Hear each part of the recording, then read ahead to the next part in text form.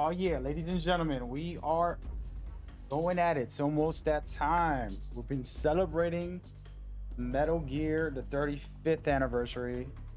Uh, been a good time. A lot of different folks have come by. Some special people, developers actually popped in a chat a few times in the last 3 days, and some Metal Gear fans and creators of their own content.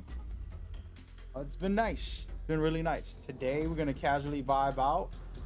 I will be doing a giveaway as well, announcing the winner in a little bit. And besides that, just hanging out, playing some Metal Gear, talking Metal Gear mostly, and hoping everybody having a beautiful day. Cause it feels like Friday for me. I'm going to take Friday off, kick back, but yeah, so should be interesting day just to kick back and play some Metal Gear. As you guys know, it's my love and joy. So excited to share it with the world and kind of talk about my passion. Always one of these amazing things to share your passion with others. Here we are gonna do that. And I actually got planned later on before the end of the stream talk about some special things about the series. But yeah, it should be a really cool kickback day. You're looking at Metal Gear Explained, the anniversary. This is my amazing content that I created a while ago when we started this channel, and super blessed and lucky to be able to share my passion. But with that in mind, first thing we're going to talk about is the giveaway. Giving away Metal Gear Solid playing cards. So you're going to see on the screen in a second right here. These playing cards are unique, and you got to love them. They're custom Metal Gear cards specifically. So whoever wins is going to get a full deck. Should just give out one card at a time, right? No, we're going to do a full deck instead of 52 pickups. Full deck, and that'll be today's announcement for the giveaway. So that's what the deal is. Besides that, hope you guys are enjoying. Come hang with us right here on Metal Gear Explained, the main YouTube channel for Metal Gear content that I want to be providing you guys. We have some already there. We're going to be bringing you more. We want to keep doing live streams at least once a week at minimum.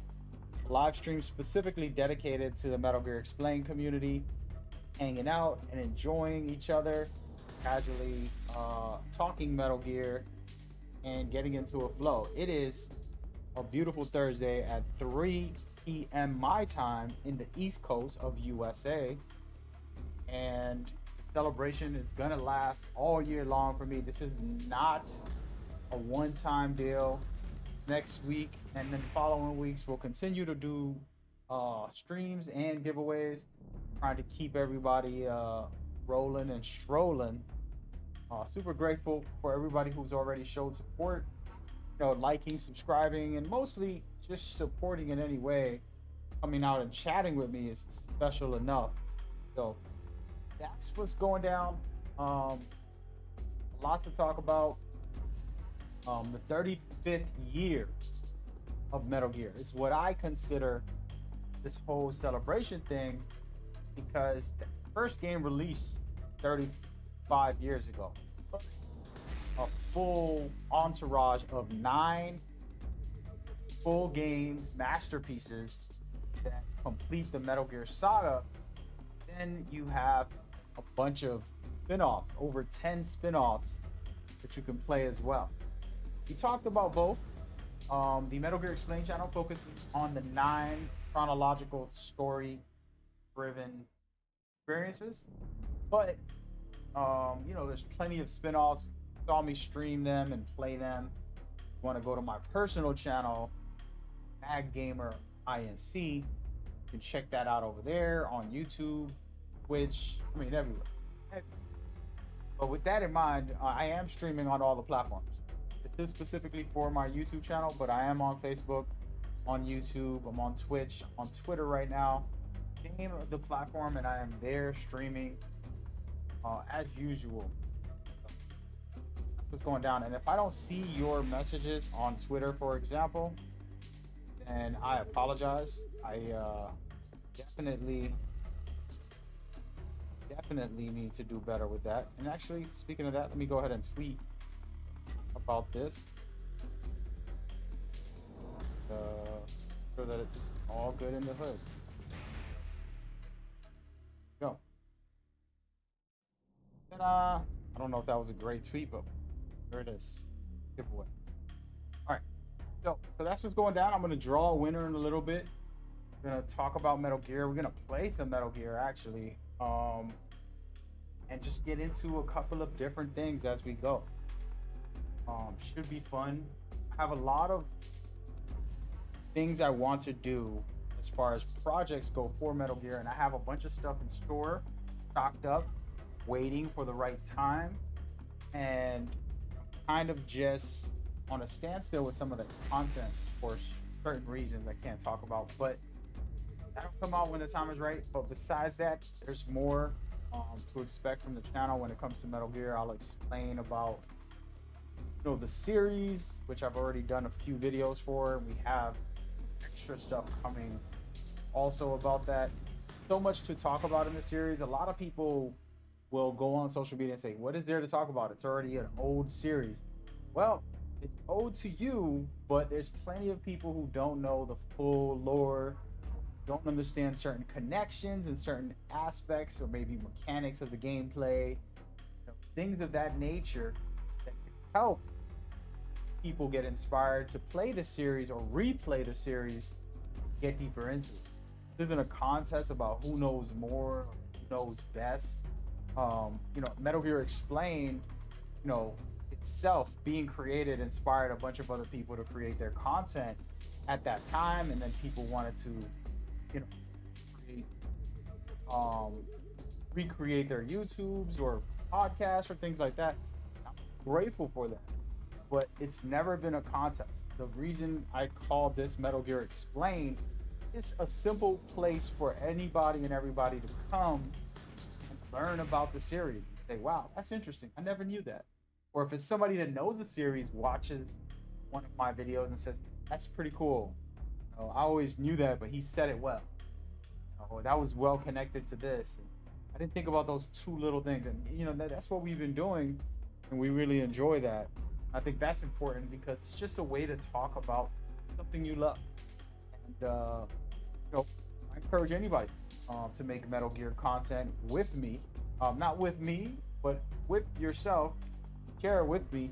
I'll be happy to show support and love, and that's something I'm going to be doing for the rest of the year, kind of taking it with content creators who deserve a spotlight, kind of putting a spotlight on them through my social media platforms, and kind of getting into it again like I used to do back when I first started being on social media.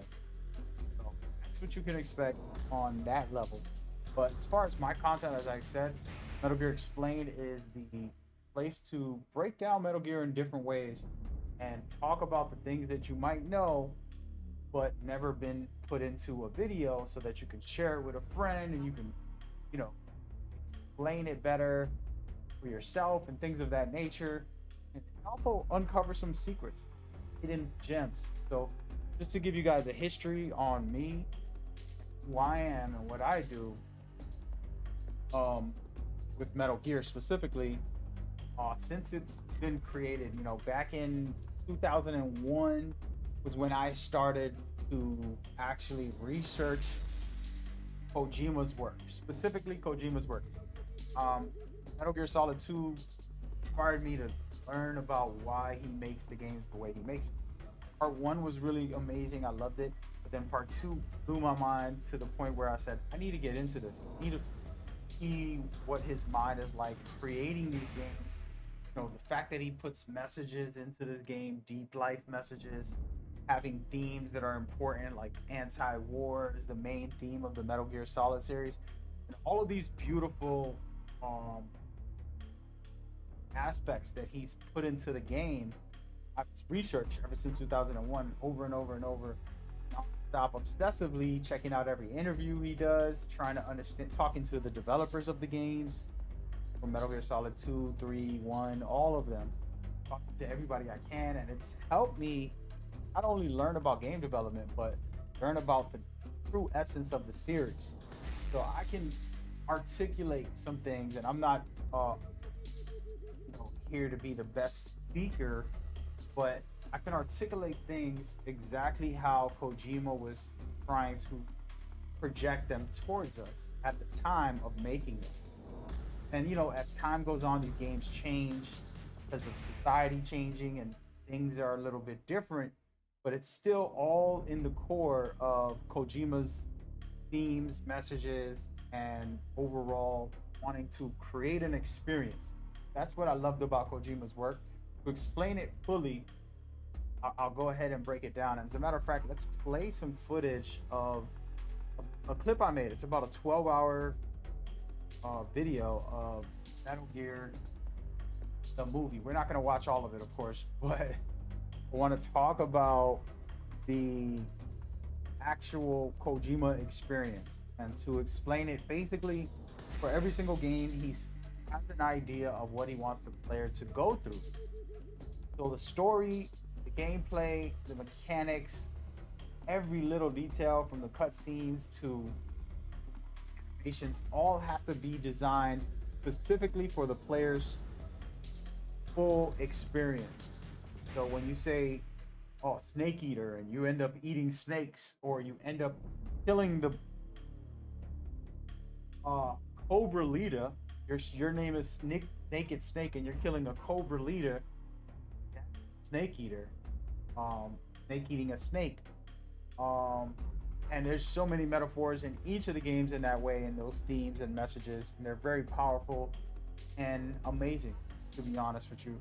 And that is a part of why I love the series, as far as like the deeper concepts.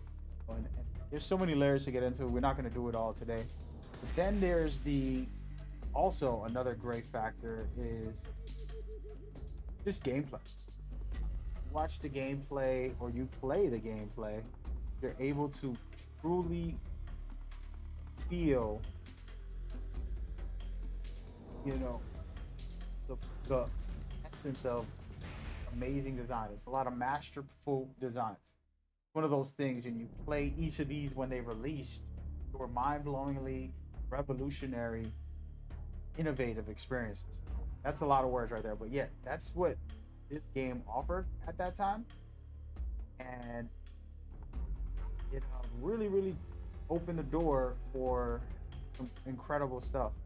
If you're watching this on Twitter, I cannot see your comments on my live stream, so I suggest you come on over to YouTube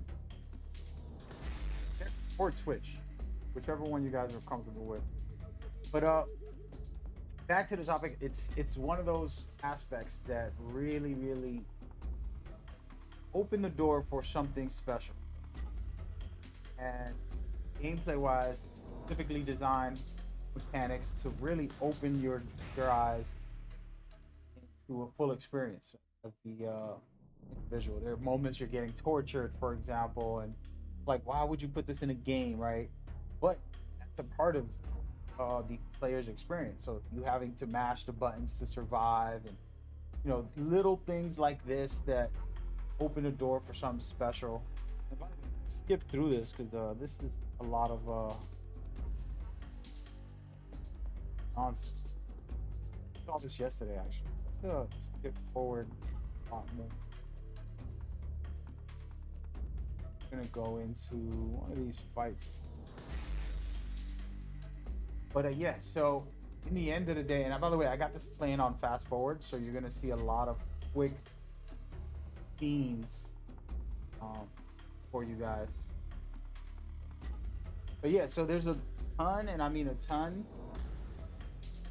get into when it comes to the series. And for some reason, my it's not working. But it's hold on. Hold on.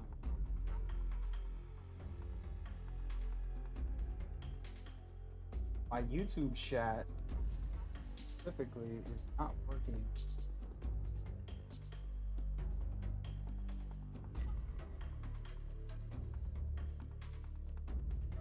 That's not good. See if I can fix it.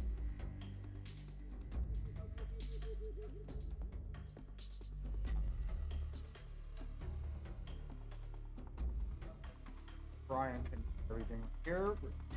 See? Yep, not working. Wonderful. Oh, goes that, folks. Well, it doesn't matter. I can see it still. It's just a lot of back and forth. Um, but yeah. So this gameplay, typically designed in that way, and that's what makes the series so great. Is you don't care about what I care about when it comes to the themes and messages, or you don't care about like heavy duty lore. You can play Metal Gear still just for the gameplay. You can fall in love with it. And that's where these speed runners or these, playing it on hardest difficulty, which is extremely difficult, to be honest, can come into play. Excuse me, I'm just working on this.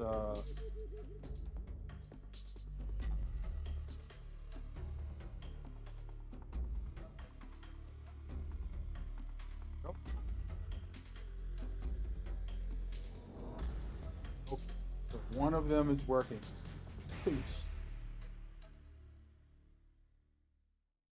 Okay, but yeah, so if you just want to play the game, there's a lot of great experiences. If you want cutscenes, story, lore, it's one of the greatest. In my opinion, it is the greatest.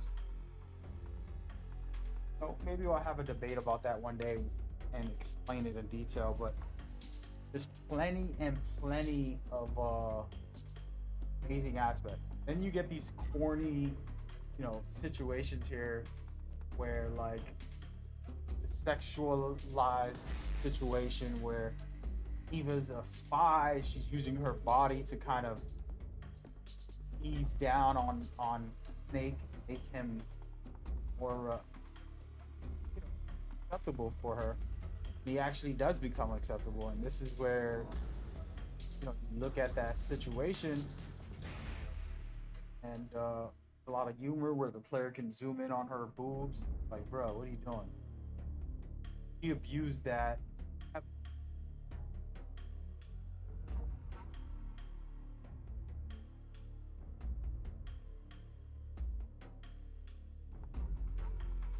He abused that heavily. So, also Kojima's little sense of humor is just a bunch of small details like that. If you want the funny stuff, we can do a compilation of all the hilarious moments. There's tons of them. Too many to name. And that's what I'm saying is like this game, you're gonna get the highest quality possible.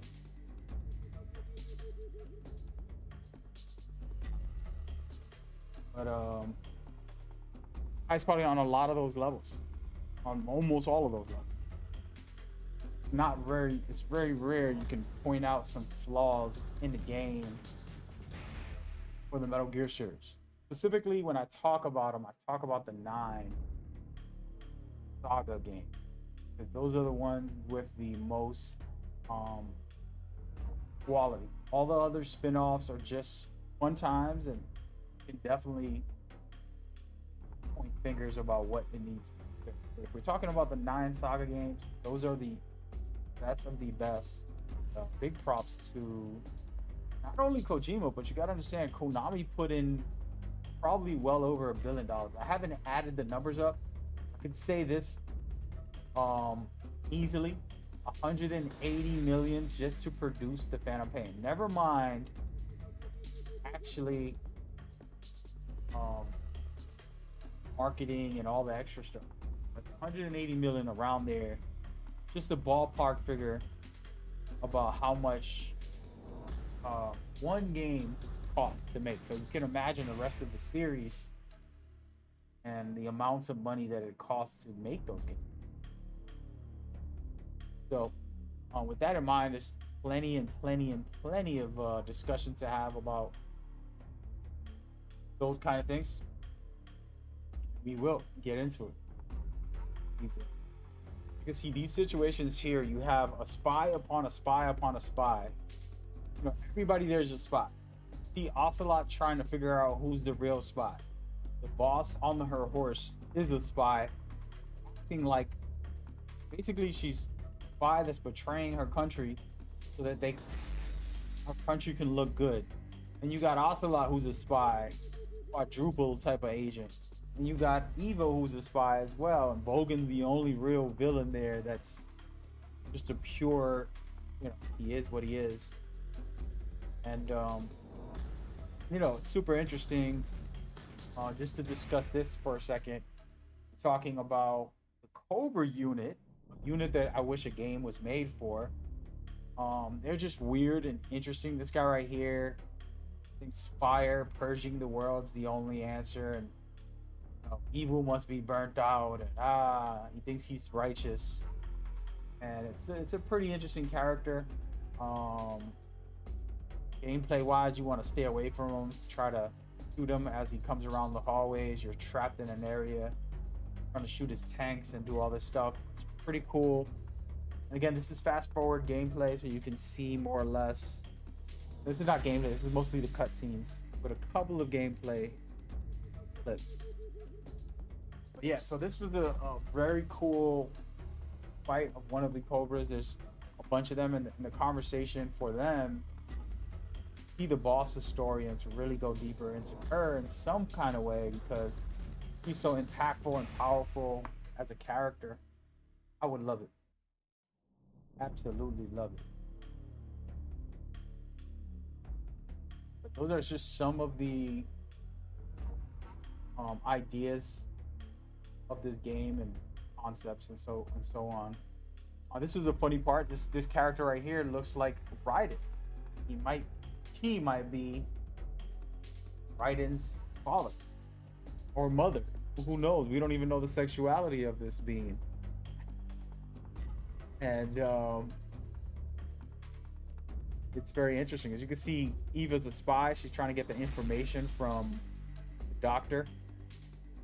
And this is where, you know, slowly things are starting to get revealed and everything is starting to turn out to what it's going to turn out to. And pretty cool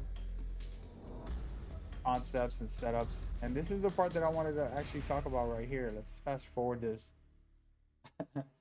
So Vogan is having relations with the Raiden looking character, and basically this proves that Raiden character might be a different sexuality. Who knows? And Vogan's electric shocks is something that Raiden also has in part 4, and kind of like a tribute to him in a way, in my opinion.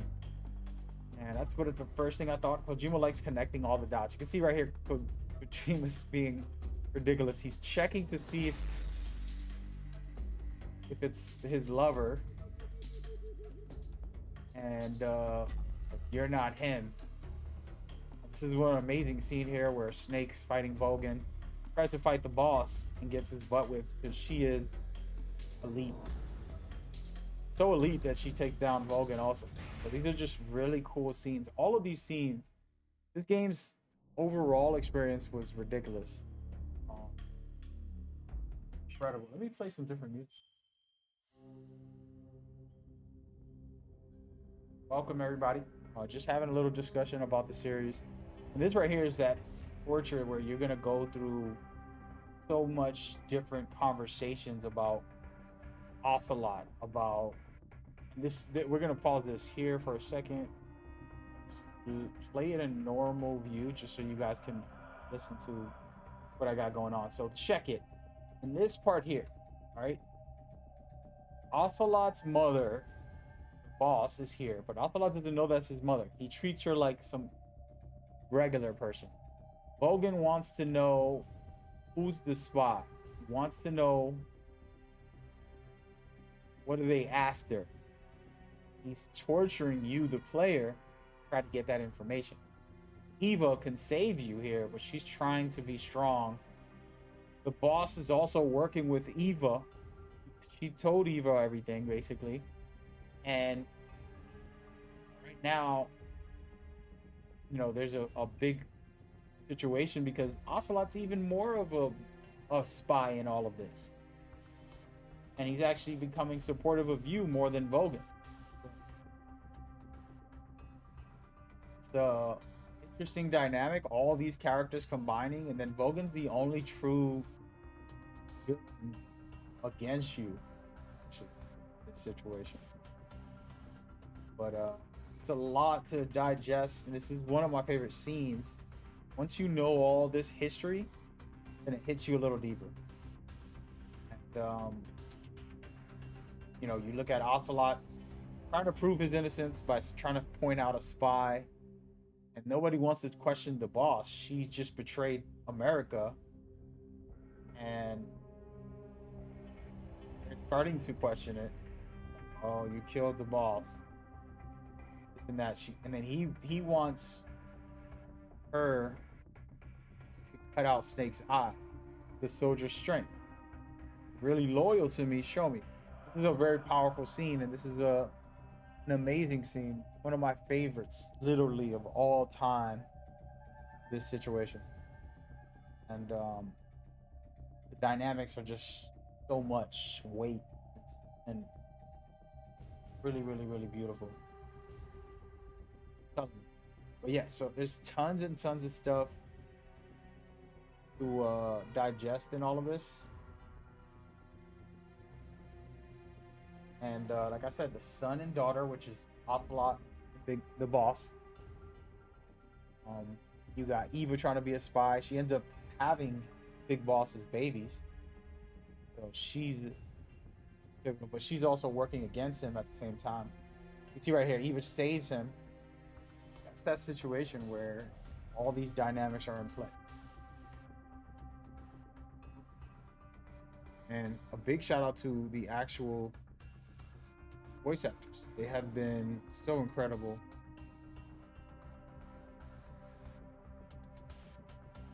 Absolutely love what they've been able to do.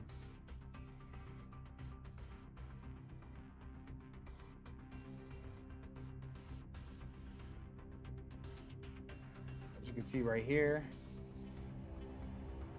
And this is where actually Big Boss saves him by kicking the gun here. He saves Eva and blows up his own eye. Very, very crazy moment. And these graphics were incredible at the time. 2004, almost 20 years ago. Look at it now. Of course, I'm showing it on a smaller screen here, but pretty amazing. All right, we're about to draw these winners because the Twitter. Just wanted to talk about some of this stuff. Get into it a little bit.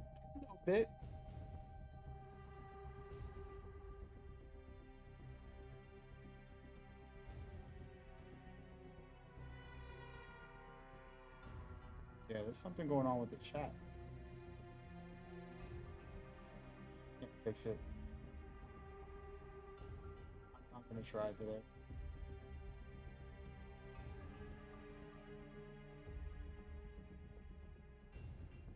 Alrighty. Alright, let's go ahead and pick this winner. The cards. Could have done a better giveaway announcement. I announced it 2 days ago because I didn't want to make it a big deal. We want to do this consistently and just have Metal Gear events every week and build off of that. Should be good. So here Eva's explaining it's gonna help him escape, all that good stuff.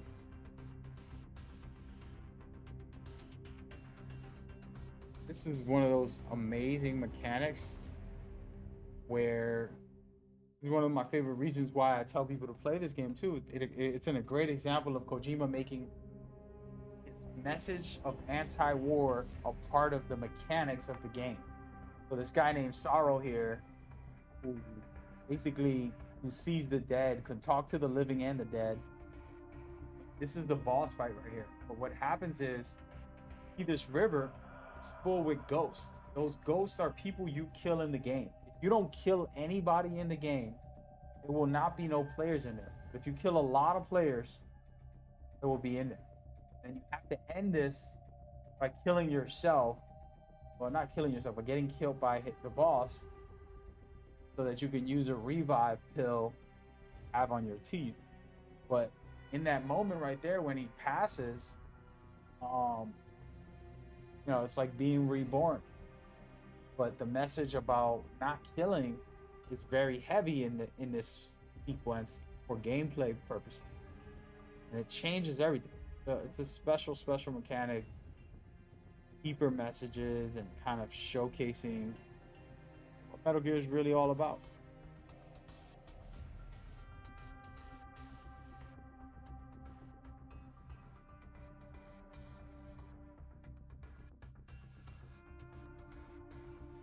But yeah, so those are just some things. I'm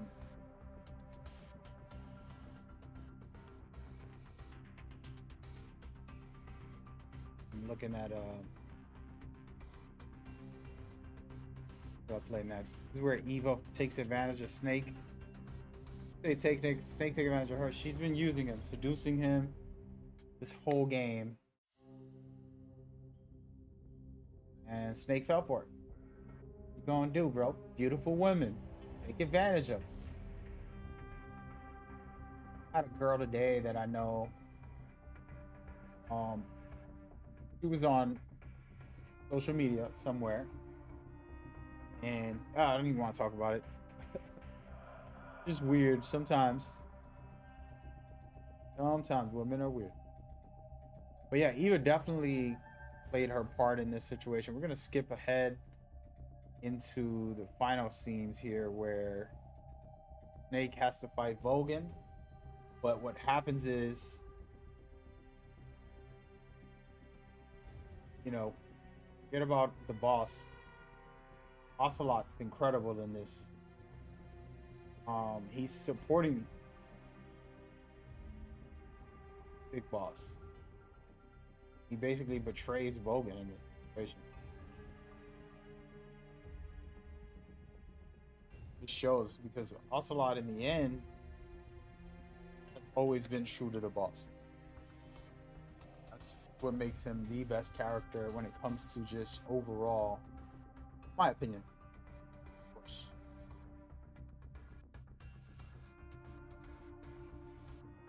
Yeah.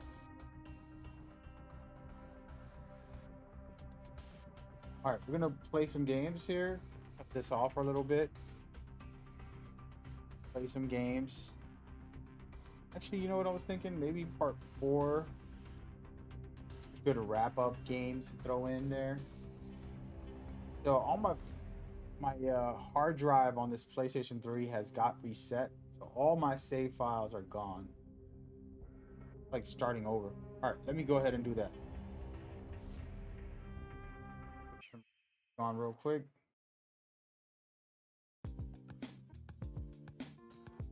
Be right back.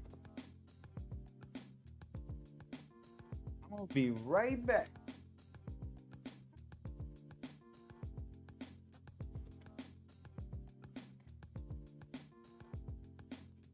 I have to be careful which one I put in because one of these are not working.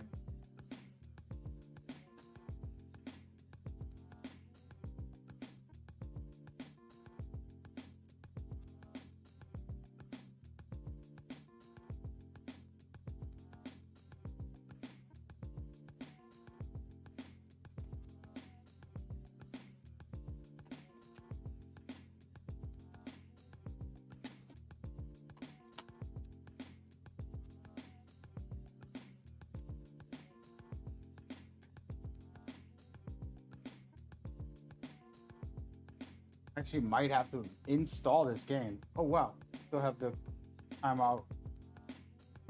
Might have to reinstall this as we go. We'll see what it requests of me. I'm checking it out right now while we're chilling. Appreciate everybody. I'm on the chill mode. I'm not gonna stream all night.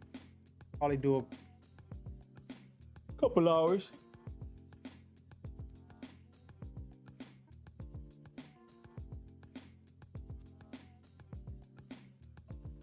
Been having a crazy stick to my routines. I think I'm getting old or something because when I have these like routines. I like to go for a walk. I like to do certain activities, physical activities. When I don't do it, I feel lazy, and I always have to do these things. And it just make me feel better. Not anything crazy, but nice long walk, things like that. And I did not take one today.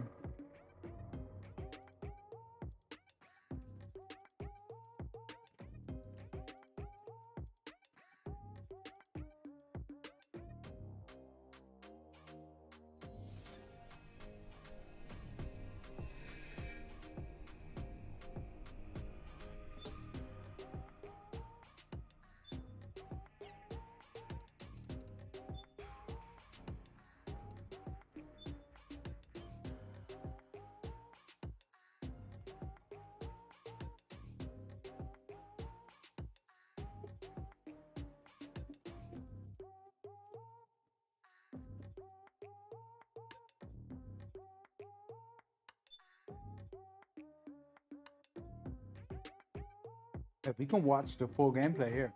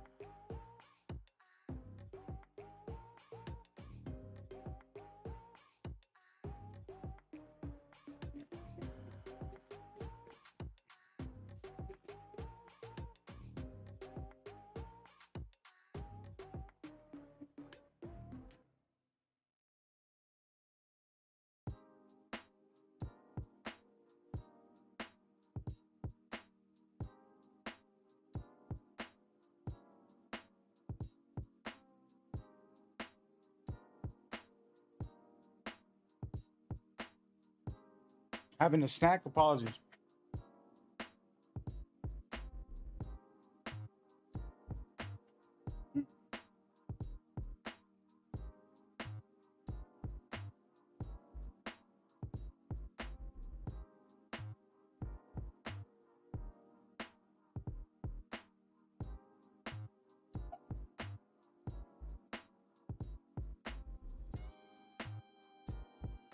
All right, ladies and gentlemen, I'm gonna let this play for a second. I actually just got an email, very important email, extremely important. Uh,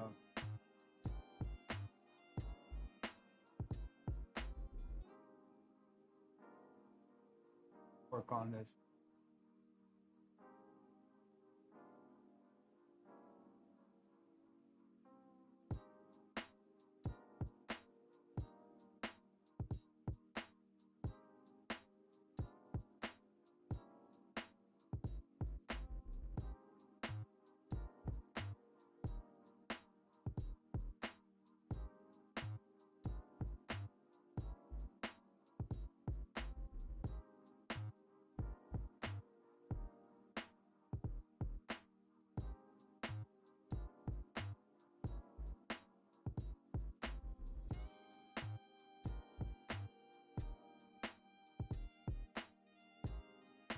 I'm back. Just sent a quick email. It's important, like really, really important. All right, so we're going to announce this winner right now. I'm going to do it through my phone because I cannot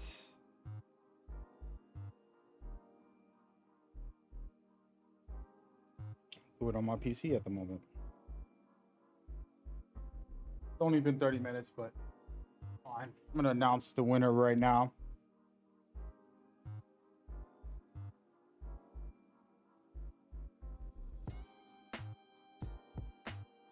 Go.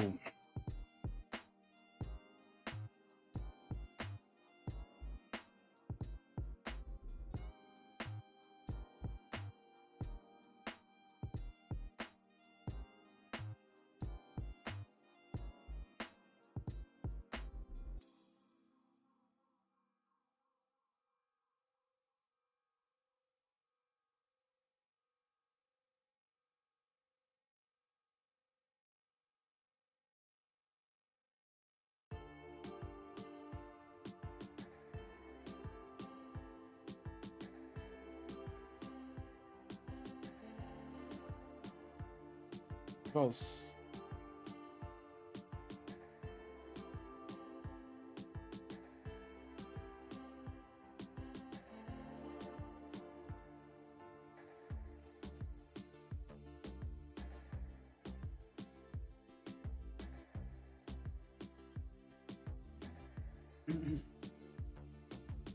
All right, folks. All right, I think I'm done. I don't have the message, and the prize is officially done. Also, so I think done.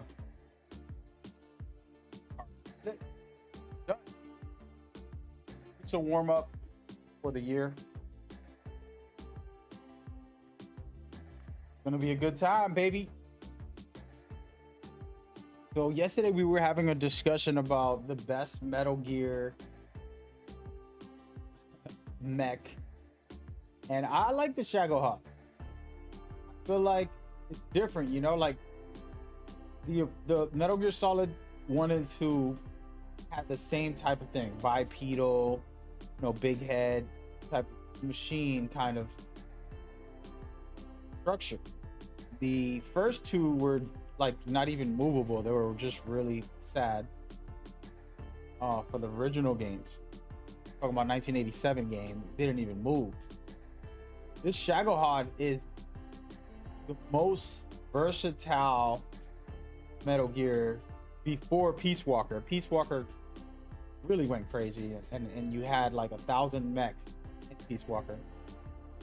But I love the Shago. I call it the Shago because it makes my life easier. But yeah, that's the one that I adore. For sure. The Shago, yeah.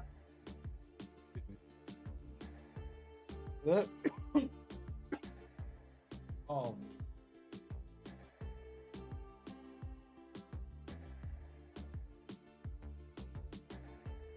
but yeah, I don't know what people's thoughts are on that. Honestly, I love it. But like I was saying, Peace Walker has the most Metal Gear machines in the game. They're not all considered Metal Gears, but they're considered Metal Gears to me, and they're ridiculous. They get a little bit crazy with that. I love it. And I believe it was inspired by this. They got very creative and changed things up. The Shagohod was pretty cool. I absolutely love it. We're gonna fast forward here, kind of going into final situation.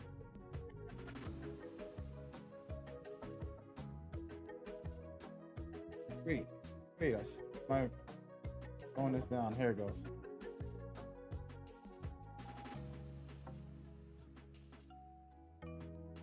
A really, really special scene. So you play through the game with the boss betraying you. She basically crushes your heart and leaves you out to dry.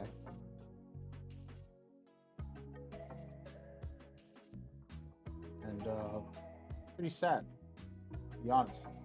But the real message and the real behind this is a lot deeper. We're gonna turn this music off.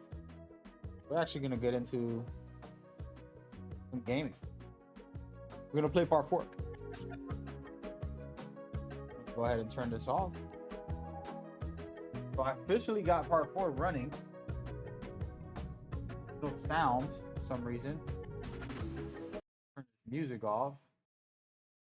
Gotta vibe out to some 4 real quick. 4 was the one that I was the most skilled at because I played MGO part 2 every day, and I used to kick butt with that. I stopped playing 4 because I was obsessed with it, gameplay wise, and I was like, I just got to get off this, and I started playing all the other ones a lot of times. So always refreshing to come back to games you kind of like I said, this one was probably my most played because I installed the full game, by the way. I think I should be good for the rest of the day when it comes to this game. But yeah, so I was very, and I haven't played it in forever, so I'm gonna go in here. Yeah, I don't have any save files on this account. Reason I want to play this is because this is the finale. This is supposedly the grand finale of the Metal Gear series. I think it's special. It's something very special, in my opinion.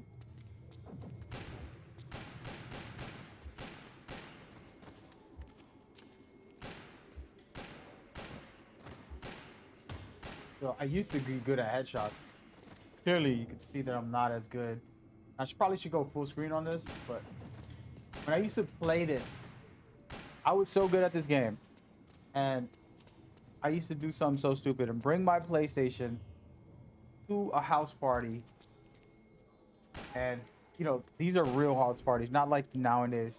Back in those old house parties, we would have dance challenges. There'll be females and guys will be trying to compete dancing with a girl, see who's better. It's just a silly thing we did, fool around. And I used to hang out with really good dancers. I used to just fool around, not take it too serious. But the point behind that is I would bring my PlayStation just because I knew how good I was and I wanted to keep practicing my headshots when this game first released.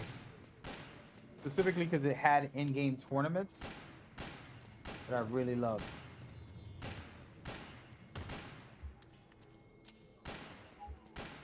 I'm not so hot right now, but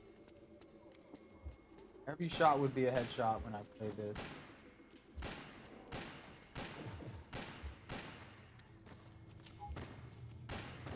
Which it kind of is right now, but because they're all dummies.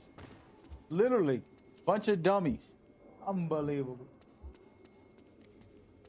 One thing I don't like compared to the new Phantom Pain is the speed. In this game, you're very slow, and I get it, you're an old Snake, but in this game, you're very slow in a lot of ways. And I don't like it as much as the new, faster gameplay that you can do.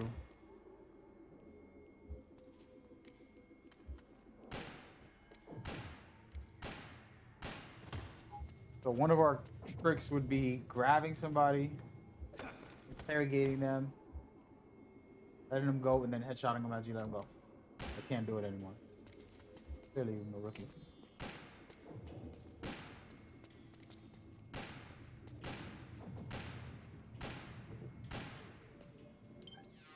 Absolutely missed this game. I don't remember how many details does this allow you to change. I like my speed faster.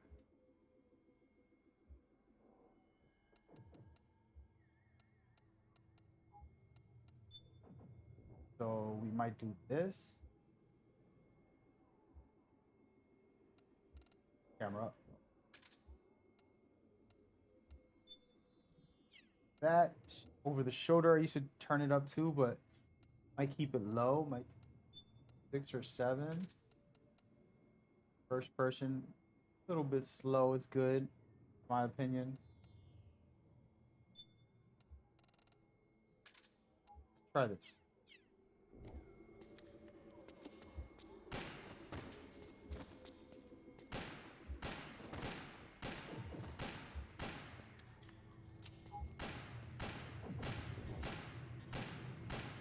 Knocking them all down, baby. Let's go. Trying to practice before we play.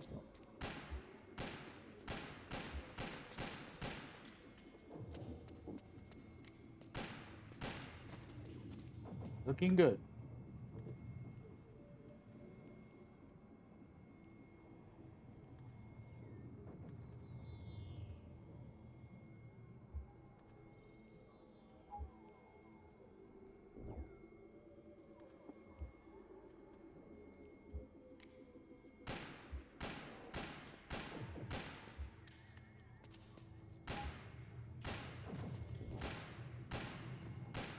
All right, so the speed of the camera's moving good. Slowing down. I don't use first person. It's too easy to hit your shots. So you're gonna see me really casually play, literally like this, because it's so hard. It makes it harder. That's always been one of my challenges in Metal Gear. I don't talk about it much, but my favorite challenge.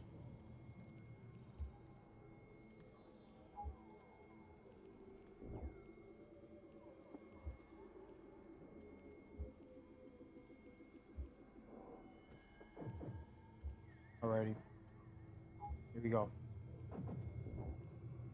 Let me know. All right, here we go. So we're gonna play this for real. A quick story time. Actually, I want to talk to Ken. Might just DM him, bro.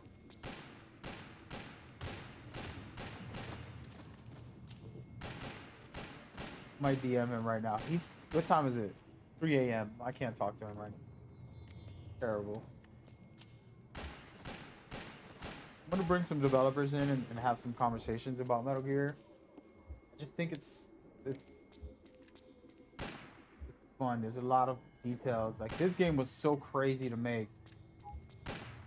It was probably the craziest Metal Gear that they had to make. Can I not reach this guy? Even if I'm missing the headshot, he should be dead by now. Can't reach him. Wow, look at how far. Finally. Hey. Tight right there. All right, let's see. I'm gonna do body shots on this guy. See, it only took 2 shots. Come on, gun.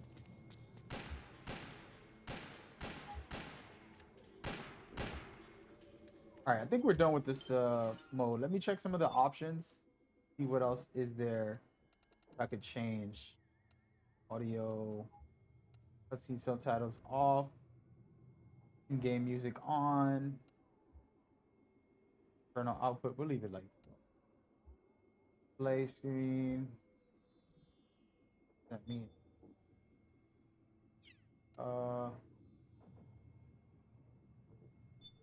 select should be the codec. Come on, man. Pop-up window timing. 1 second. All right. And that's it. Toggle. I used to like to recall.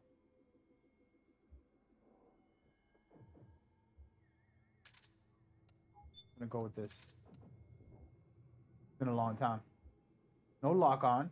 That's for rookies. And we should be good. Looking good, folks. Looking good. All right, let's back out of here.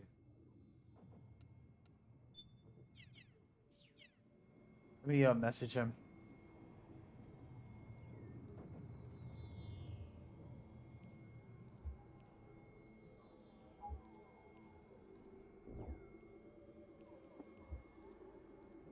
I gotta message one of the developers to tell him I want him on the show.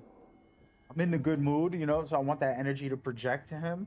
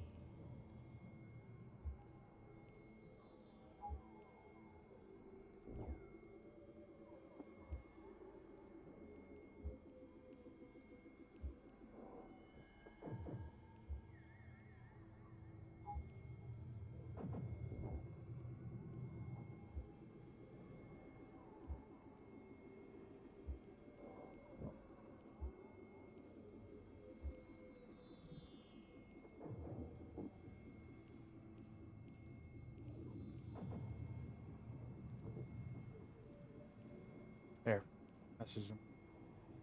Man. Actually, wait a minute. Do I have the actual... Oh, still haven't even saved that thing. That's weird. Yeah. Apologies, guys. We're gonna play some Metal Gear in a minute. Have some chats. Trying to download my own photo to my phone. Fucking DM it. Oh wait, no, I don't want that photo no more. I gotta make a new version. Alright, so this is the game, man. This is the game.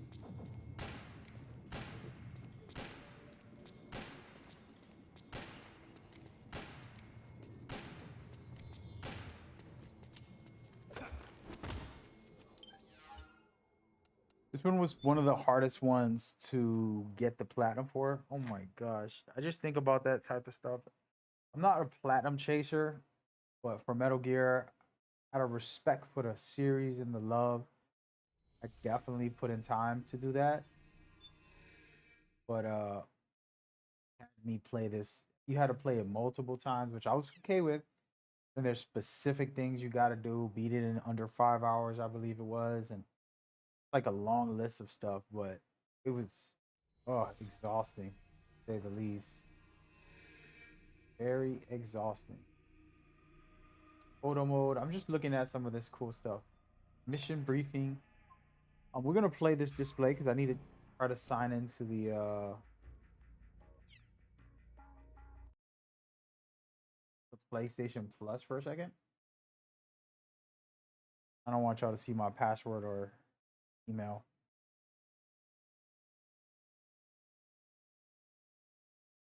To sign in, what the? Got a new QA. Did I do this?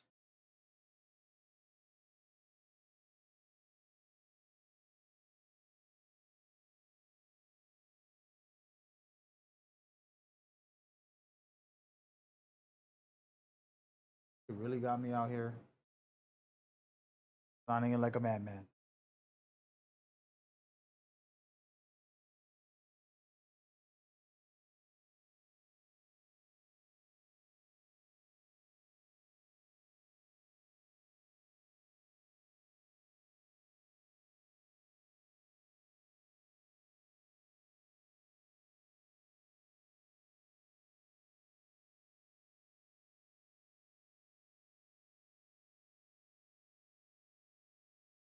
And I'm about to take this off. I got the Q thing for signing in, but that's a lot of work. Oh.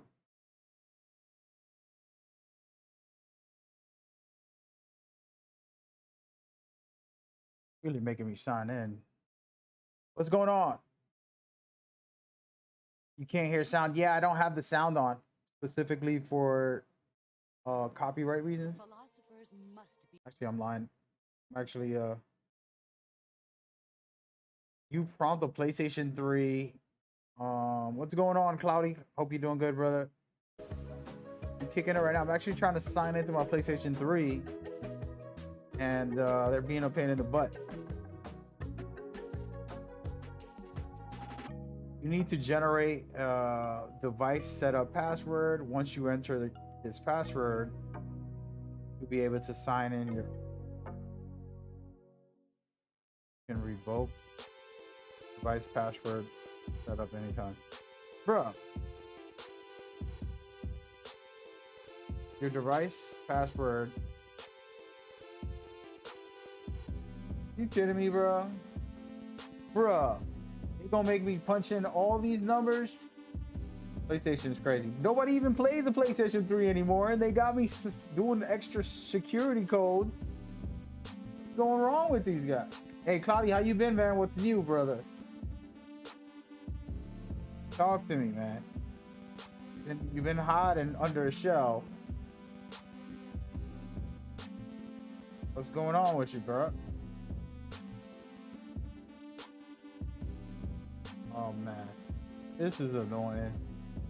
I'm typing in like 15 letters onto the PlayStation 3 because supposedly they want you to do a new thing here. I guess they might have had some security issues. I haven't signed into this thing in forever. No idea what's going on. I'm just listening to what they say. Come on. Work for me. There it goes. Wow. Took a half hour.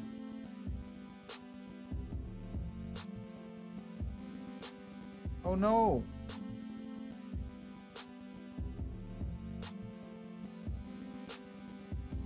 Well, I don't know what just happened. I signed in though.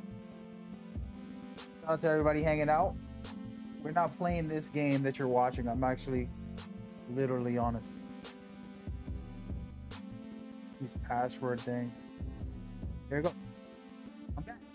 Unbelievable. I didn't have to sign in. I only wanted to sign in to look at these trophies. But this thing made me go through some craziness. I don't even know. This ain't even my, this is my new account. This was a streaming account that I opened up when I created maggamer.com in 2018 or 17, one of those years. So this doesn't have everything, but I'm gonna check it out. I would assume my other accounts have that Magnetic One account and Mag Swag Certified are the two main accounts I played Metal Gear on, competitively and in general. So much needed.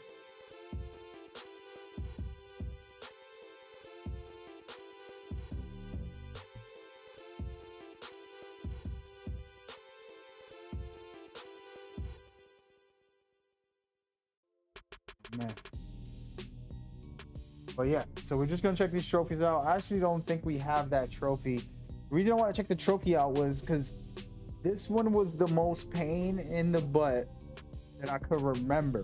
The rest of them felt easy, you know, like not easy, but easier and not so much of a hassle of like part 3, you had to run around and collecting the frogs, shooting a frog in every area. That's not that hard, you know. Somebody like me without a guide, it took a long time, but I was okay with that. But some of these ones on this mode, one mess up and you ruin everything. There's a challenge to not save the game at all, ever, not get caught, not kill nobody. Those are traditional Metal Gear challenges. I can do that. I've done that plenty of times, you know, easy run throughs. But when you're getting a 4-hour window and you're like, you gotta do it in 4 hours or you won't get this trophy, I'm probably never gonna find a damn bruh.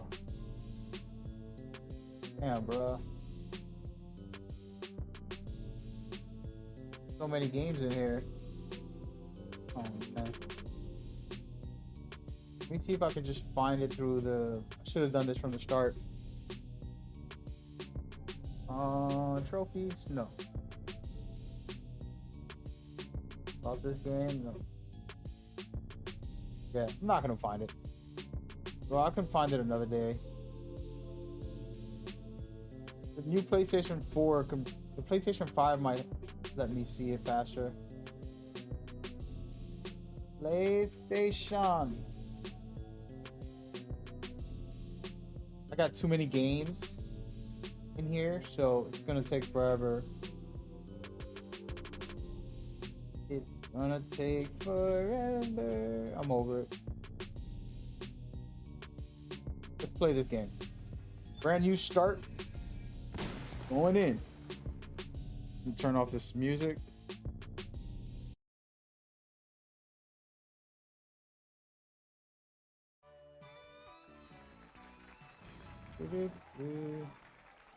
Now, you have answered 9 out of 10 questions right, Melissa.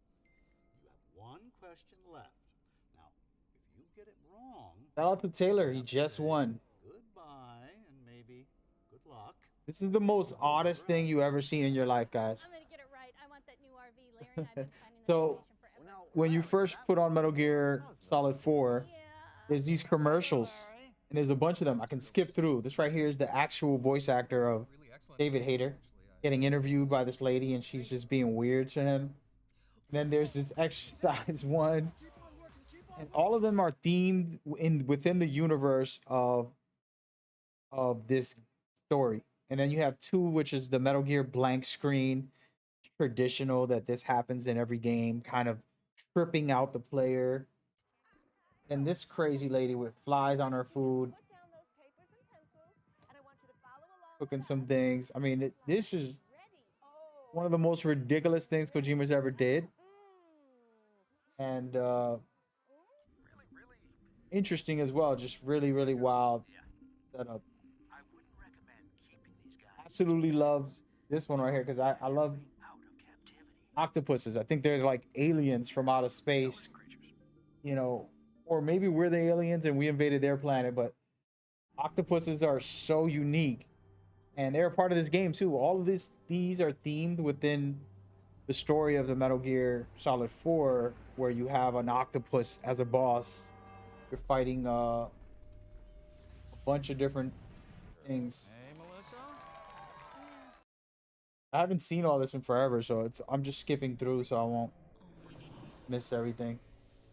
You got a beautiful girl, Beauty and the Beast type of which is a big theme in this game. Every boss, there's 4, I believe, Beauty and the Beast battles that you'll face. This one was really cool.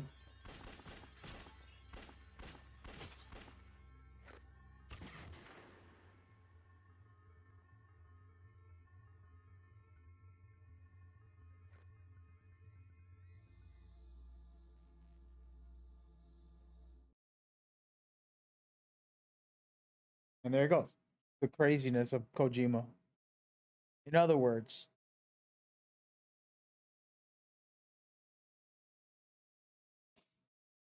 oh, yeah. So the reason I'm playing this to kind of drive home the storyline, you got 9 Saga games, 14 plus spin-offs. You got of masterpieces in the 9 official games. But spin-offs can be fun if you're interested or whatever. But this right here is the grand finale of all of the series. This is where timeline chronologically is the grand finale. And it's special. It's very unique.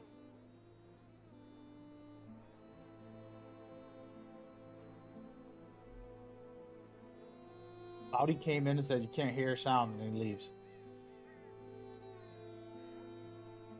Thanks, buddy.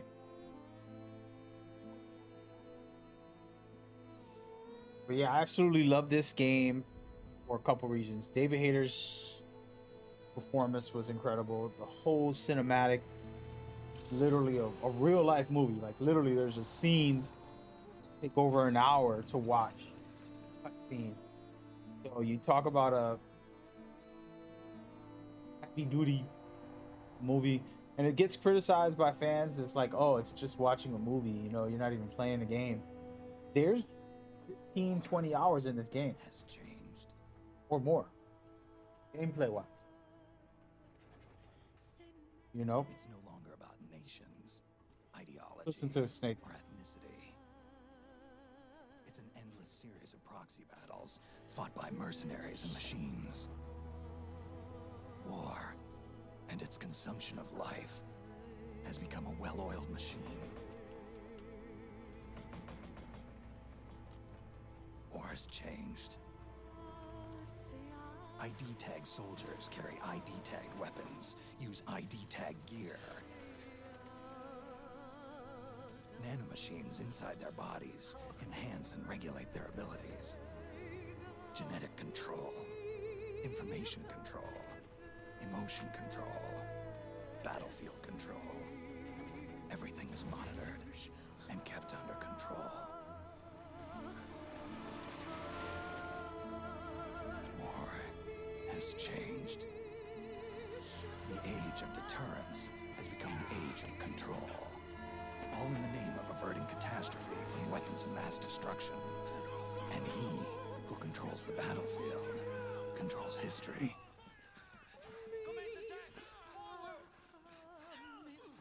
War has changed. is under total control, war becomes routine.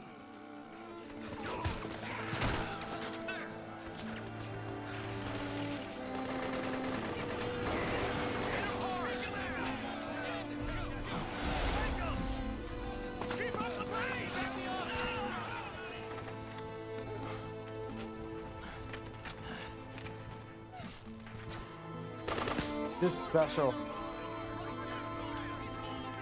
introduction. This is what I was talking about earlier to everybody. In this cutscene, you're gonna watch a all-in-one cinematic, something like God of War uses now. Originally, Metal Gear was doing it. In this cutscene, you're gonna see the camera pan from Metal Gear cutscene straight into the action, seamlessly. And Kojima did it first. And I had an argument with Cory Barlog about that. He didn't really care. He's like, whatever, okay. But in my view, it was a big argument. I won. I'm petty even against God of the War creator.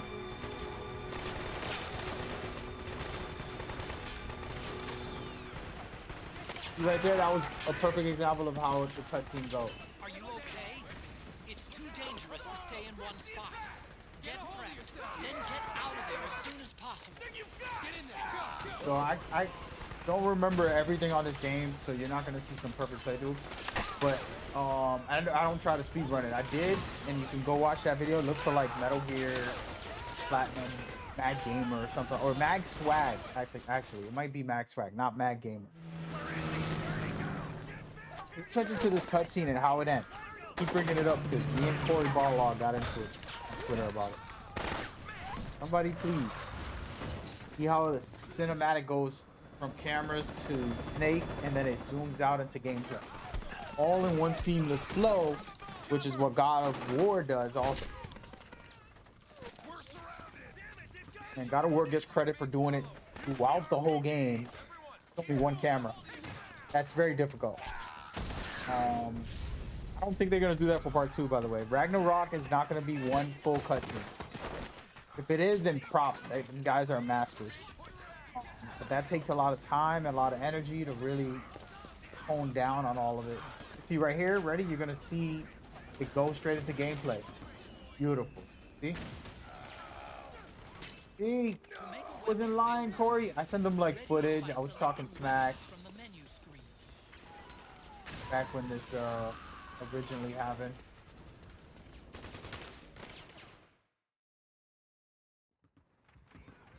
Nightshade, what's up, brother? You said I would like to see this remade on the next gen consoles for sure, bro. Woo! Think about this. This was 2008. This game released. Look at the graphics. 2008.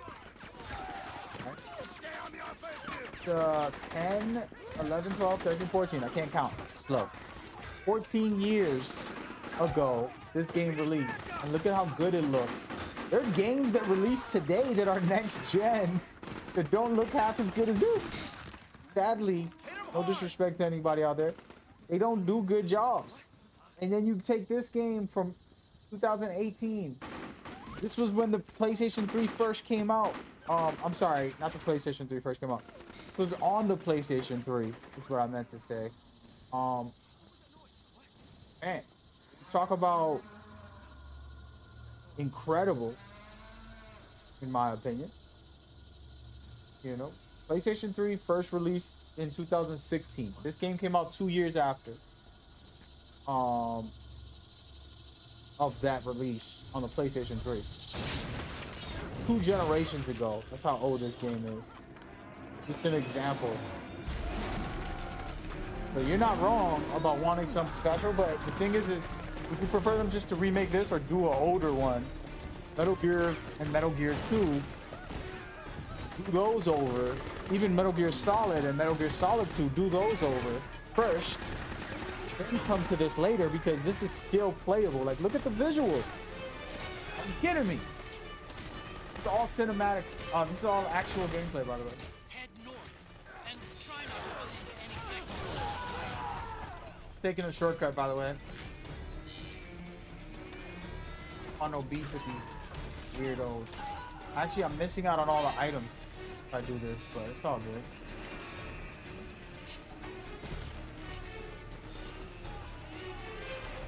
me get these weapons.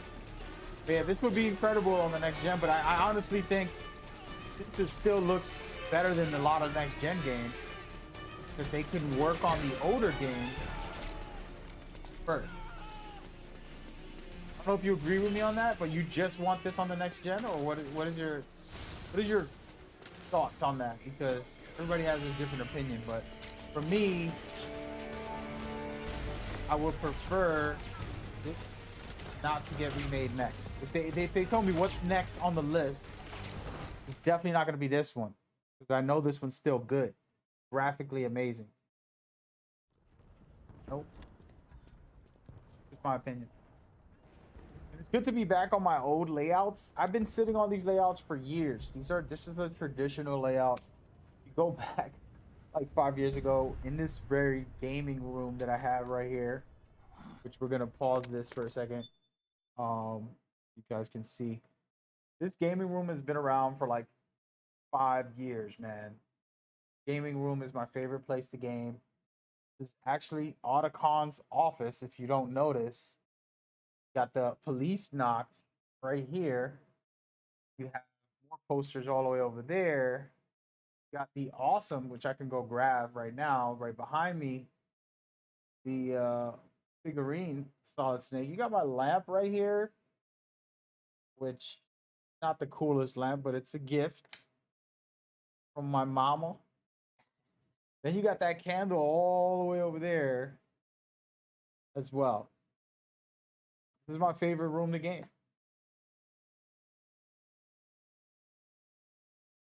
All right. Well, yeah, back to that topic. I can't say this is the first game I want to be remade. If Konami has to take all their employees to make a remake for a Metal Gear, it's got to be the original 1987 Metal Gear.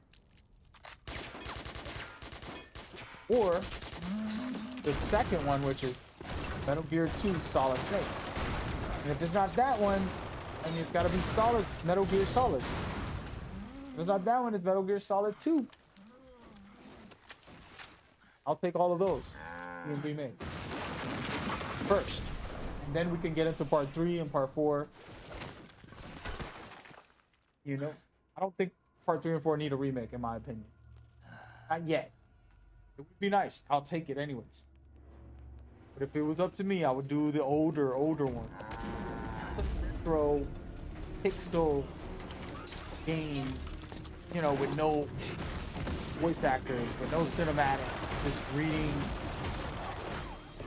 I prefer this. Look at this amazing cutscene right here. Snake getting chased by a mech.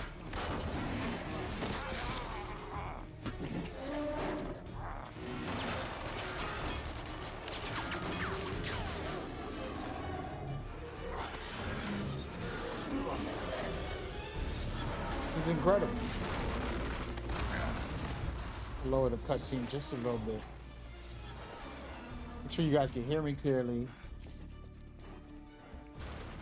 And this is a tribute to Metal Gear. The watermelons, the cigarette, the cardboard box. You can't hide from anything. Hideo Kojima. You can't Hideo Kojima. In this box, you're gonna see Hideo Kojima. You know. And all of this stuff. This machine is looking for him. He's gonna find watermelons. And it says no place to hide, aka no place for Hideo Kojima. It's a theme that he made a trailer for, a funny trailer. Then he's doing this. You got the cigarette for Metal Gear. You got the cardboard box, which is Metal Gear since the original. Both those two things have been around. And of course, the watermelons are for me. Kojima knows I love watermelons, so he put it in the game. Appreciate that, Kojima.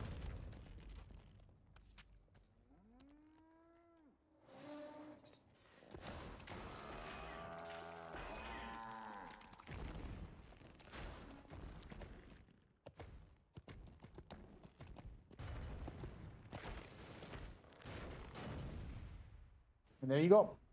Metal Gear at its finest.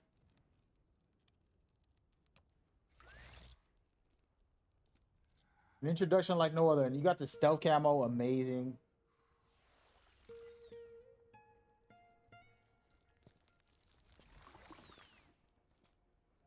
far as graphics and performance, no, I mean, I wouldn't mind a remake. And Nightshade, you're not wrong.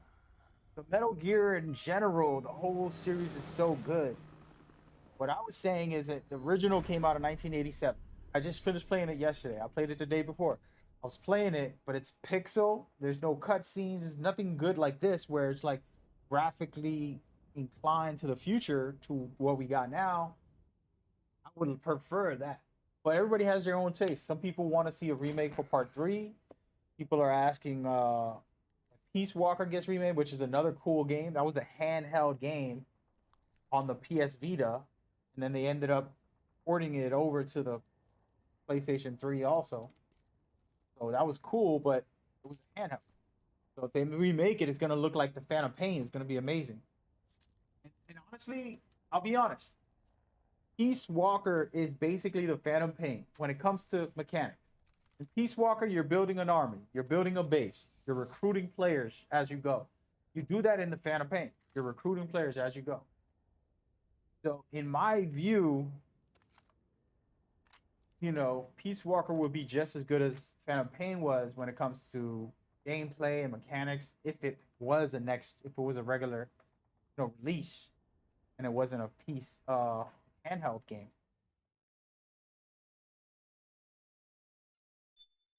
You dig? Yeah, dig. And by the way, we're gonna skip all the Kodak. We're gonna keep the cinematics on, tap a little bit over it. But yeah, you make a good point. I would love to see this since it's so great right now. Like 2008, this game releases on a PlayStation 3.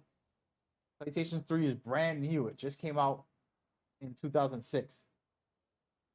So you're talking about a very old, very brand new, because making games on new consoles was hard back in the day. PlayStation 3 was difficult. And this would be insane.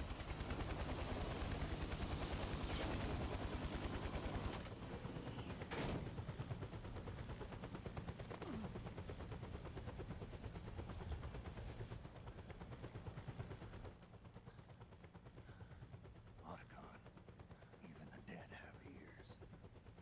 Snake, we've got to go.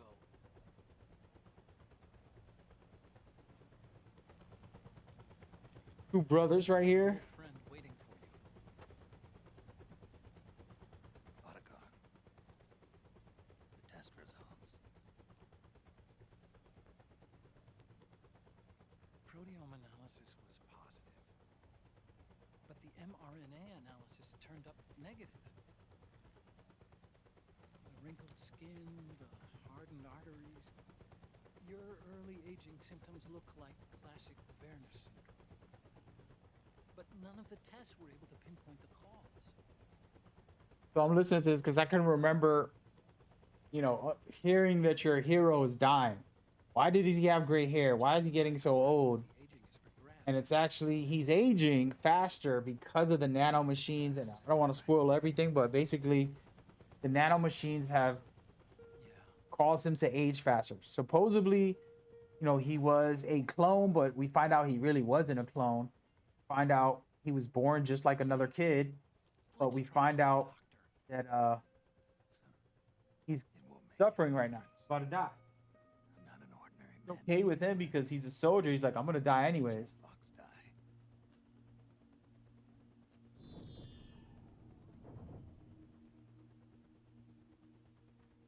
You're right. But we don't know where Naomi is. Pretty sad truth, but Naomi.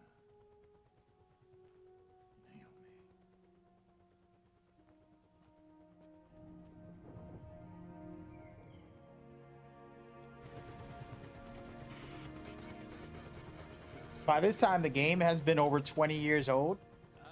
Snake. Colonel. Good to see you. 2008. Let me see. Yeah, it's 20 years old. 20 plus years old. I'm not a colonel anymore, Snake. I figured the only place I'd see you dressed like that would be at your daughter's wedding. What are you doing these days? I'm working for an organization under the UN Security Council. We're gonna skip The this. analysis and assessment staff of the PM. Sorry, guys. skipping. But yeah, so that's where this game is special, and I won't deny anybody. I mean, the thing is that Konami can't remake every game right away. It's gonna take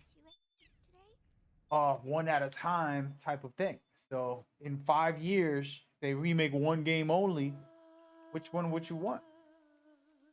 I can still play this and feel really good. Feel like I'm on a next gen console.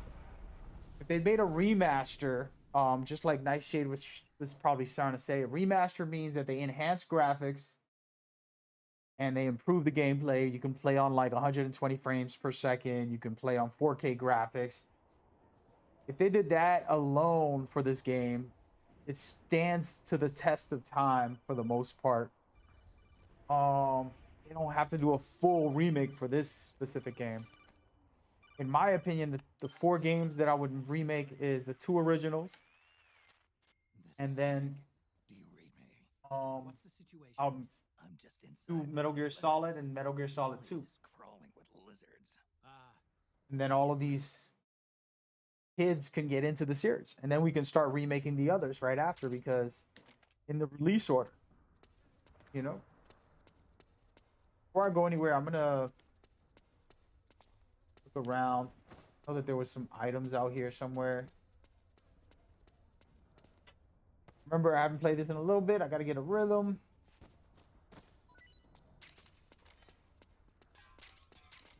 Woo! Which is the best Metal Gear is the question. Oh yeah, man, I love this game.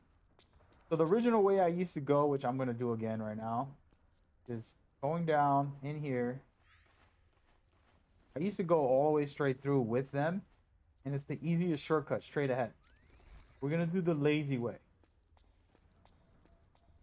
Gonna come through here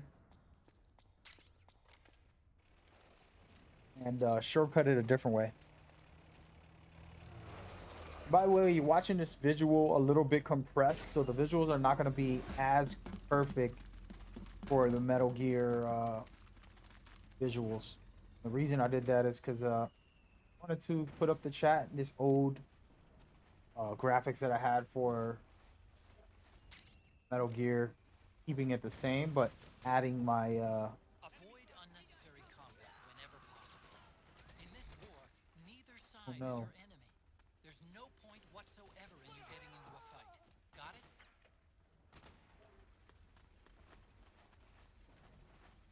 Well, this is the way I used to go. We're gonna see if I can still do it. I'm not speed running this, so don't expect quick runs. Just casually vibing out, man.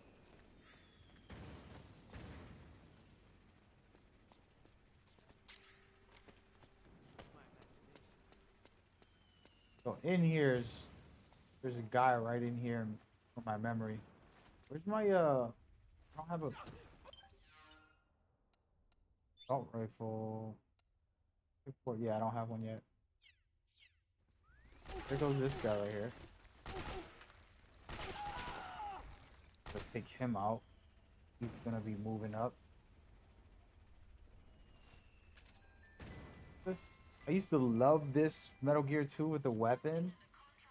This game was incredible. Cute little bastard. Caught me, man. That was an accident.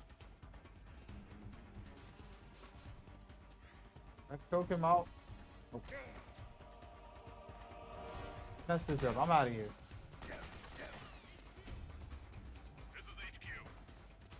You can glitch this game and just go straight to the Oh. Well, there goes that, folks. I wasn't paying attention. Here we go. Forgot where was the there's a box down the stairs. Grab that. Try to see if it lets me not get seen. I think they're still gonna see me here. Don't be a rookie like me on that. See if what happens if I pop the box. Over here. Oh, you see me.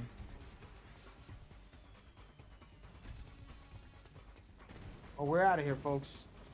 take the shortcut so I can go get my weapons. Woo! Yeah, man, this gameplay was a lot of fun. I remember trying to do the trophy 4 hours and a half, like trophy's 5 hours, I believe, exactly about 5 hours. That thing was ridiculous. Went through hell. You know, you're trying to get the highest rank, you're trying to get top tier gameplay. Wow, look at all these guys.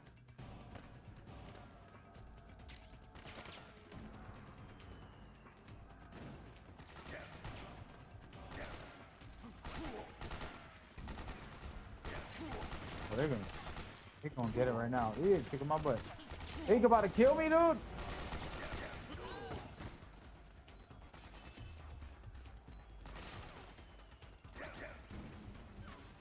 There you go. This is how you glitch the scene. That was a terrible display of no stealth right there. But it's okay.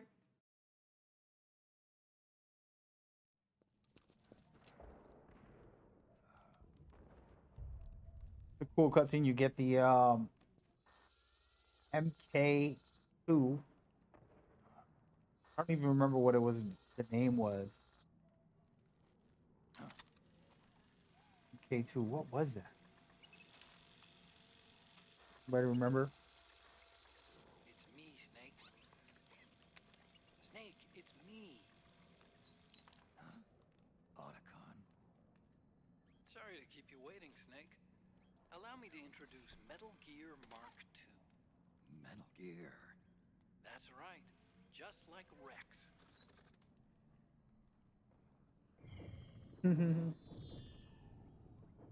But this gear's not a weapon.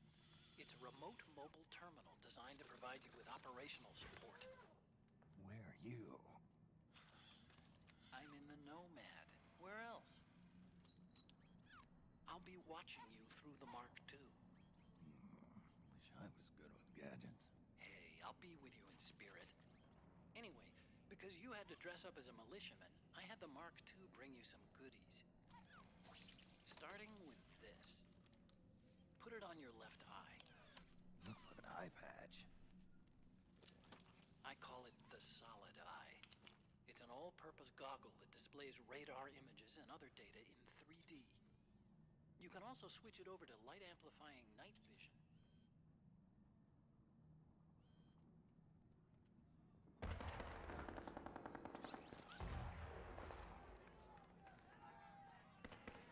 The rebels are out there. It looks like they've got the government's PMC troops beat, at least in numbers. And this is their home turf. Snake, I know this is a sneaking mission, but you'll need to protect yourself.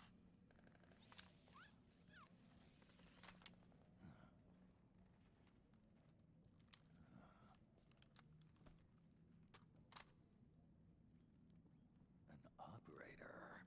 I installed a suppressor. And here's a tranquilizer gun.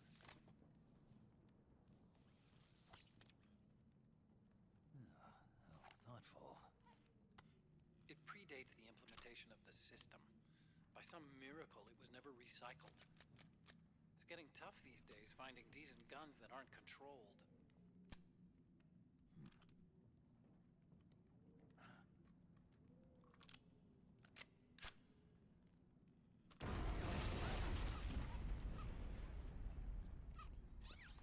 You coming? Of course. I'll follow you wherever you go. Oh. Like this. I'll activate stealth so it doesn't attract any attention. If you need it, just bring up the start button menu. This was one of the most crazy experiences. The informant This is specific area, I've really further up. Head for the had to launch. replaying the first time. I've placed a mark on the radar. You know, not a lot of games did this. Pretty much no games are doing this. It's a war zone And out there. it just built a whole different experience for stealth, for action, for in general, just for shooters. And basically, you're gonna see a war happening in front of my eyes.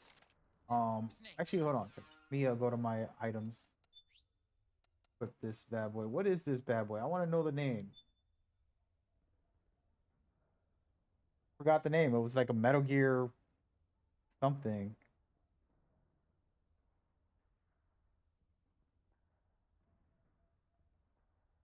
What does the MK stand for? Come on. Not gonna tell me. But yeah, so in this game was ridiculous. Um, the mechanics of two factions fighting, and I could make sides. Originally, this game was you're supposed to be able to make friends with both sides, but then they said that's not gonna work story wise, gameplay wise. Let's focus on you can either help or hurt the teams, and then they'll attack you for it. So pretty cool. Okay, so I got all my weapons. Um, let me see. I think I got the cycle version on. So these are pro tips, real quick. So on your options, you can switch back and forth to 2 weapons. I like to do that. That way I can have the right weapon at all times. And you shouldn't have more than 2, so you can cycle back and forth to 2. I can probably make it 3. Let's see. Yep. I can make it 3. I can make it 3, but I can. Oh, I can't. I'm lying. So. Bruh.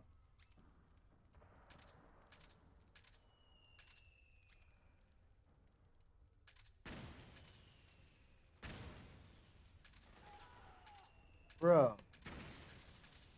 Getting worse every minute. Hold on.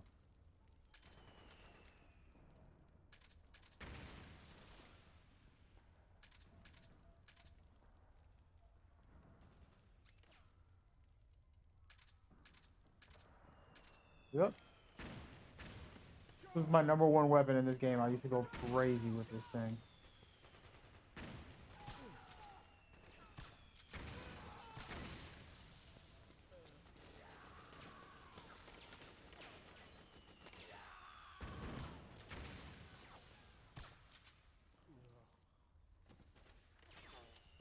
So you take these guys, you're helping out the other team, You can pick up guns dropped by both the militia and the PMs. and they'll start liking you. But if they see you right now, they'll shoot you.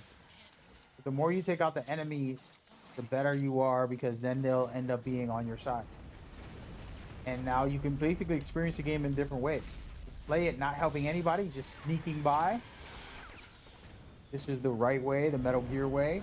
Or you can take out these guys that I'm taking out, start making friends with the rebels, and the rebels will give you items and support you in battle throughout the game. It's a matter of choice, man.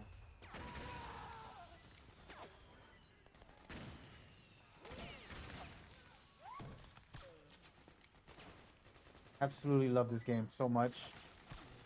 The more I play it, the more I realize how much I remember loving this game. As you can see, I already took out a bunch of guys, so they're already friendly with me.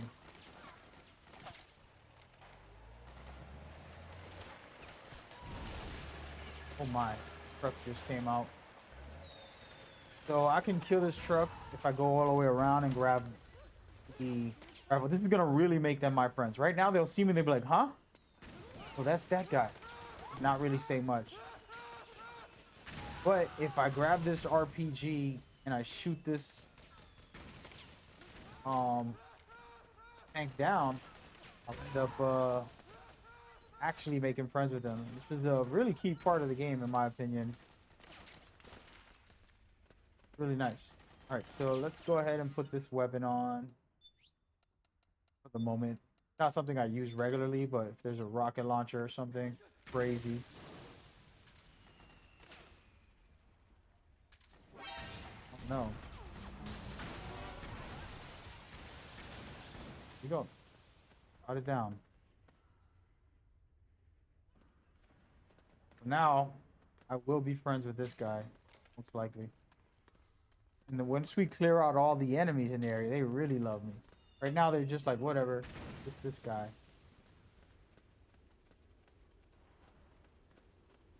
Once I get it together.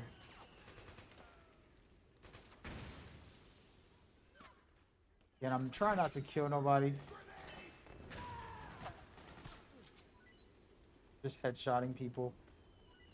Try not to get spotted also.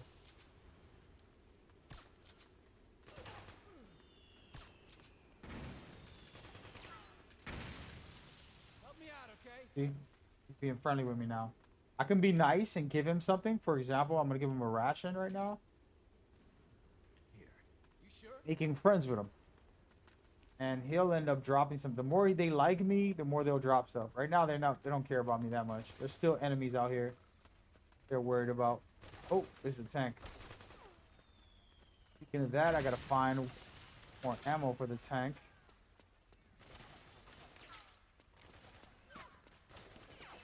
Normally, I don't bother with these guys. I just go on my mission, but since I'm being kind here, I'm gonna go around actually and look for. I know that there's another rocket launcher somewhere up here. It's been so long, like on the top of one of these areas. Oh, through here? Yeah, it's right. I think it's right here. It's been so long, man. It's been so long. Assuming it's all the way over here, but we'll find out in a second, guys. We will find out. Yep, look at it right here. Perfect. So now I got some ammo for the rocket launcher. I can use it on this truck right here.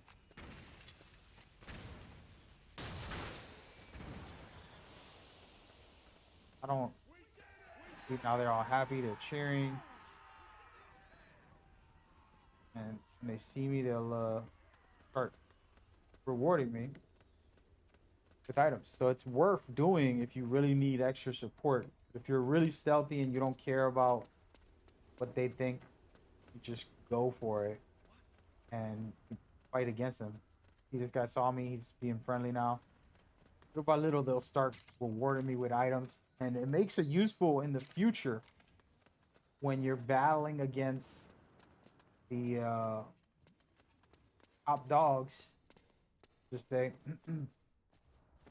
you don't have a lot of ammo or maybe rations, and they can come in very handy for you.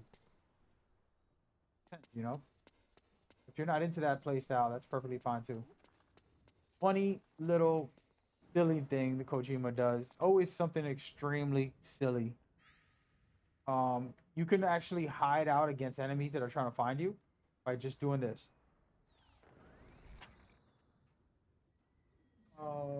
And this is a perfect example of the terrible, hilarious, and controversial humor from Kojima in these games. That you're playing a game and you're just trying to like explore, find out some things, and all of a sudden you bump into the statue,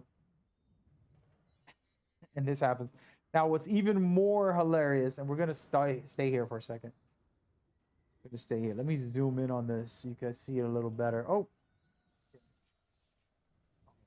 There you go. So, as you can see, that's ridiculous. This is how he hides out from enemies. But if you let go, you do it again, nothing happens. When you do it the third time, the guy's penis falls off.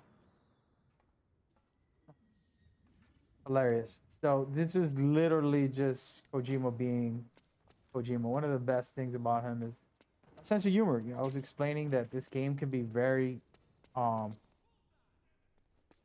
challenging and intense and have very serious, deep moments, but it's also very hilarious and silly and foolish. But that's a part of the game. See how right now he's being very casual with me? Watch later on, once I start really helping. Every time they see me, they drop an item or ration. They'll give me something. But yeah, I'm exploring this part. I was here earlier and I failed drastically, but now I'm back. I'm just exploring the map. This is a really cool area right here. I absolutely love this area. One of my favorite areas in the full game.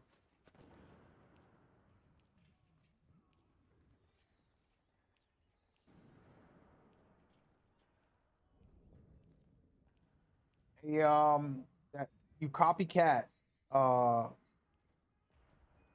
YouTube has blocked your message because you put the word penis in there.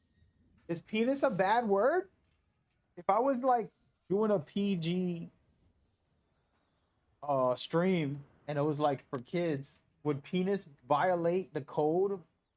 Why is YouTube blocking that? That's weird. There's a troll on my stream right now. Who, you know, I said penis too, so there's nothing wrong with that. It's not a kid's like 5-year-old thing, and I think penis is a better word than other words you can use to describe a man's privacy. You know what's crazy? It's dark. You want to actually make it visible in this dark. How do I brighten this up? Let's do that.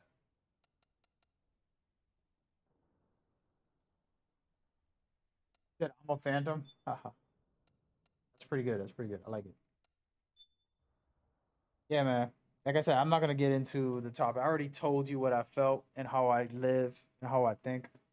I allow trolls and clowns to exist because I don't have any personal issues with them. They got their own issues to work out.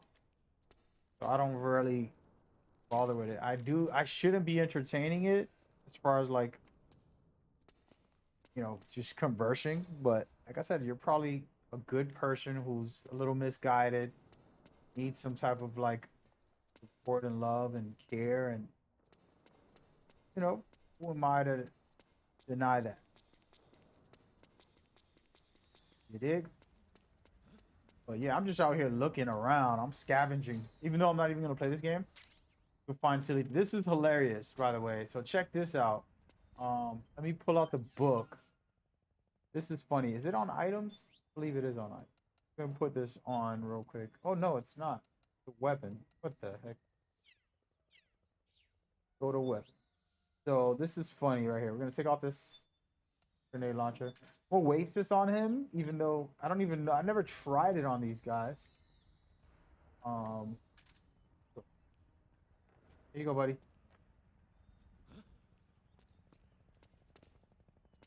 So if there's an enemy, you can make them look at the magazine. It's just hilarious. It's the silliest thing. Kojima being a crazy man. And it's actual visuals of beautiful women too. That isn't Carmen Electra, but in my head, it's Carmen Electra. You know? How I view it. Bum bum bum.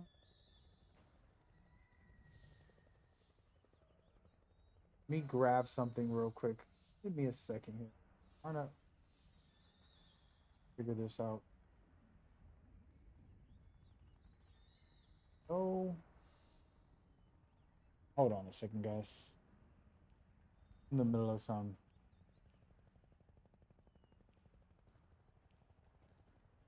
Okay. Did it. It worked. Wow. That's cool. I'm trying out this setup here. See if it works. Okay. All right, so that's a pretty funny thing, right? Silly stuff like that this Kojima does. He's a clown. I think it's necessary for the intense, and his explanation was this game is extremely intense. There's a ton of very intense moments, you know, that you go through. And then you can just do silly stuff like that. Oh, buddy. If I give him something, he'll give me something back, and I could just work up that relationship. Matter of fact, here. From a ration. You're gonna give me ammo, most likely. Actually, look at this. He gave me music. I'll take it. Portable ops. We could play our own music so that people don't know. This was a big feature at that time when it released. My pod. This is in normal. This is a big deal. They had a podcast. They had all types of stuff in this. Go ahead and see what I got in here. We'll play it all. And now, Metal Gear Solid 4. Actually, no. We want to play some music. There we go.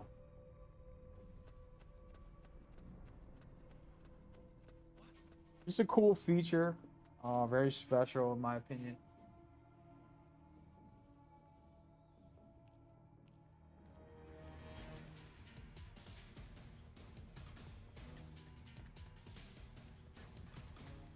You can play music. You can play the podcast. The podcast had interviews with all of the some of the developers and a bunch of insight on the game development and overall Metal Gear.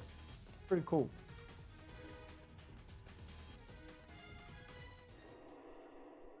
So in this part, if you don't help both factions and you go in here, you're inside the faction's base and there's going to be an intense moment. But now that I'm friends with them, as you saw, I made friends, and it's extra dark in here.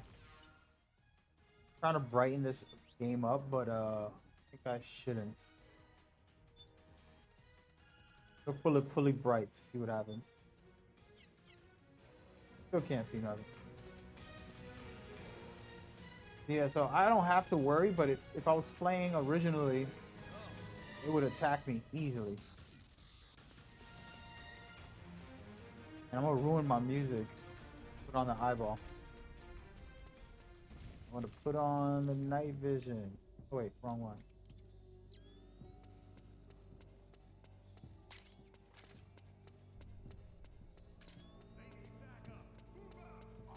So as you can see, this part right here, you would have to wait in here.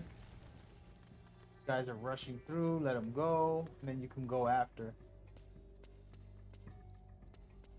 Very intense stuff, to be honest. I should have just replay it and do it the hard way instead of the way I'm doing it now.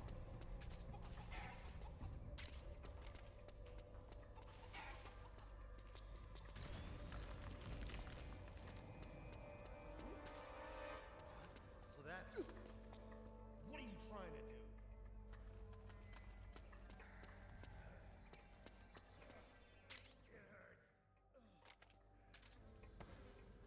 Yeah, this is a special game for that reason, and you really go through some cool situations in this part. I might actually want to replay this. We're gonna do a full playthrough of all the games. Right now, we're not here to play this full game. I just wanted to talk about it a little bit, get into some of the game designs, hang out. What are you talking about? The way they moved. You're supposed to be able to heal all these people.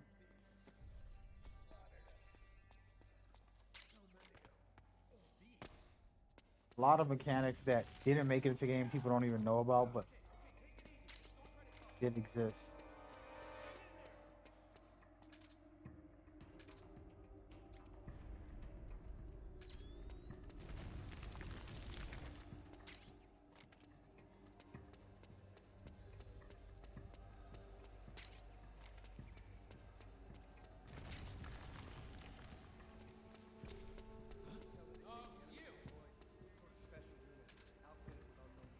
This was pretty sick. Your first hints at a boss fight that you fight later on. This is like 10 hours later in the game. You'll fight this boss right here. This wing. You can hear them talk about it. You can just listen in. And you're getting Heaver lore. Pretty cool.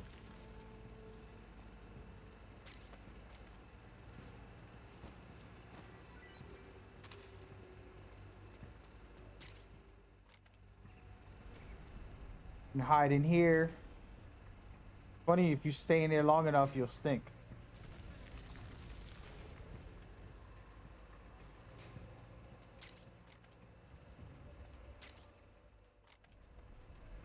Get a lot of goodies out of this part, specifically if you're playing it on normal mode. When you play it on harder modes, you're not going to get all this stuff.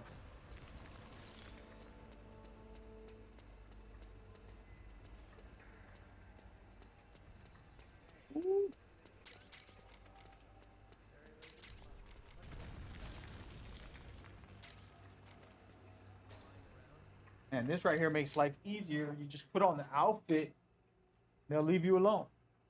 It's a good way to go undercover. I wanna we got the books real quick. Oh, I messed up. I wasted it.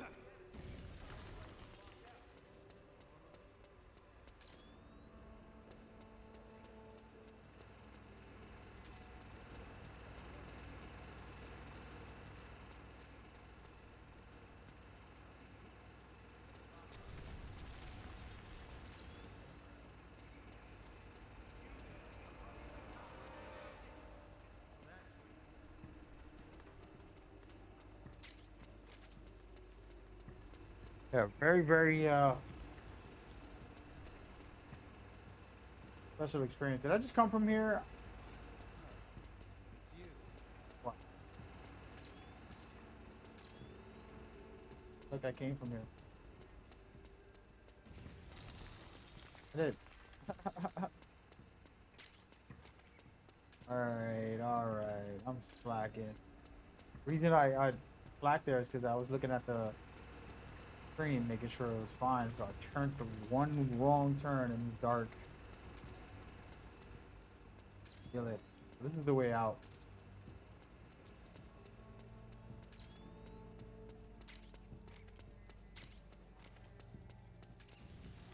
Again, very intense moment when you don't make friends with them and you don't help them in that other fight.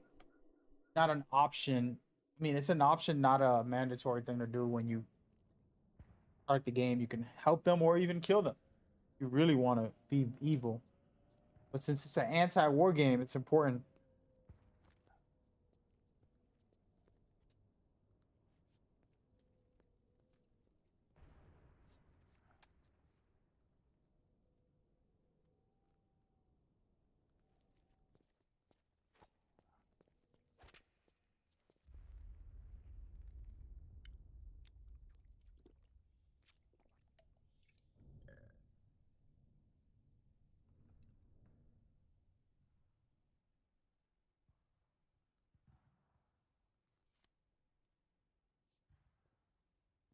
Pretty sweet, huh? Whoa, hold it. Watch where you pointing that thing.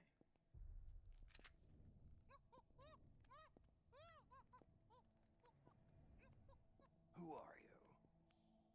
Neither enemy. Is it dark or is it just me?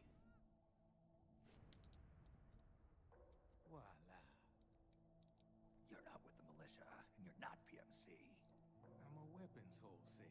All shapes, all sizes. But there's no need to worry, because all my shit's been laundered. Laundered.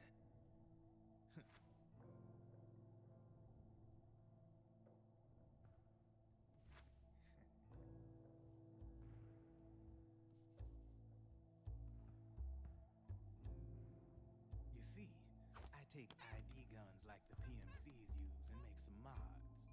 Then you can use them without having to match IDs. In other words, I'm a gun launderer. You can call me Drebin. Drebin. Yeah, they use that for all of us. There are more of you. All over the world. Not that I ever met any of them personally. Me, I'm Drebin number 893. So this guy's a Metal Gear clone also. There's like a million Drebins out there supposedly. You ain't a registered P. They're gun launchers. I love his storytelling ability. After every boss, you get to sit down and listen to the storyline and stuff. He's basically going to educate you on the new day that we're living in where Take it. ID guns can't be used unless it's by you. It'll identify you, and that's how it works. Then he breaks down the system, which is the Patriots AI system The official car that controls all of that. And he's basically a hacker, in other words, gun launderer, but he's really hacking them to allow anybody to use them freely, openly. He gives you a gun and he tells you, you know, come work with me, man. And he realizes you're going to be a legendary soldier. Relax. That's what he says right now. But later on, you find out he actually was working on purpose with the system. The beauty of this So there's a whole nother conversation to get into on Drebin. Fun character. Flip up sight. Rail But yeah, not bad. we're gonna skip this. I do want to see the monkey scene, but I guess we won't. We're not watching cutscenes. I mean, Somalia. Kodaks. Even though the Kodaks are the best. Now they've got visual, actual cutscene Kodaks. Here goes the monkey. Okay then, let's talk business. This is a war zone. There's product coming in here by the truckload. And you'll be picking up a lot of guns in the field, I'm sure. Whatever guns you don't need, I'll take and buy them off you. That'll earn you points you can cash in for services. Like what? I'll launder your ID guns, no more locks. And I can also sell you the guns I've got in stock. Let me show you.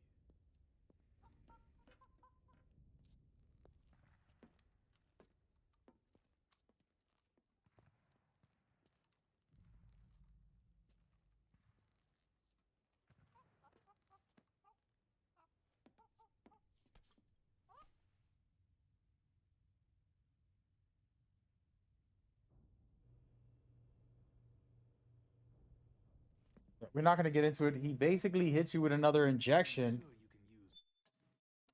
can use and supposedly to allow you to access all the weapons, but really is a deeper purpose for it, and it actually helps you fight the other nano machines in your body by Niobe, who was meant to kill you, who has been making you age. So a lot of little stuff going on in there. He's gonna ask Otacon here if he trusts him, but he already let him inject him. If you're letting people inject you, then you trust him enough. All that to be able to use any gun he wants. Well, not any gun, the gun that he gave him. This kind of reminds us of COVID and the vaccines and First, you'll have to get to the other side of that collapsed building. The only way across is straight through.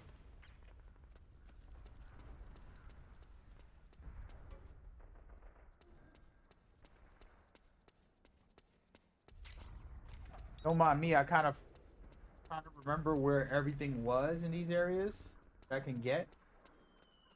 It's been a long time, so Careful, Snake. The walls could come down any second.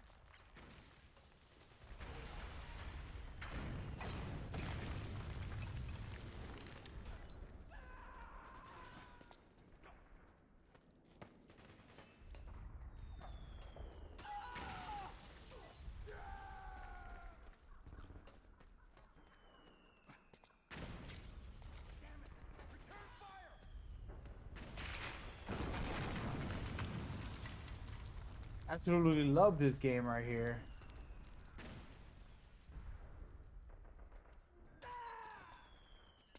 That's the first funny thing you've ever said. I don't condone you, and I have to say that every time I address you there, copycat troll. But that's the first funny thing you said. Oh man. Took you long enough, dude. It took you long enough. Everybody in the chat, thank you for watching. We appreciate you. We're live on YouTube, Twitch, Facebook. The chats are not connected today for some reason. All of them are separated. Oh, we're about to fall off here. Where should I go? This way or this way? So you can't see all of the conversations, but I appreciate y'all coming out, man. We're just playing Metal Gear Solid 4 right now. A lot of areas that you can go to and things you can do. I haven't done in a long time in this area. Missed a couple of goodies, but it doesn't matter. Not that serious. We're about to see Johnny, bro. This is all that matters. This is the reason why you play Metal Gear Solid 4. All Johnny. Johnny is the man. Absolutely love Johnny in this game. Johnny 5.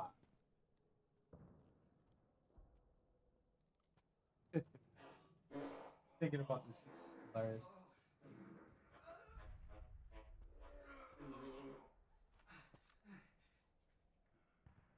almost there. Go away! I'm not done yet!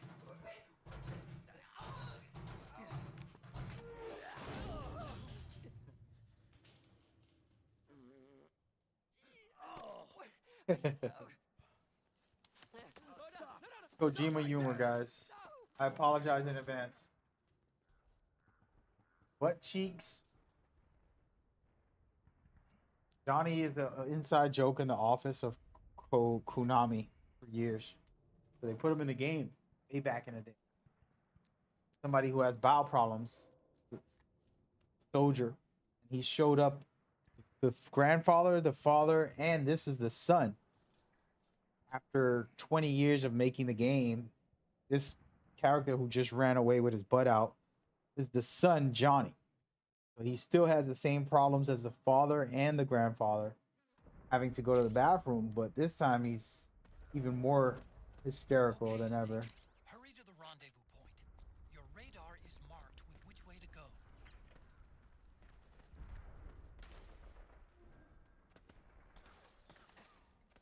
Oh, I'm gonna grab some stuff. I know that there's some more items around here. There we go.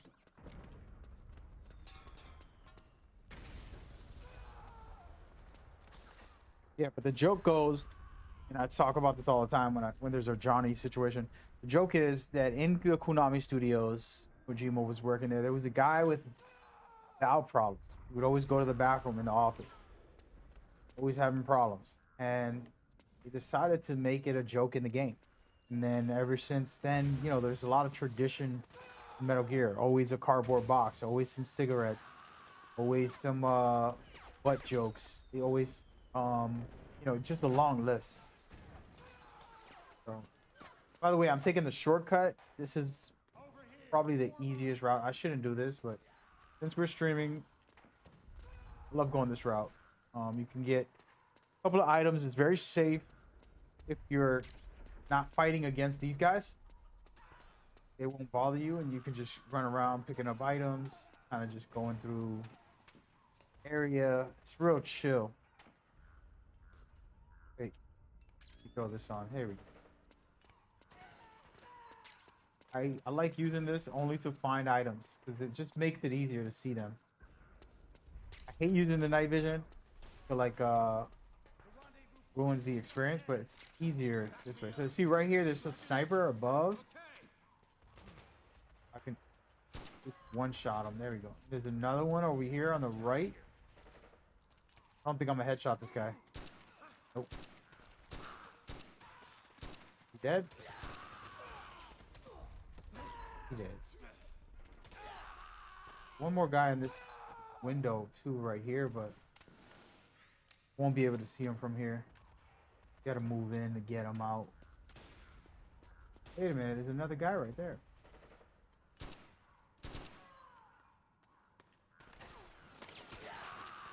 So I like staying here because if I go out there, it turns into an alert, turns into drama.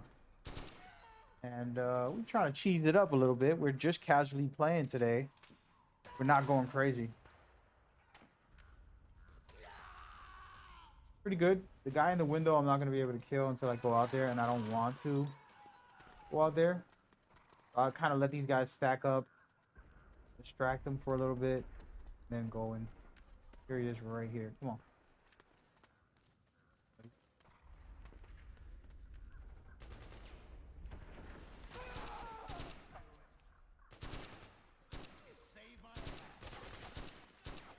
Nice work.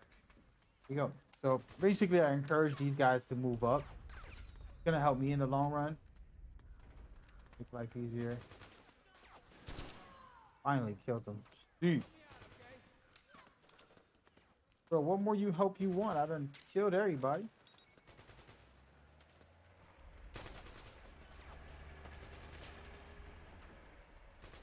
This is the easy route, in my opinion. You go down the middle, a little more craziness. Like taking this route. Oh, snap. Another sniper. I forgot.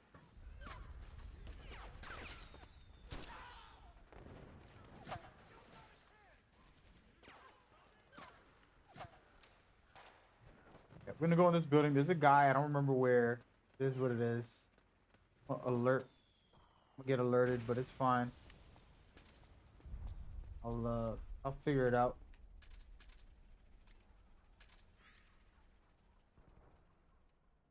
Hey, wait a minute. This game took off my actual silencer. Gonna take off this Playboy book. Silencer always on here.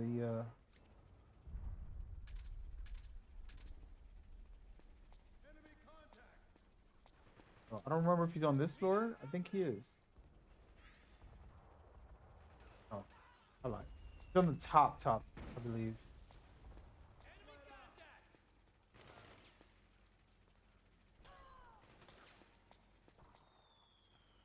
I believe he's up here. I lied. Something was up here. I don't remember what happened.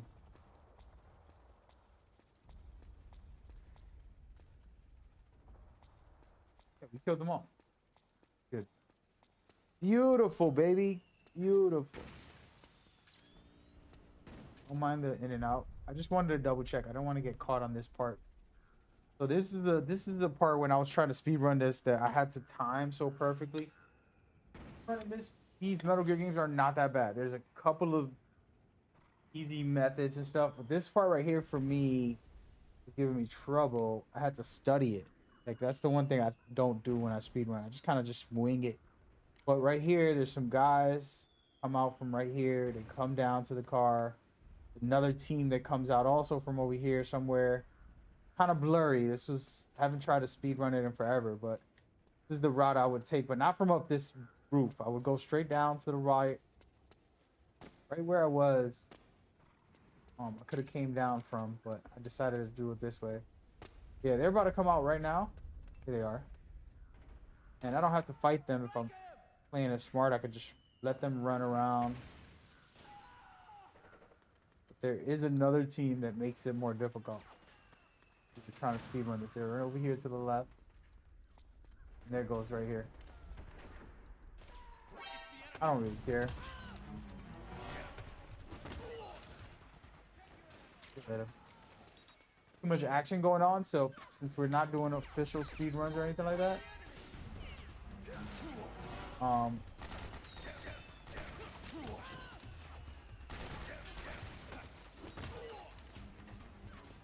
there's the other guys. Oh, they're over here. Wonderful.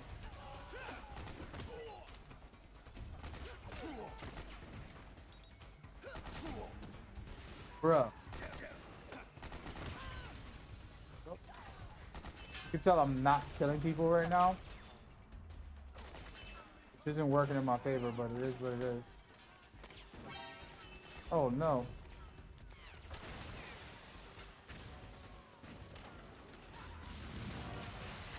This part gets crazy. You want to be something like the trailer. Stand right here and throw a grenade. Do I have grenades? I don't even remember. We're gonna take this off. Actually, take this off. Move this weapon. I don't have any grenades. It's all good. We're gonna throw smoke grenades. Good. Buy some. Doesn't matter. Reason I'm gonna do this is little mechanics like this. Check this out.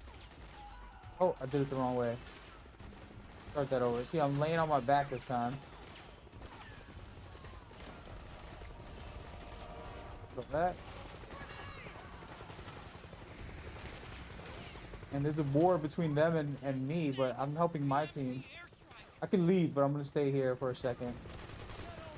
There's some bombs going off on the roof. You're gonna see a helicopter. Look at it right there. That thing, I can destroy it and really make my team better, which I should right now. Let me go ahead and equip it. This is more like a demonstration than anything, but see. I haven't done this forever. Here we go.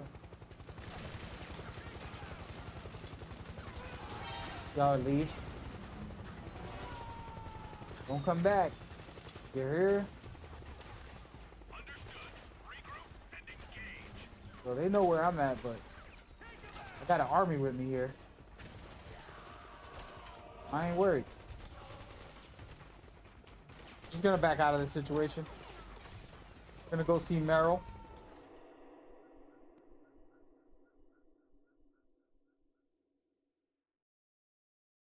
Meryl. Shout out to everybody watching on other platforms. We appreciate you. You can come over to YouTube or Twitch, where I prefer you guys. And, casually vibing out to some Metal Gear today. Celebrating the series, discussing some of these information and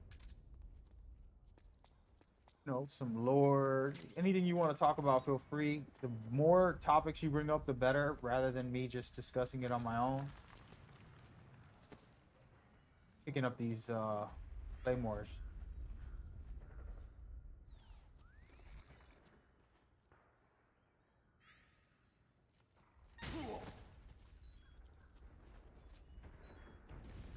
Right, so wait up. So I wanted to talk about this. You can see right now I have the white on from the floor. So this is my stealth camo. You can lay down and just the color of whatever. So for example, this green right here. Ta-da! All of a sudden, got a green outfit. Works literally on everything. I don't know if it works on this. I've never tried it on it. Back out of there. Yeah, you can go to the walls. Come like the wall. Here, all green. Or I can do this wall. I've tested this a bunch in the past. Not in this area, but just to see how detailed is the game. You know? That's a pretty good job, in my opinion.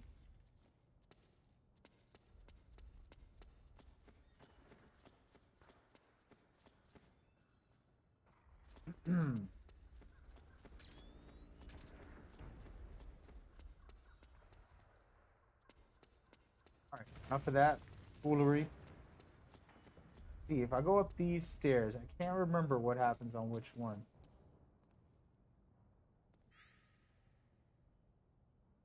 There's a way to pick these up. I haven't used the mech. Let's use this mech for a second.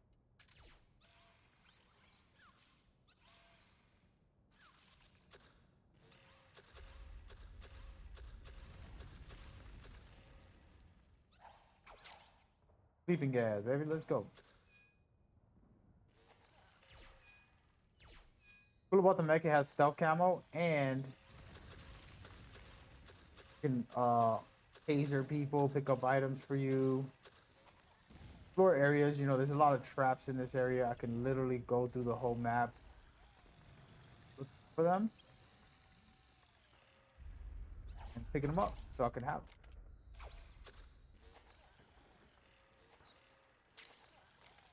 Literally a cool little mech.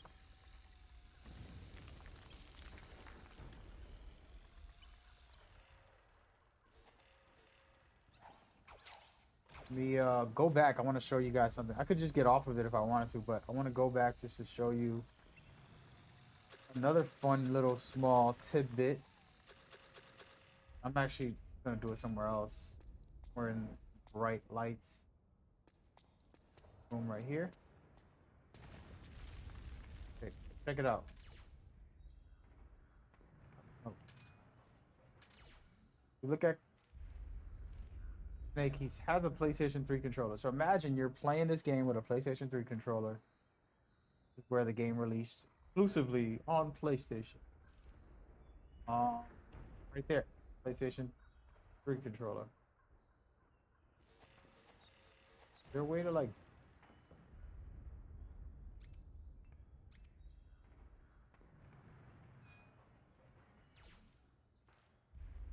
There it goes. Figure out how to do this. Snake is holding on to a... Oh, pretty slick. Really cool. Enough, enough. Silliness.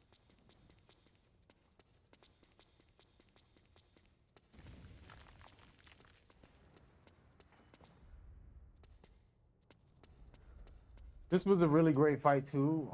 We'll end up probably doing it as well.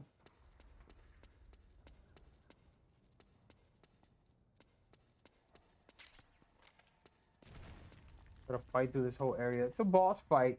I consider it a boss fight. Snake, I'm detecting a trap in your vicinity. It's a bomb that uses an infrared sensor as a detonation trigger.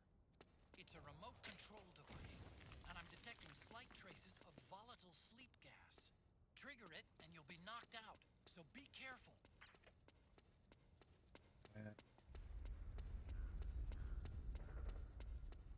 One of my other favorite features of the series is the Kodak. Extremely helpful. You know how like you get stuck in a game. This game gives you an option to talk with the in-game characters, and they'll give you suggestions. And I think more games need to do that in that way, where it's not forced, where you got to listen to somebody instruct you every 5 minutes, but you can have it there as a guide. You know, contextually, meaning depending on your situation. That up here, it all looks the same right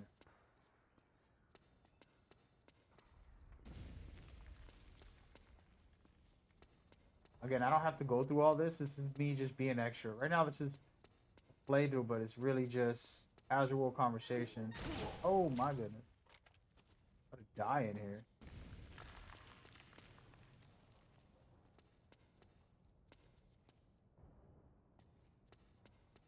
Gotta keep looking out for these claymores, man.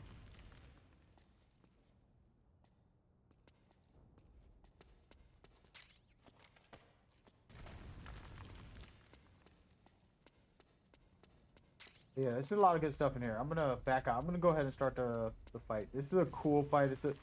I consider it a boss fight because I have to do it, and it's like, but it's a lot of enemies.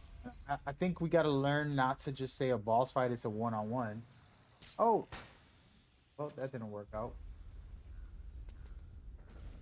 A boss fight isn't just a one-on-one battle. It can be, you know, multiple enemies. In my opinion. You'll see. It's a cool little situation.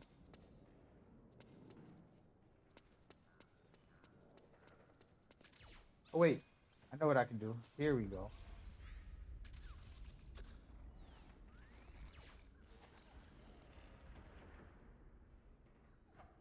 There goes the controller in Snake's hand. Actually, let me see something.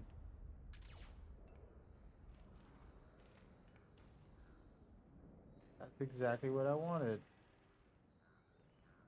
Let me see how many outfits do I have right now. I don't think I have many on this account. Dude, I need to play on my original account. You know how much stuff I got? Got everything unlocked. Like, let's go with a little bit of blue. No. Black. And change of costumes. All I have is this. I want it.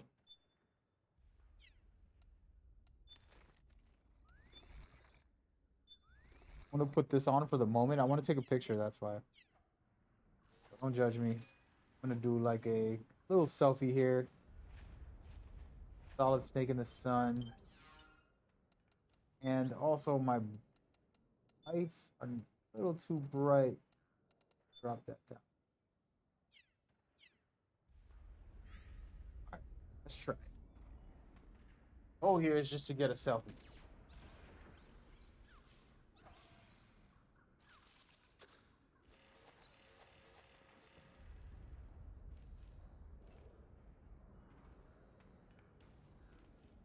I want to get the controller.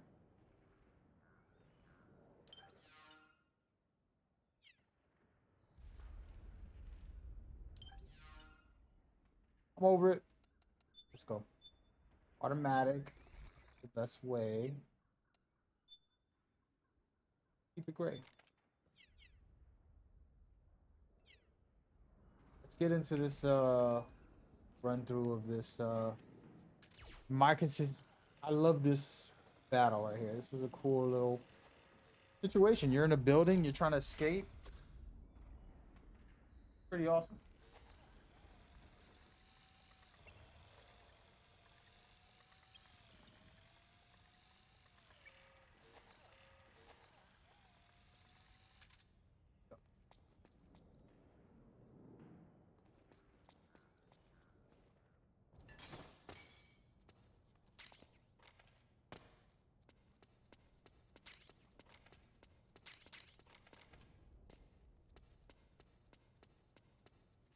You know, I had a girl treat me the way Meryl did once. Well, she never did actually. You can tell she was feeling that way. Way Meryl treats Snake in this. I used to go every Sunday on a run with a lot of people. And then 5 years go by, 6 years go by. Drop your weapon. He see them at an event, but I'm like overweight. And she's like, "What happened?" I'm like, "What?" It was so funny. Hey, check this out. This is one of the greatest in this game as far as nostalgia also. Don't move. You haven't even taken the safety off, rookie. Careful. I'm no rookie. I'm a 10-year vet.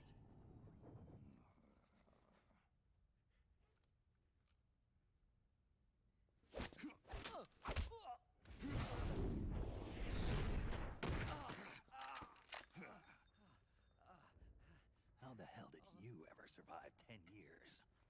Don't move.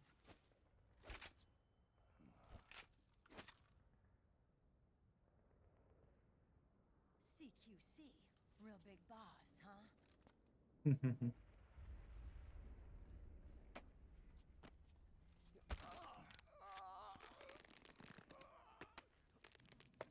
Lower your weapon. Slowly now. I wouldn't try anything funny if I were you.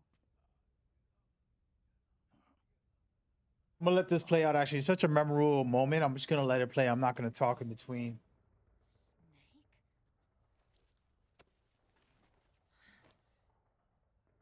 Snake? Snake? Meryl. Is that you?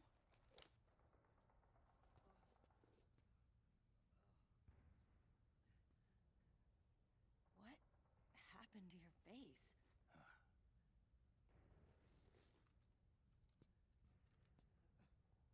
Accelerated aging. They don't know the cause. Oh my god. Meryl, you're my informant in the U.S. military. And you must be the inspector sent by the UN.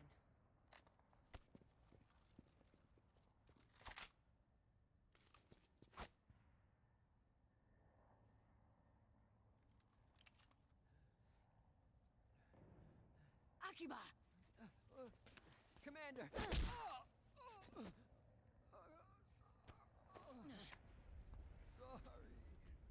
This is Rat Patrol Team 01. We're with the CID, one of the bodies investigating PMC activity. First hounds, now rats. Here, you can have this back.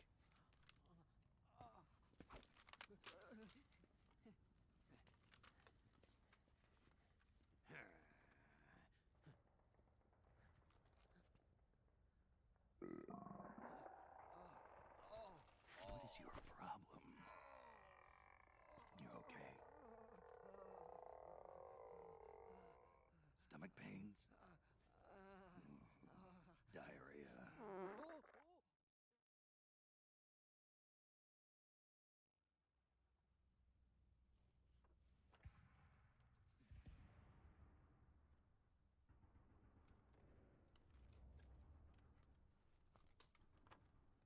It's been 4 days since Liquid arrived in the area.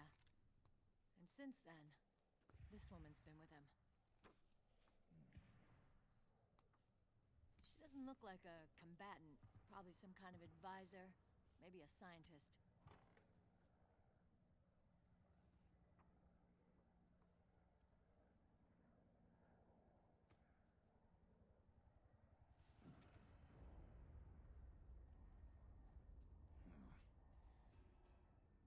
So, you're the commander of this O1 unit. Why? Something wrong with that? Here, I'll introduce you to the team. That's Ed, our radio man and sniper. The sleeping giant is Jonathan.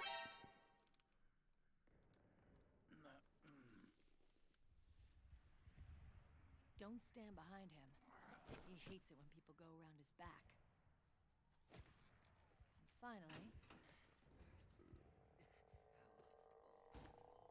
Johnny. Everybody just calls him Akiba. Commander, I've finished installing the sensors. Whoa.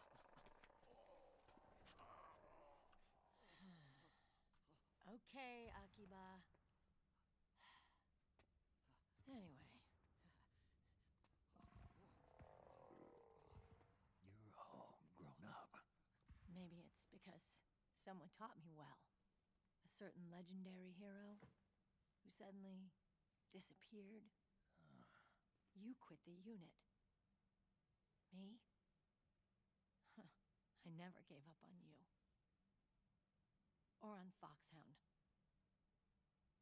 Back then, I just wanted you to accept me. I wanted you to turn around and see who I was. But I've put the past behind. I'm done playing little love games.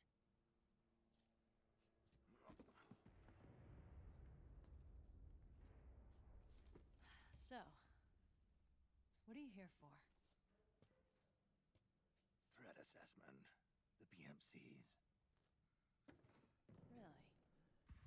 Because I heard a rumor there's an assassin out there targeting their leader. Well, that's some rumor. I'm only here because the UN wants me to assess the impact and effects of PMCs on their refugee protection efforts. That's all? More than enough for a retired vet like me. I know he's plotting an insurrection. But as long as AT Security's system is in place, there's no way he'll succeed. How can you be so sure? They've implemented a system that monitors in real time every single soldier engaged in combat action, whether he's State Army or PMC. Each individual soldier has been fully ID tagged with nanomachines injected into their bodies for that purpose. The nanomachines keep track of the soldiers and their real-time personal data 24 hours a day. They monitor each man's position, movement speed, reserve ammo, firing accuracy, wounds, rations, water intake and supply, sweat secreted, heart rate, blood pressure and sugar levels, oxygen. All the data gathered on body condition, on sensory organ data showing pain and fear, data on every internal response within the body. All of it is collected by an AI at the system's core. This data is monitored at HQ to enable command to make quicker, more precise, more rational decisions. It also enables crisis management for each individual soldier. It's being used by the US military, by state armies in allied countries, by PMCs. Even police agencies are starting to adopt it. Unless they agree to implement the system, PMCs aren't permitted to send troops anywhere. You've got these system nanomachines in you too. Of course. Our unit plays by the rules, same as everybody else. It was creepy at first, knowing you're being watched 24/7, but I've gotten used to it. It gives us a lot of advantages in the field, too. We get a clearer picture of what's going on around us, so there's less confusion during missions. And our nanomachines communicate with each other, making teamwork a lot smoother. And that's not all the system does for us. It's also a security guarantee against the PMCs. Security guarantee. That's right. The PMCs are combat groups without states or ideologies. They're not fighting out of nationalism or for a cause. They don't care why the war is being fought. They're just bodies fighting on someone else's behalf. They're mercenaries, a commodity. So it's easy to imagine them betraying their clients by joining the enemy or refusing to fight, or committing humanitarian atrocities. To keep these things in check, they ensured that no one can use firearms or military vehicles without the proper system ID. It's true for every piece of equipment out there. So even if the PMCs tried to mount a terrorist attack or coup d'etat, their weapons and equipment would automatically be locked out. They wouldn't be able to move, attack, or engage in combat of any kind. And there's more. All the data on their position, personnel, and combat strength is leaked to us by the nanomachines. Even if they managed to circumvent the system by getting the nanomachines out of each soldier's body, they'd be losing their IDs in the process, so they couldn't use their weapons. Appreciate you, Nightshade. And the Patriots are behind this. Lalilulelo, what are you talking about? Never mind. So this system is foolproof, huh? Completely. They call it SOP. Sons of the Patriots. The AI that controls it is a tightly guarded secret both at Arms Tech Security, where it was developed, and at the Pentagon. There's no way a third party could get control of it. I just met a guy who said he can launder ID guns. The system does have holes. There can't be more than a few hundred of those gun launderers. It's just a grassroots movement. It's not like they can affect the entire PMC war machine. Anyway, Liquid would have had to register as a PMC in the system to assemble an army that massive. His PMCs might even exceed the US military in terms of numbers, but as long as they're registered, their soldiers' activities are constantly being monitored. So long as the US responds immediately when Liquid makes his move, we can take them down by force. By force, huh? When RSOC heard about Liquid's plans, they sent us to sniff around the PMCs. Even with this SOP keeping an eye on things, there are always trouble spots to deal with in the field. Disorderly conduct, disobeying orders, contract violations. We act as backup for the system by monitoring the soldiers. PMC inspections are always carried out on the battlefield. That's why we're authorized to carry and use weapons. We've lost 5 inspection teams in the past few months alone. They were all undercover inside Liquid's PMCs. Then, if you got caught... We'd be exterminated like rats. But we're smarter than that. We've been mingling with the PMCs, and after 3 months of searching God knows how many battlefields, we finally tracked him down.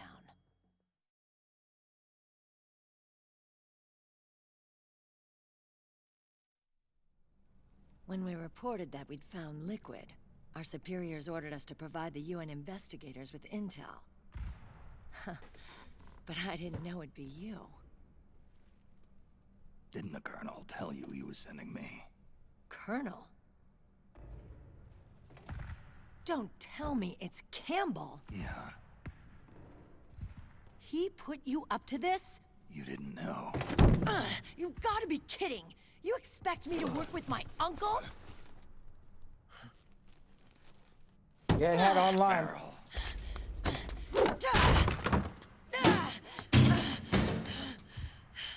This is bullshit!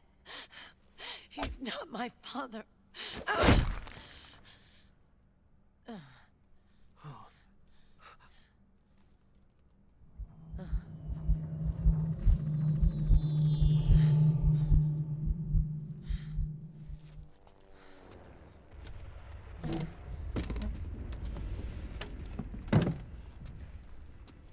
Meryl.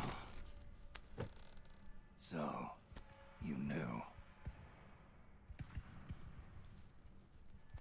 Yeah. Little violation of the need-to-know rule.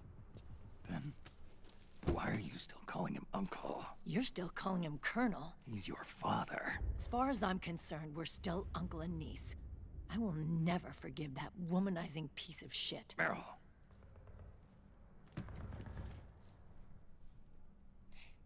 He, remarried. Really? His new wife's about my age. I hear she's even got a kid. It's as if he's given up on making up with his own daughter.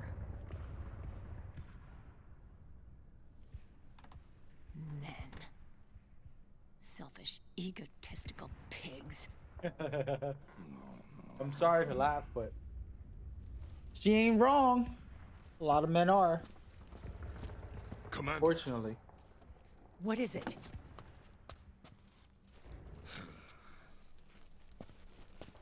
there's 20 of them. And they're not from the Bro. PMC praying mantis either. Such a great It's the cinematic. Frog. His private troops. This was so much fun. I love this part. This was a cool battle. Oh, crap. I consider it a boss This is fight. I not don't care what good. anybody says. The situation is amazing. You're trapped. You got 20 you being enemies chasing followed? you, trying to escape the building. Akiba! They might have seen the reflection off my scope lens. Whoa, wait. Hang on. For those that don't You guys know, think it was my fault? Johnny is so nervous and he's such a mess only because he's not controlled by the nanomachines. All these other soldiers are super soldiers because of the nanomachines. No. It wasn't my fault. So, I swear. He was actually It wasn't my more fault. of a superhero Oh, in this man. movie than Oh. Solid Snake himself. Dumbass! We're moving out. Meryl, where's Liquid? At a camp up ahead. I'll fill you in later. If we're still alive.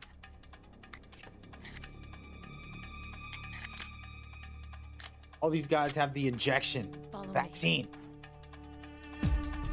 Turns you to a super soldier, guys. Take the vaccine. False information. I'm just playing.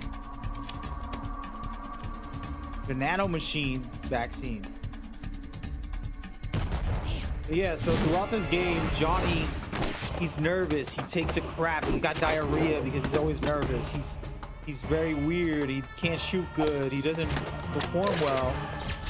It's actually because he's the only one not being controlled by the nanomachines. Nanomachines don't let you get drunk.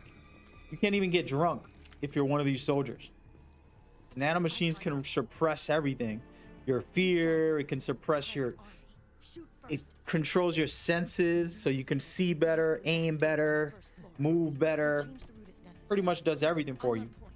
Stay The only close. one in this Got whole it. game right here is Akiba. Johnny. That guy, Akiba, right there. The one that's weird and funny, being odd. He's actually the only one that's natural. Live legendary hero with us. Try not to choke. Everybody else is super enhanced through the nanomachines. The reason I watched this whole cutscene was for her to explain nanomachines and how they are used to control the soldiers. Said you'll take that shot?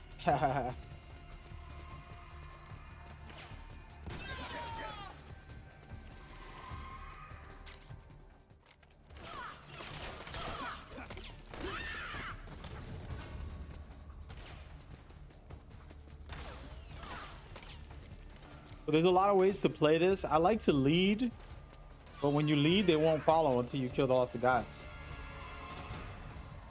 You actually want to kill them all off. There's some more up in this roof. They're kicking my butt. Let me stop fooling around.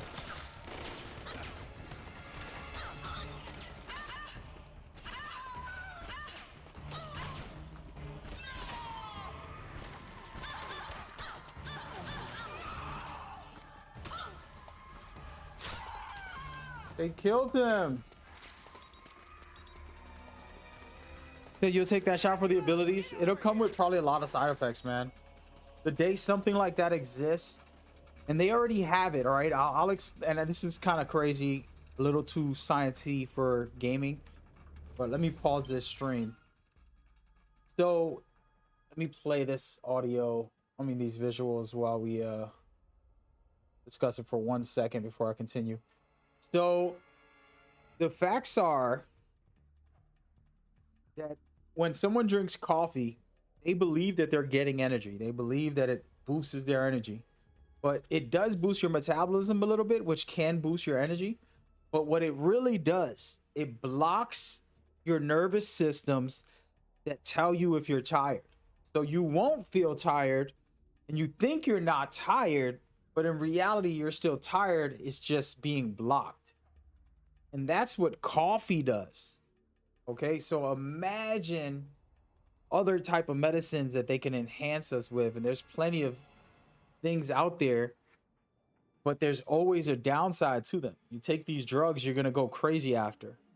It'll keep you going for 6 hours, you know, maybe 10 hours. I don't, who knows, but that's going to crash later, and you're gonna be worse off with your health. So it's not healthy, you know, in that regard. Let me pause this and bring the game back. In that regard, it's not a good idea, in my opinion. All right, let's go. Snake, you need to stay together with Meryl and her crew. This is such a cool mission. I wish the whole game had this, to be honest.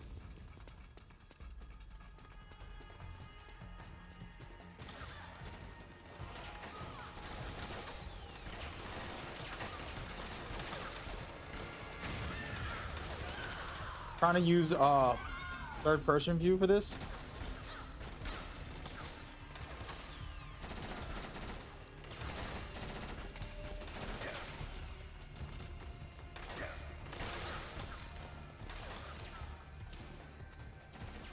You drink coffee every day? Yeah, man.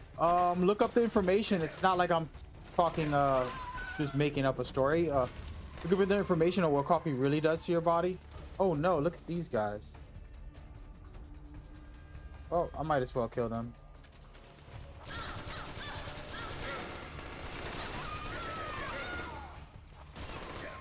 Not good.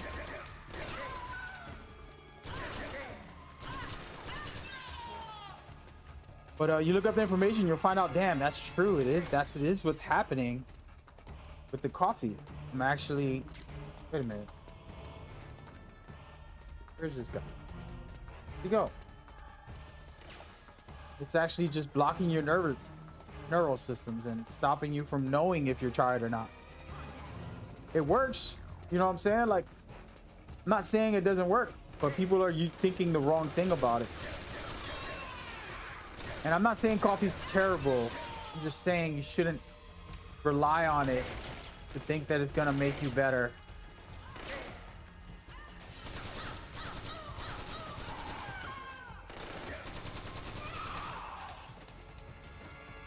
That's just my opinion. I drink coffee once in a while. Mostly the caffeine. You know, an energy drink here and there. I'm one of those guys. I can tell you the information and tell you what's good, but sometimes I'll do some of those things that I consider not as good, you know? Seriously, Akiba, what the hell? It's important.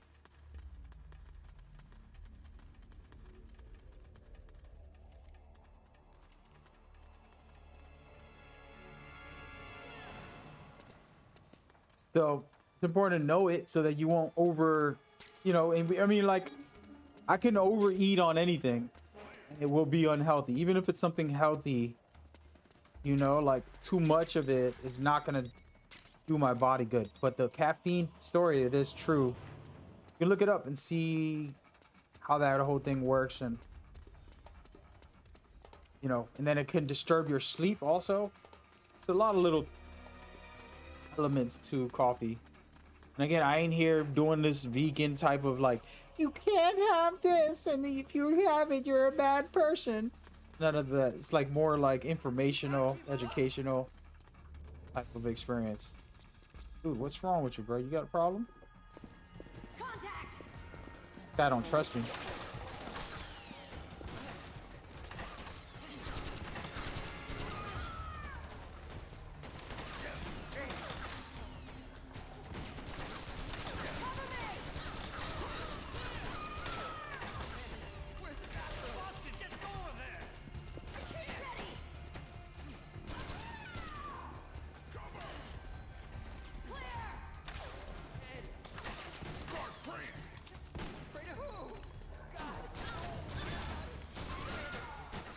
But yeah, man, look it up.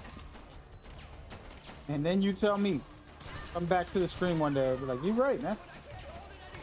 But that doesn't matter. You know, it's useful. Coffee can be useful for, you know, boosting for a workout, to get your metabolism going a little bit because of the caffeine. Things like that. That's why like energy drinks use it. Bro, what is going on with these guys? Ooh, ooh.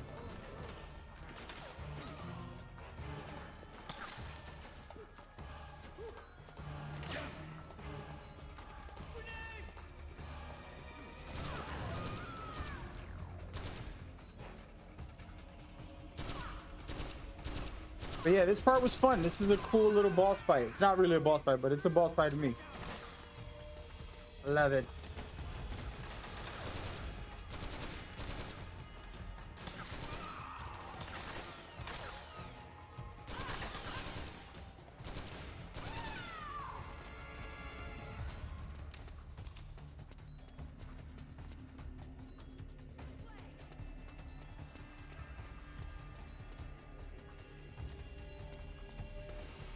Oh, I remember this. Move it.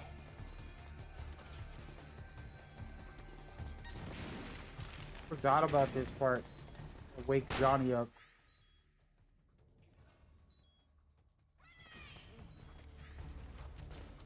Snake, Akiba's been knocked out.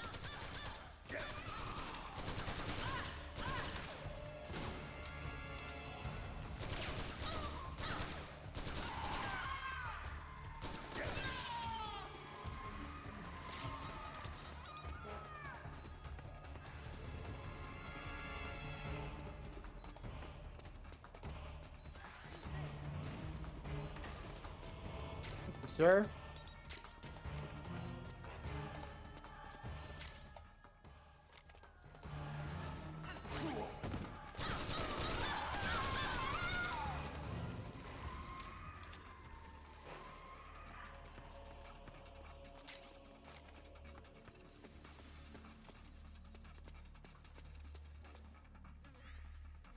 So an example here when they sync up together and they're able to move together. Johnny could never do it, and when the other guy gets shot, he doesn't even feel the shots because of the nano machines in his body that stop him from feeling pain.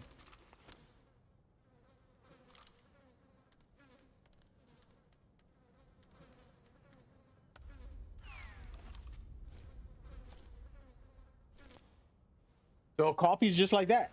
Stops you from feeling your tiredness, which is gonna still be tired, but you're just, you know, the numb senses.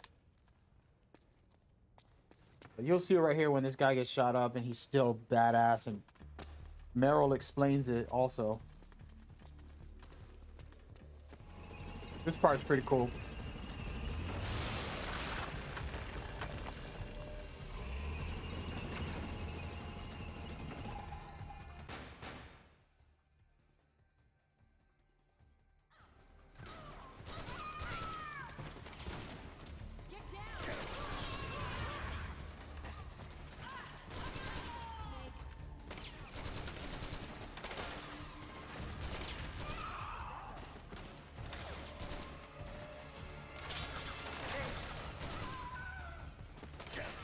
Trying to get my headshot game back, as you could see.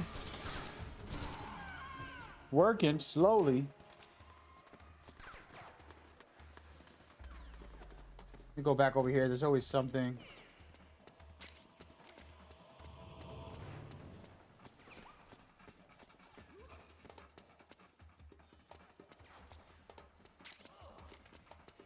It's a casual playthrough. I don't even know if I'm gonna save it. Just here to play. So yeah, so check this cutscene out when they in sync and Meryl explains it. And then when the guy's shot, she explains like he can't feel the pain because of the nano machines. AKA coffee.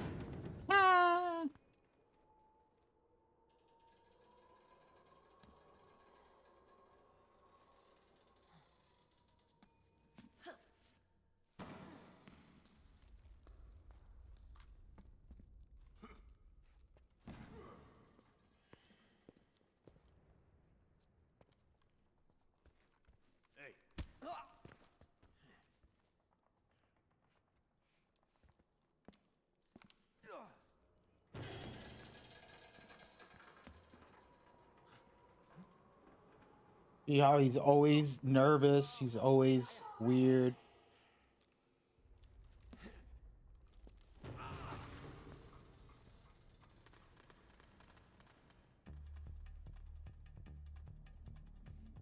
Love Johnny.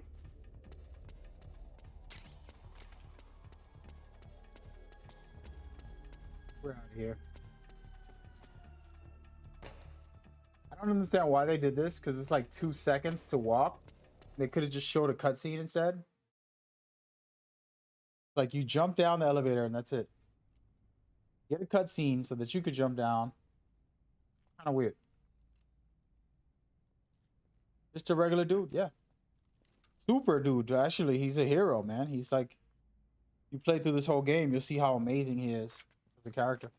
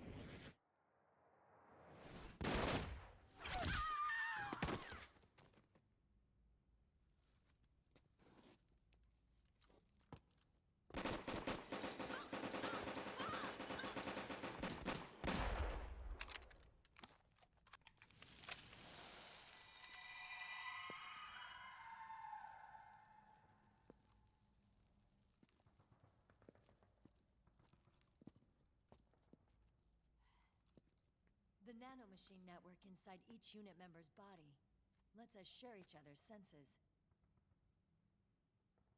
They can see what I see. And it helps control pain. Is that part of the system, too? With SOP, my team can literally operate as one. Well, except for a certain someone who's not much of a team player. So, what do you think? Is your age of heroes finally over? I'm no hero. Never was. Never will be. You haven't changed at all, Snake. But... your body... are you gonna be alright? This getup doubles as a muscle suit. I can still get around. Liquid's camp is up ahead. I'll mark it on your map. Thanks.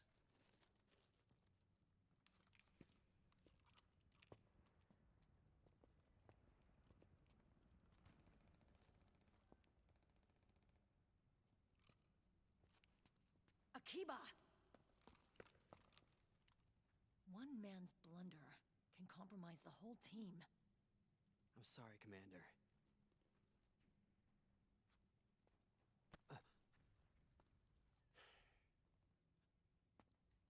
He's been in love with her for a long time. Snake.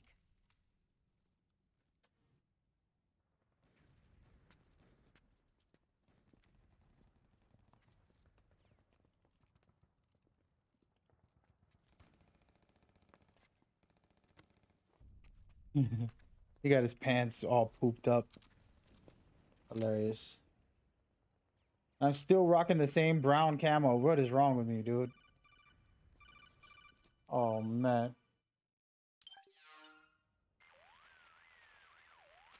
Otacon, I know where Liquid is. Yeah, I'm confirming the location. It's to the north of where you are. Meryl's really changed, hasn't she, Snake? She's a lot more self-assured. I wonder how much of that has to do with the system. The senses you used to develop through extended training and experience can now be obtained without even working for them. Seems once you're under the system's control, you don't even need experience at all. It even beats that VR training that was all the rage a few years back. Yeah. The growing need for PMCs has led to the creation of a more reliable, cost-effective supply of elite soldiers. It's also made the child soldier phenomenon more problematic than ever. Can the nanomachines do anything to counteract post-traumatic stress disorder? Good question. They might provide a degree of psychological stability. You'd think so. That geek kid, Akiba, he was really starting to lose it. And technologically, the system should be able to optimize each soldier's personality traits. And that big guy, he didn't seem to be feeling any pain at all. Augmenting the soldier's existing experience and psychological fortitude. But a soldier's gotta have more than that. The times have changed, Snake. Just like Meryl. Snake, hurry to the PMC camp. Based on what Meryl told us, Liquid should be there. Yeah, that was a fun cutscene. I wanted all that to be explained because this is like hardcore Metal Gear moment of all the explanation about nanomachines and how they work, and pretty important part of this series. Let me go and take off this outfit, put on something different real quick. Oh, there we go, a little gray. Could dig it. Man, this was an amazing game. Let me go back in here, see if I find something. Ooh. Oh no. The Mark II is more than just a communications terminal. It's got a lot of other functions as well. Try taking it for a spin. See for yourself what it can do. You go. Good stuff so far. Hope y'all been enjoying it. I've been enjoying it. It's been a while, man. I gotta play through the full series at some point. Not gonna happen today, and it'll be like a month-long run. Excuse me. When I play through the series, I play through it like if I'm a new player. I want to just take my time. I'm watching every cutscene. I'm exploring different areas. No rushing to try to beat it fast or something like that. It's usually enjoyment first and only. So definitely excited to do that. It's not gonna be today though, but we just kicking back, playing part 4 for a little while. Might switch it up and play the Phantom Pain, maybe online. Or no, I'm into this right now. I'm really into this right now. I'm hoping that soon, which I know it'll happen sooner or later, most likely August, all the Metal Gears come back to PlayStation Plus again. What's back here? Is there anything?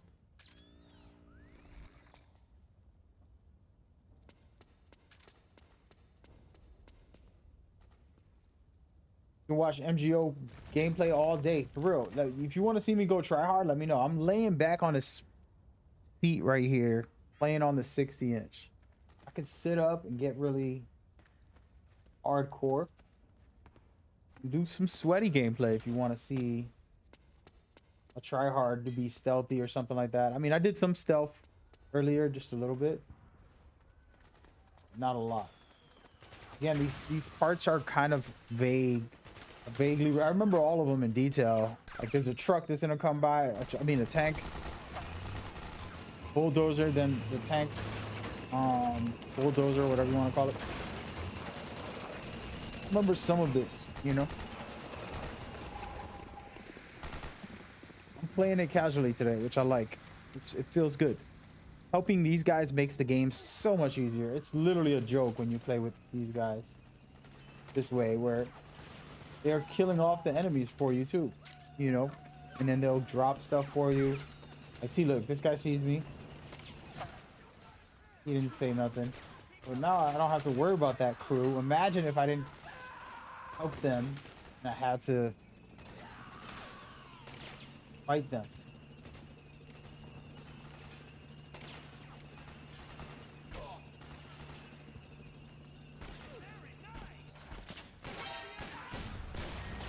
Oops.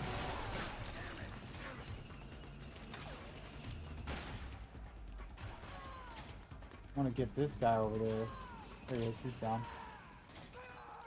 So this part right here was really cool. There's snipers, there's like a rocket launcher enemies. You want to protect this tank as much as possible. This guy right here. Kill him because he's the one that destroys the tank. If you allow them, there goes another guy right here. Your job here is to protect from the tank guys. They can kill everybody for you. But if you kill the tank guys, which I just did right there, the guys with missiles, rocket launchers, they're the main ones you want to kill. Then you can get through this whole area a lot easier. They can literally do everything for you. For the most part. You can see they're killing off those guys. There's a group of guys right here. They killed them all. There's another guy up here too, from my memory. There he is. I'm gonna need a better weapon. I don't remember where the others. There's a couple rocket launcher enemies trying to attack. I know one of them is up here.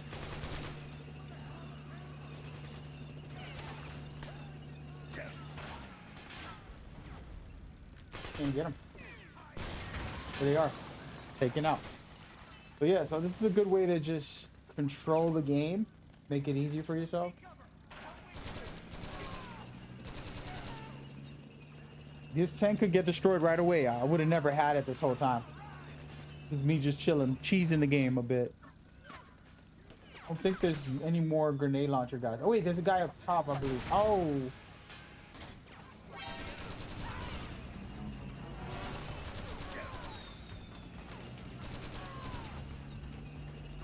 There's a guy up top on this thing. I can't remember everything. Ow.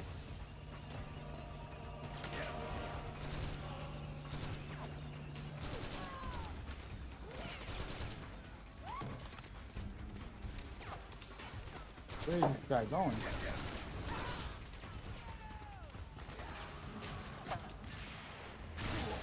What is that? Bro.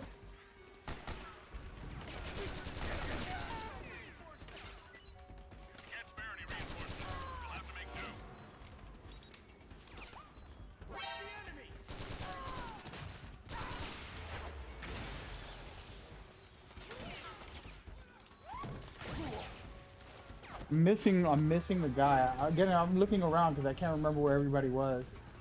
They're destroying the tank right now. Oh, right there! Bruh.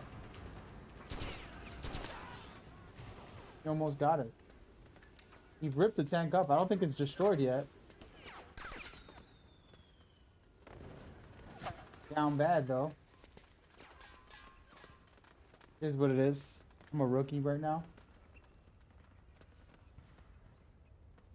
This next scene's pretty cool.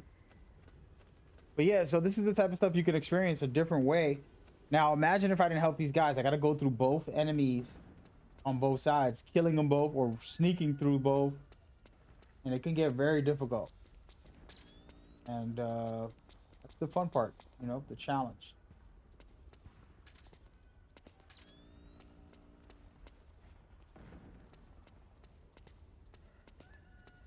We got about this up here. A little stash spot. Some items. What's up, my guy? Oh, it was you. Some got nothing for me. But yeah, it's just cool little mechanics like that. Make the game even more special.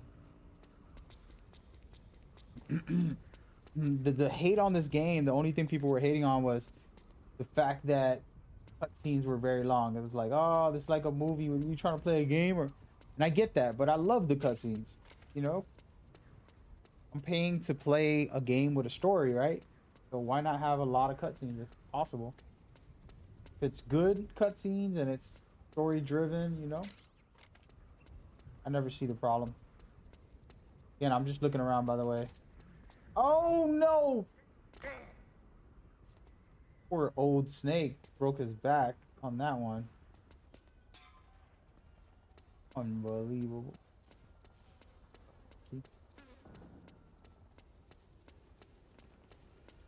One little tidbit of this game. If you jump in the box, you have a stamina. It's like a psyche / stamina bar. And mine's is right underneath my health. You can see where it says Old Snake on the top left. my health is going up a little bit and my stamina.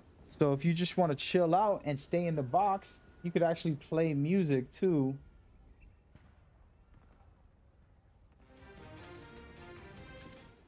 And it could help you too if you want to lay in there. You could even just lay down on the floor, for example. I did this. I played the music.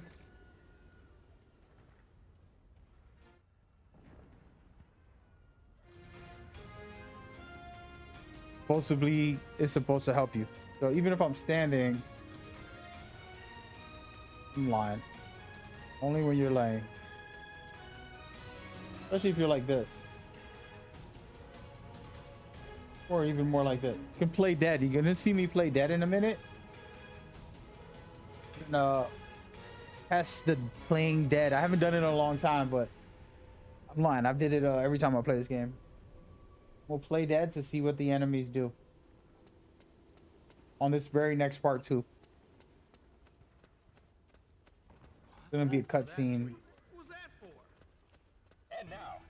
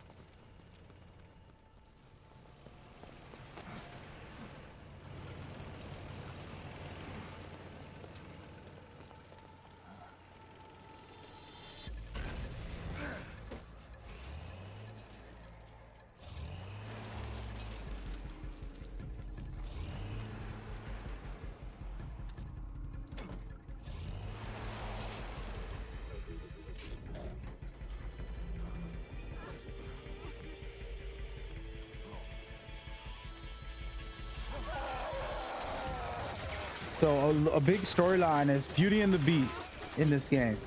And these are soldiers of war who suffered psychological damage, are still alive, but are suffering. And they got manipulated and turned into these beasts. They got put into these big machines. So you see one that's a wolf, one that's a raven in the sky right there. Another one is that wolf right there that you're seeing. They all have their own storylines of what they went through in war that made them psychologically broken, and then they manipulated them. It's beautiful women, by the way, inside. And then this right here is the octopus lady, who was also used because of her psychological issues. So you'll end up fighting these as bosses, but the issue at hand is more so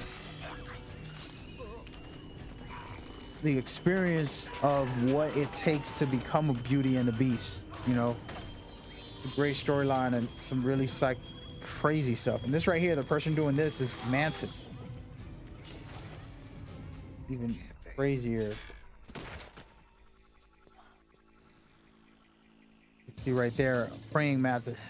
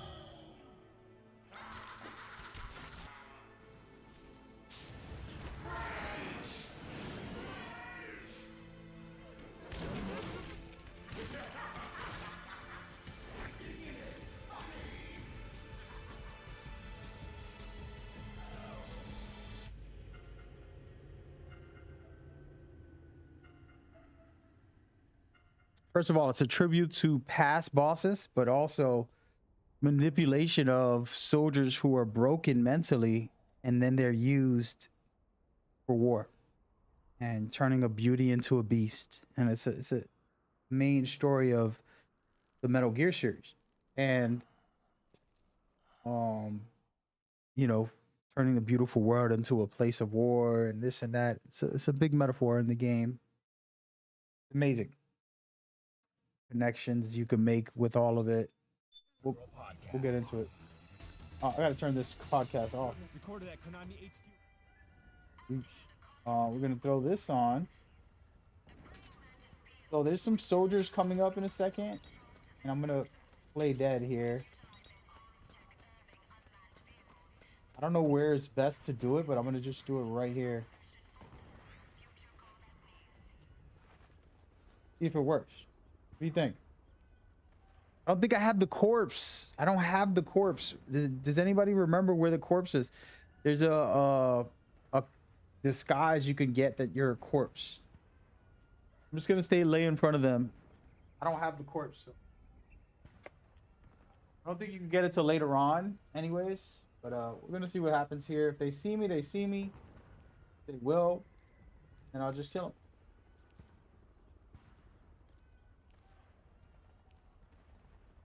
So far, so good.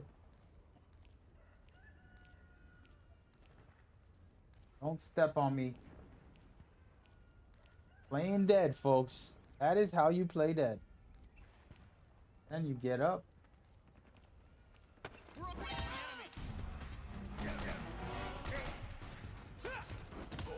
you later.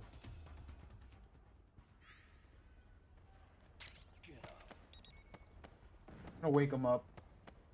I'm gonna interrogate him. Not.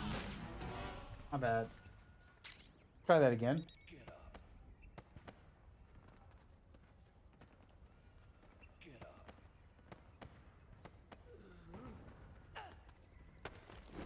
Oops, what a rookie. I haven't done it in a while. I like to interrogate them. I haven't done it all day today, so. Ready? Let's try it. Those frozen.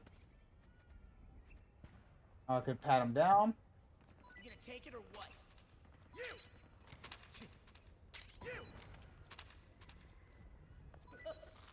That's the most terrible thing to do right there. Unbelievable. And that, my friends, is how you interrogate somebody. Well, you can do it just by sneaking up behind them. I didn't do it good there. Yeah, that's the thing. There are some items I forgot where. There's a corpse thing where you can look like a dead body. You put on an outfit. I'm trying to find it. No, it's not around here. I don't think.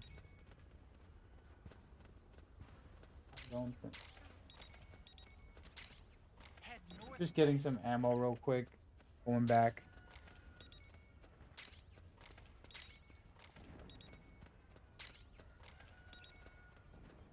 Alright, here we go. Why do I have this weapon at all? Game needs to stop playing with me. There we go.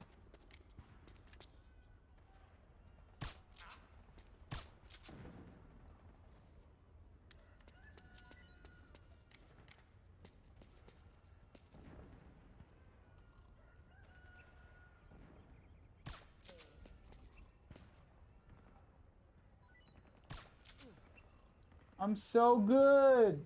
No first person viewing. Love when I do that. Clean shots, baby. We're gonna go in here. I think there's a guy in here actually.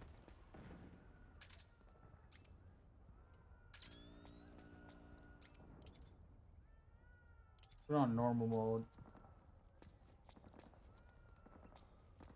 There's a guy in here. Huh? Where's the enemy?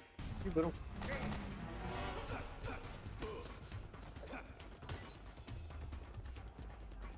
Did he wake up? He's down. Poor guy, I didn't mean it.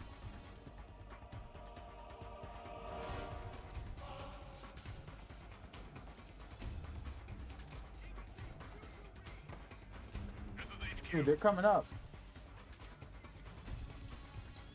Hey guys, listen up. I'm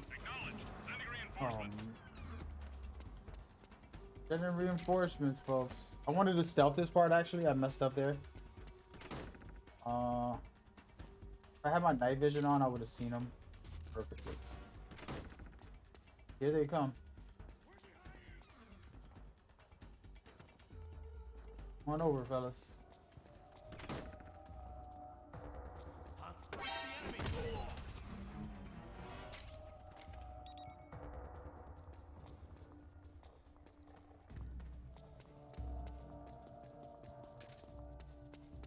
So dark.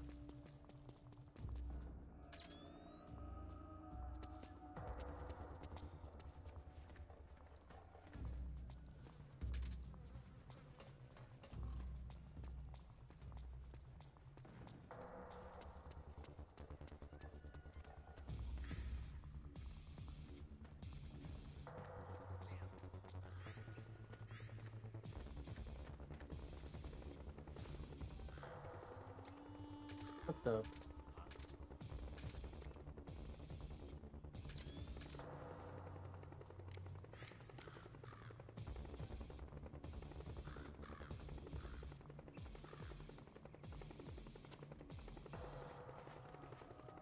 Just stay right here and relax. Let them all find all the guys I took out. They'll stay busy. I'll take this guy out.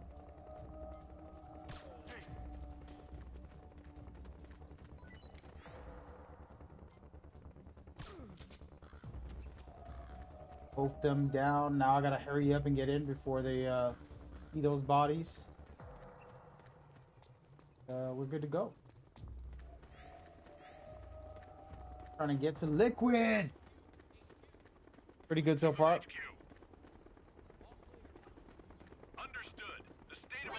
What? Oh, wait a minute. I was just playing. This is a glitch for the cutscene. So far, so good. I messed up there. I should have played a little more stealthy. Casual day, casual day. Casual vibes. And this scene right here, I'm gonna let this all play out because it was iconic when it first happened. Remember, you play Metal Gear Solid 1 and 2 with Liquid being the worst of the worst. And then you have to play part 3 without Liquid or without any of these characters. And then you play part 4, well, not part 4, you play Peace Walker right after that. Yes, sir. We're having connection problems. Go check it out. Yes, sir. Otacon, wait here.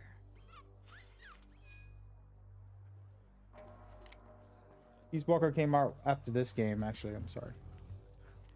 You're playing all those other Metal Gear games, and then you come back to Liquid again. The storyline continues after part 2.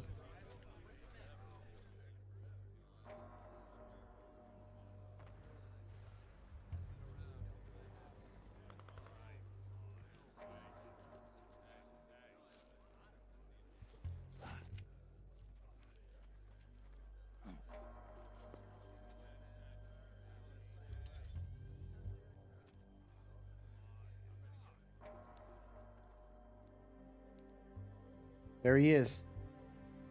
The douchebagger. He's the greatest, actually.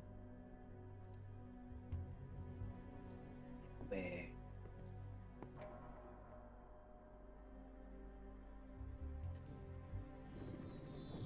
Liquid.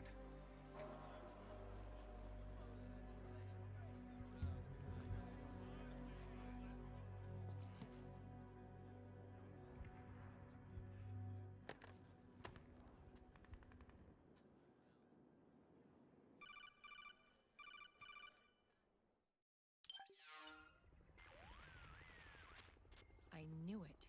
Snake, you're here to kill Liquid, aren't you? That's the mission. I'm skipping it. Stand by and watch.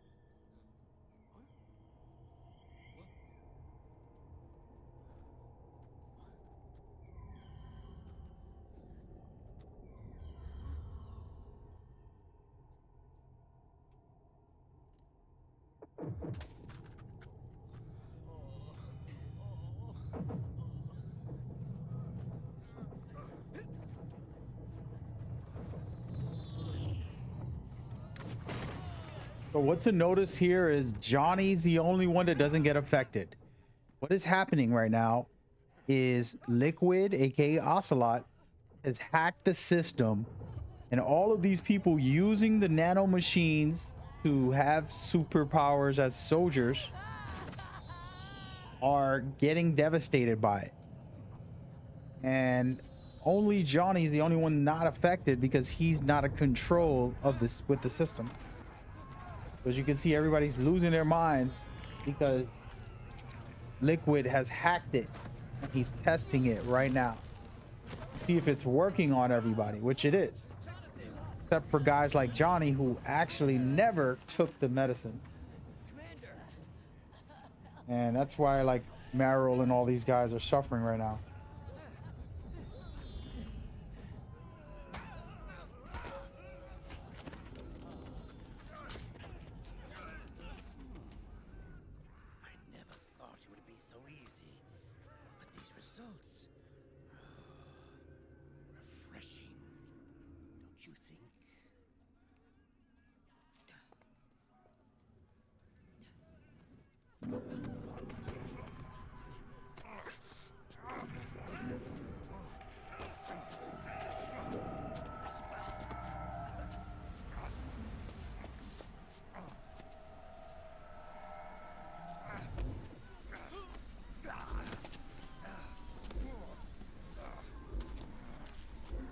Even Solid Snake, as you can see, the legendary heroes is suffering.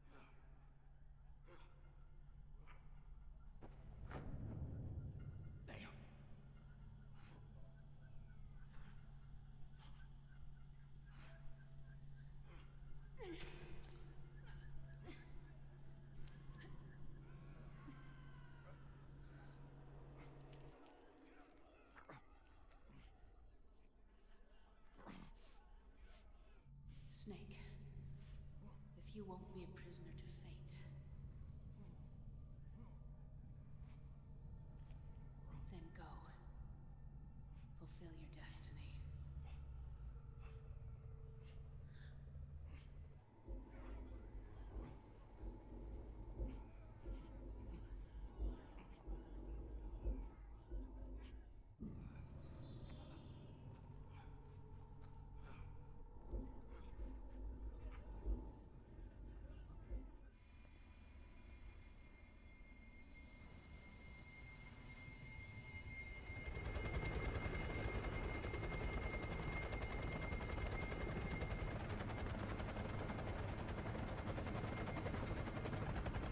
Brother!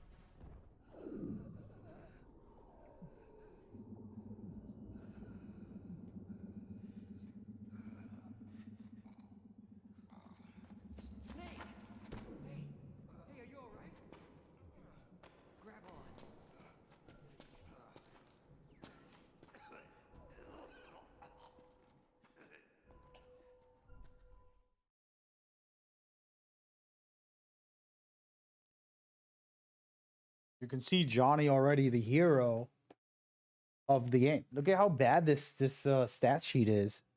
So many alerts. That's a lot. Single digits is respectable. I have 16. I'm not even mad at that, but you know, if I put my big boy pants on and play for real, that'll be 0. And I killed 58. That was all like the frogs. I was killing all the frogs. I didn't really kill a lot of people. And the end of this mission here, I killed a couple people, but I wasn't killing people. I was using the silencer mostly. I still killed a lot of people because I went in the frogs. I don't consider the frogs human. They're human. All right, whatever. Judge me. And yeah. Took a long time to beat this. 2 hours. It's mostly cutscenes. A lot of chill out gameplay, nothing too crazy. I might actually save it just because on this PlayStation 3 I don't have the data on this account. If anything, I didn't. For some reason. It is what it is, man. I can't wait for PlayStation Plus to put this game back. Konami had to take out the Metal Gear games from every digital store specifically because they had historical footage and stuff like that. And the licensing for using that footage was expired. So then they had to cut out all of it. And that was so annoying because I could literally play on the PlayStation 5 all of the Metal Gear games. And then that stupid thing happened where they had to take it off for every store. And they had to take it off of the PlayStation store too. So I don't know if they're going to bring it back. I'm going to ask them actually. I want to email them myself, but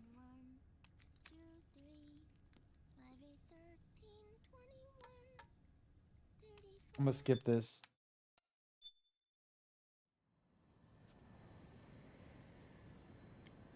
I will let this play for a second just because I want to, have a little dialogue. This poor little girl cooking eggs every day. It's a great storyline actually later on in the game. Things that get revealed after.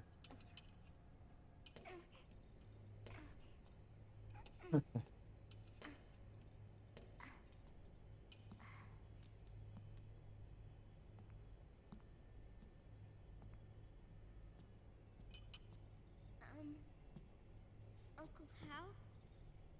The eggs, they're done. Thank you, Sonny.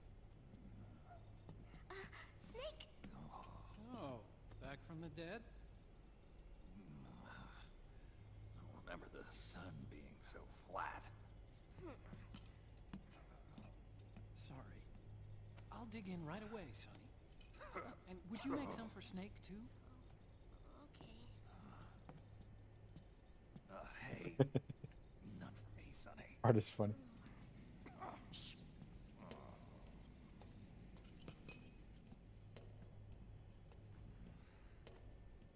Oh man. How long was I out? That part right there is the reason I watched this. Someone saved my life. Yeah. It could have been Meryl and her boys. Skip all this. Don't worry. This is a cool cutscene actually. Not a cool cutscene, but a cool thing that they do in here where you can actually select the machine. You can change camera angles and you can play as the machine as well. So like if I want the main thing to be the machine, I can rotate around. There's items to collect, collectibles, things that you're gonna use in the game that you can grab. There's batteries, there's all types of stuff that you can find in these areas. I don't remember where everything is, but there's some stuff upstairs. You can go up the stairs. The way to turn this night vision goggle on too. Such a rookie.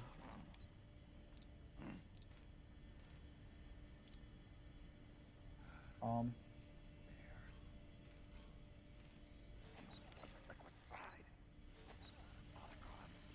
you can't turn the night vision. No, but you're right.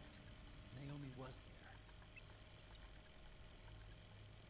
I found traces of her DNA in that syringe you own. Yeah, you see the cutscene happening in real time. It's a really great thing for them to be able to do that. Literally here watching it happen. Not like they just did a render. Let me show you something. Literally 5 cutscenes. Ima Right is after a it all master. happened, I got a video mail from Naomi. It was sent to my old address.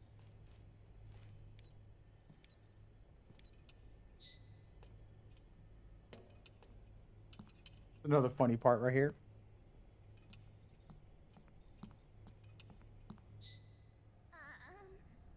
Here you go. Thanks, Sonny. They're delicious.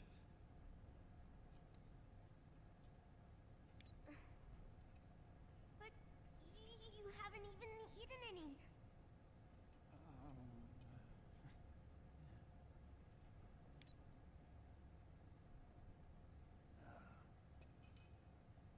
We grown-ups have to watch our caloric intake, you know. Ah, but thank you. I was looking for this. You're not watching your nicotine intake. Got him, coach. Sonny. I thought that was funny. You really hurt her feelings. Yeah. Why don't you teach her how to cook eggs then? Oh, like I know how to cook. Hey, check this out.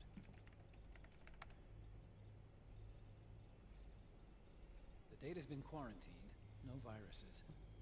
The voice print matches Naomi's, and I'm fairly confident the video isn't digitally synthesized either.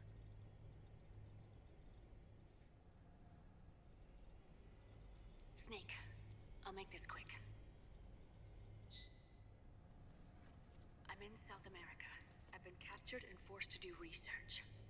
It's Liquid. Liquid's goal is to seize control of SOP, the Sons of the Patriot system that controls the soldiers. To do that, he needs to analyze the nanomachine structure and find out how they communicate with one another. The nanomachines currently in use by militaries and PMCs are 3rd generation. But their design is derived from that of the 1st generation. And the basic technology is still the same. First generation. I was the one who created the 1st generation, a nanomachine colony, part of which was Foxdie. 9 years ago at Shadow Moses, I injected it into your body, Snake. The technology used in Foxdie was incorporated, inherited really, by SOP. That's why Liquid has me helping him hijack the system, because I know how Foxdie works.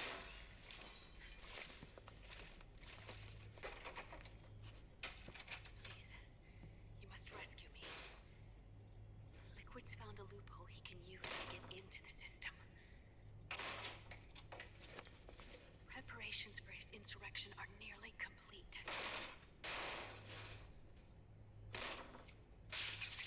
There's no time to waste. Snake, hurry!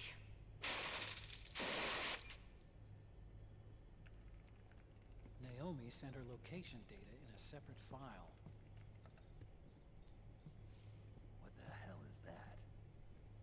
It's a type of encrypted data. Sonny decoded it for us. Remember now? This is data from the Soliton radar you used at Shadow Moses. I'm guessing Naomi wants us to know the message truly is from her. Sending the map data in Soliton radar format. Pretty clever. And Mei Ling's helping us out from Hawaii.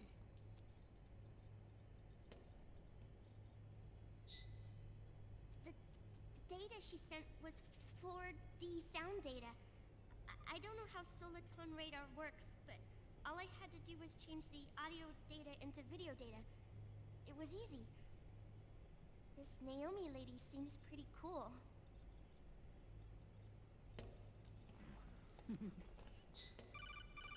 It's Campbell. Snake, as you'll recall, following the Shadow Moses incident 9 years ago, Naomi was detained by the authorities. But someone arranged for her escape. Yeah, I hear they added that to my rap sheet, too. I suspect it was actually Liquid. He must have taken her prisoner himself and forced her to do research at his facility in South America. Chances are, the location Naomi gave us is the site of Liquid's main base. But there's no actual proof. There's an ongoing skirmish between a new regime put into power by PMCs and a rebel army formed by remnants of the old one. The rebels have a small-scale local PMC of their own to stir things up.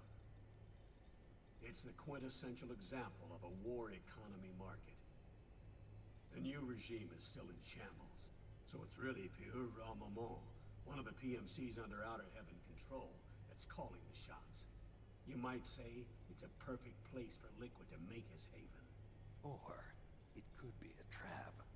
True, but even so, the payoff would greatly aid our efforts. I had Sonny trace the origin of Naomi's mail. The address is fake, but Sonny was able to track the message back through its proxies based on access date timestamps and data transfer volumes.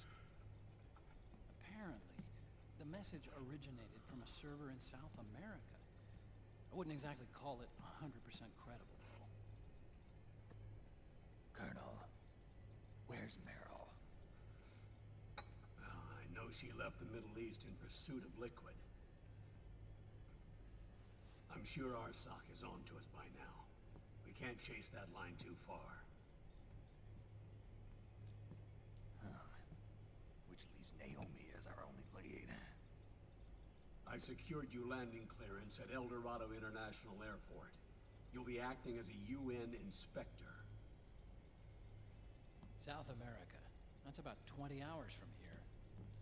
Then what's the plan? I'll arrange for them to get you a 4x4. The location Naomi gave us, the PMC's base, is in a mountainous region surrounded by forests. Use the 4x4 to get as close as possible to the PMC security perimeter. From there on, Snake, it'll be a solo sneaking mission. Roy.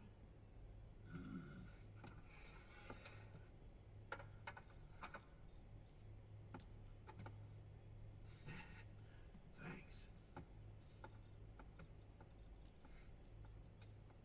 The rebels are still pitched in battle against the PMCs.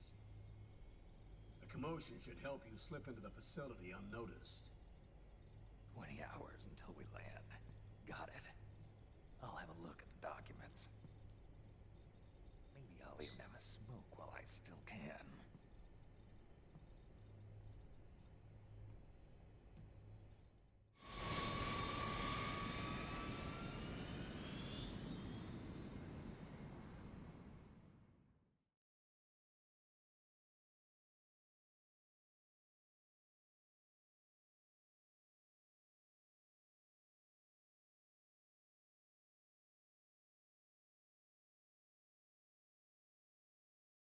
Yay!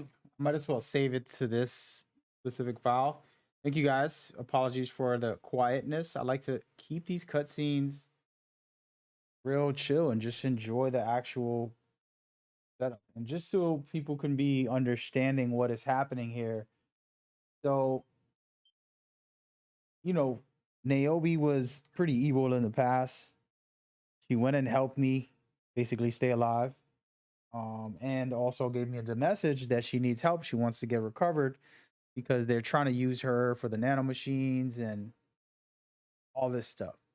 So we're going to go over there and try to save her, basically. And we'll see if we succeed or not, but that's the goal. After that, they did hint to going to Shadow Moses, for those that don't know about that. I mean, I'm assuming everybody knows. This is a 20-year-old game, man. Ain't brand new. But yeah, so we're going to Shadow Moses, the original place where we played part 1 fully. Metal Gear Solid 1, to be exact. Played the whole game in that area. It's pretty cool because they remade it amazing. But right now, we're going to go to the mountains and try to find Meryl.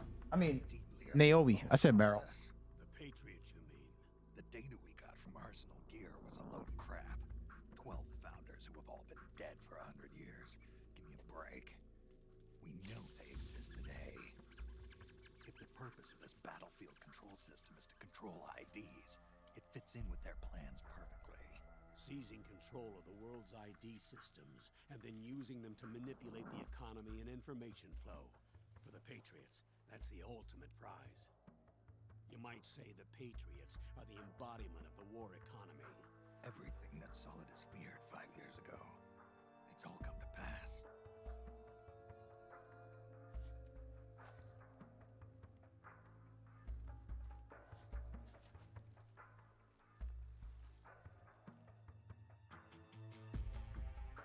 Now, with the media and global opinion under complete control, not even the UN can stand up to them. Then Liquid's insurrection is against them. Exactly. It would seem as though Liquid has taken up Big Boss's cause. An age of persistent universal warfare. A world where mercenaries are free from domination. In a sense, the Outer Heaven Big Boss envisioned is already a living reality. You mean the PMCs and their war business? Right now, Liquid is a slave to the Patriots, forced to fight their proxy wars for them. He must be dying to break free of their spell. Beneath the surface, a new Cold War is brewing between Liquid and the Patriots over who will survive. And no matter who wins, the world has no future. Until we stop Liquid and destroy the system, we'll never be free. Snake, what we call peace is an equilibrium kept in check by the war economy. Destroying the system means wiping out the information society, the end of modern civilization. Like it or not, we may have no choice but to protract the system. Guys, I want to talk about this area and this situation right here. There's hostages and let's listen to this. The government PMC troops. That base appears to be Liquid's safe house. According to Naomi's data, she's being held prisoner inside the compound. That's where she is. Assuming the data is correct. And one more thing. What now? The government PMC troops have been operating at high altitudes. We have reports that it's starting to upset the balance of the nanomachine control system. Meaning? Meaning the low blood oxygen content seems to have an effect on their nanomachines, giving them a slight edge in battle. Be careful. Steer clear of altitude sickness. Got it.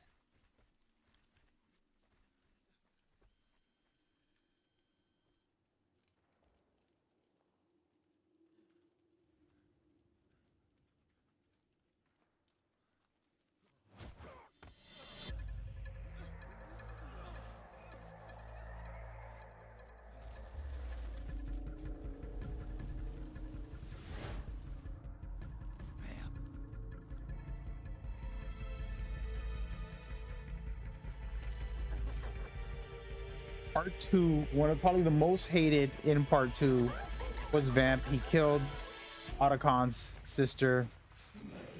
Just terrible.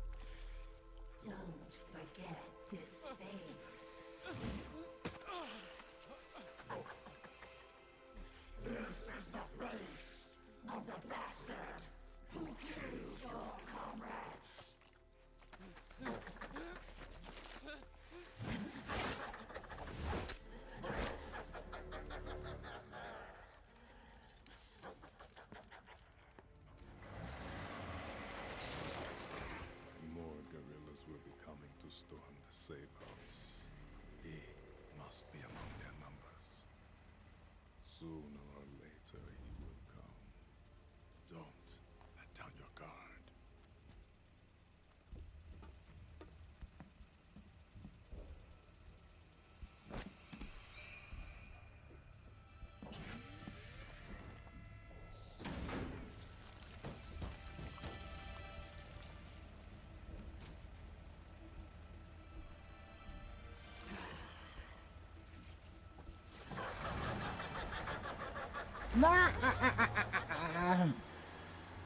Laughing octopus. Now this scenario right here, guys, with the hostages, the first time I played this, I had to do it right, because in my mentality is like save everybody, don't kill nobody. And this was one of the most, for me, when I first played it, was very difficult because I wanted to do it my way, which was nobody dies. And I've reset this like 500 times, to be honest. Back in the day, but I haven't done this in forever as far as like trying to do a full fledged. We're gonna go into to buy some weapons here. Actually, let me see what weapons I have first. We don't need a rocket launcher, so I don't have what I would want, which is a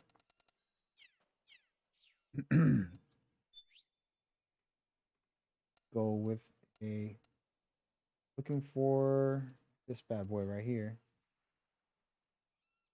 Either that one.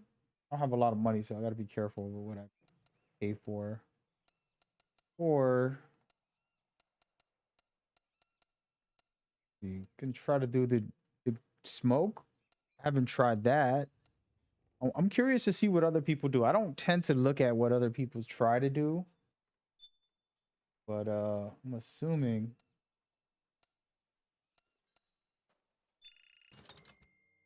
Throw some smoke. The possibility to use smoke, maybe. Who knows? Maybe I'm wrong. Maybe I'm wrong. Oh, this was amazing. This was amazing. I don't know if anybody ever tried these emotion mags. So you can get people to feel things. Let's go ahead and grab a couple of these. How much does these cost? Not that much. Get 5 of them. I'm just spending all my money for no reason right now. All good, baby. All right. I do like getting suppressors, but we're not blowing all our money right now. So far, so good. Getting rid of this. Let's reset this whole structure. Put on the right items. Smoke bombs. And not much else. Right here.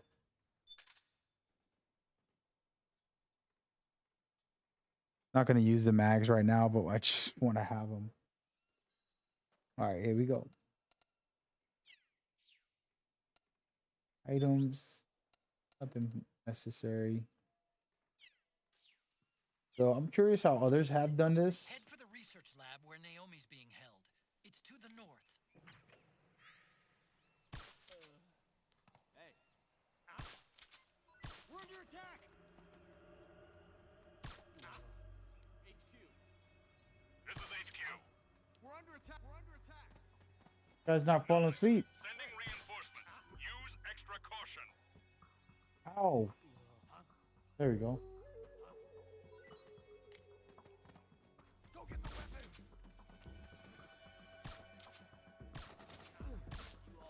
So all these guys are up, but there's still a guy alive, so I'm in trouble.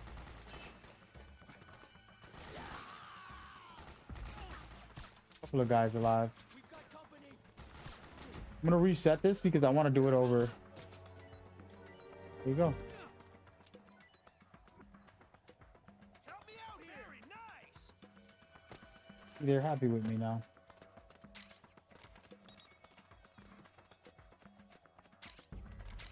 And that's one way to save most of them. I think one of them probably died. I gotta check right now, see how many I killed. Got killed, I mean, by accident. How many civilians are dead? None of them. Oh, it's you again. Oh, one. Here. It is what it is, man. It is what it is. Not a playing sweaty right now. Pick up this bad boy. Nice little southern disguise. We're gonna bring some soldiers over in a minute, so they're all gonna die anyways, but we had fun. We did the thing. Grab this, and then we out of here. Actually, no, wait a minute. There's some snipers over here. My memory. Sniper weapon, I believe.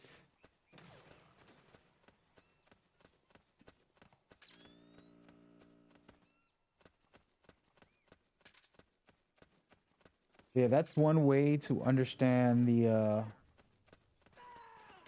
system. Again, I'm not here to talk like I'm some expert at the gameplay.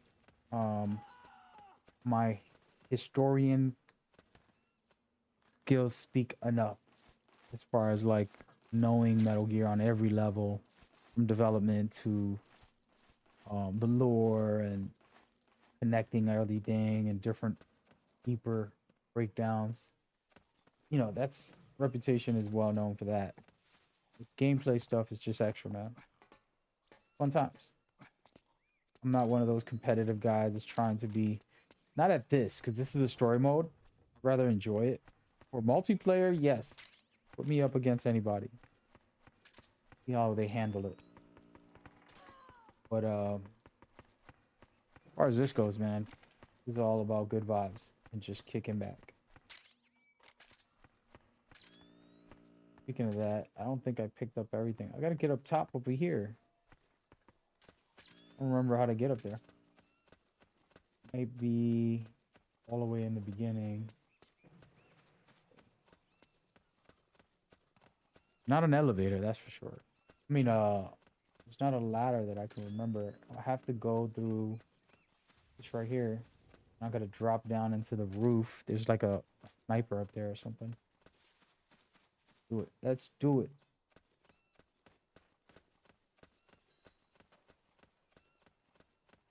Yeah, you can take some tips from me, and I can break down a bunch of secrets and things of that nature. Give me 1 second. I'm going to be right back, guys.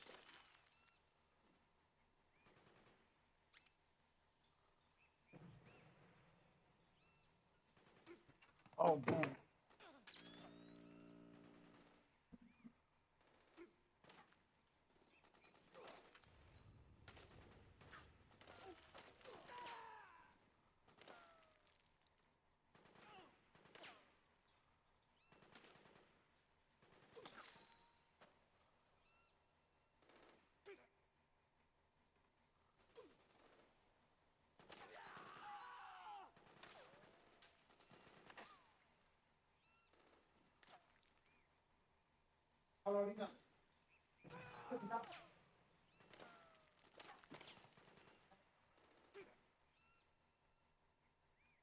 Oh man.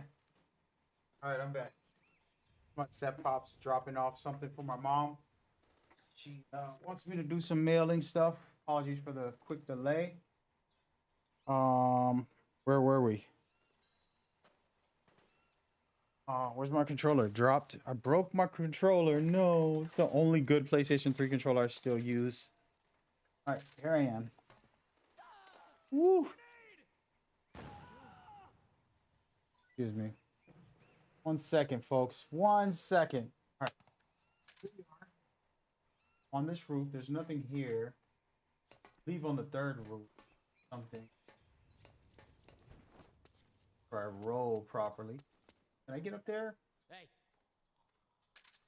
I don't think so. Rise and shine. Can I get through that window?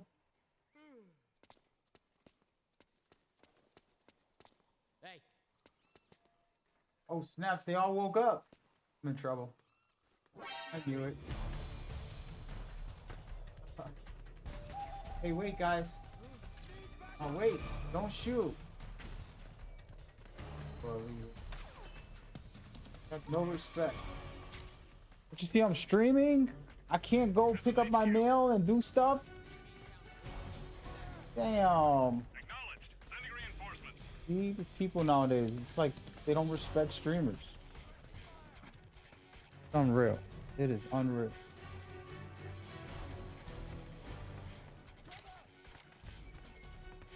All right, here we go. There it is. That was what I was looking for. What the? What are you doing? What are you doing? Oh.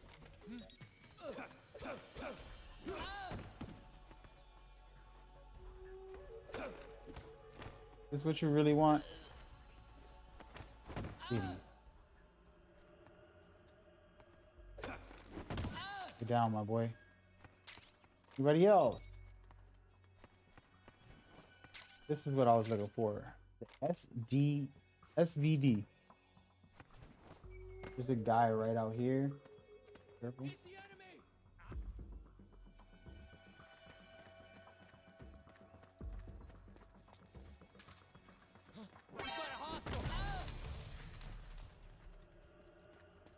Another one coming.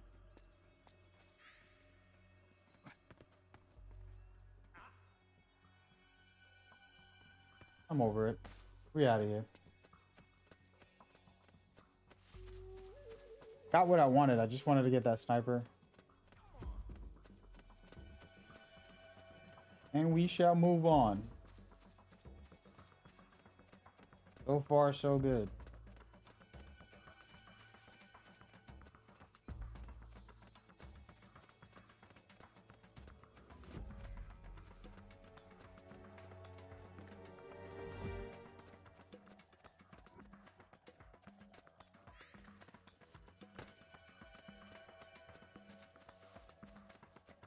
For some reason, the game feels very dark. I don't know what is going on, man. It's the PlayStation. I'm not going to be able to change it during the gameplay. We'll do it later. Something going on because never this dark. Maybe I'm just going blind. I don't like how dark it is. You can see, you can barely see anything. I get it when you want it to be like, come on. Reset it. We'll go the other way. This is brighter. Ah, wait a minute. Let's see. That did not help, folks. Well, I have to deal with it. It's all right. It's all right.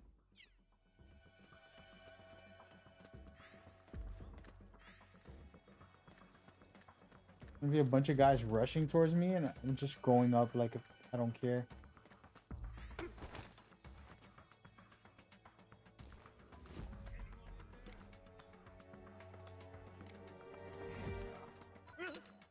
Let me take his stuff. That's all I've got. The most wackiest takedown I ever seen in my life.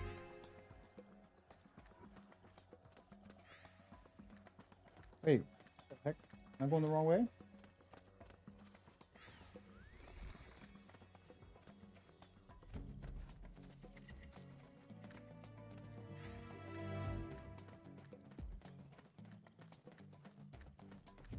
Is there a sniper over here? Look at him right there. Oh, that's a dead guy.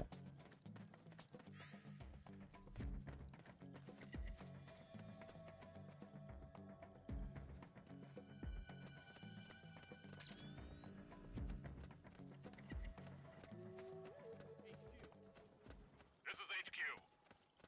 All clear. Understood. The state of alert has been lifted. Resume positions. What am I doing wrong right now? My memory is vague right now. Wow.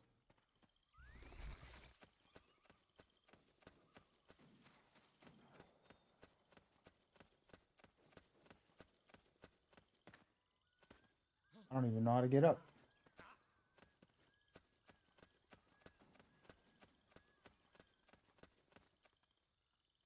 Look at these guys.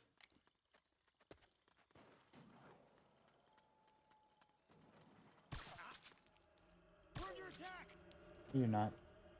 Quiet. So I'm going the wrong way. This way. What a rookie.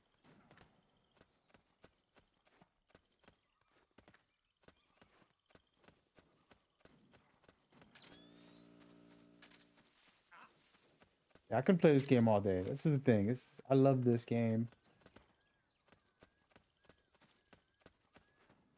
Dead or what?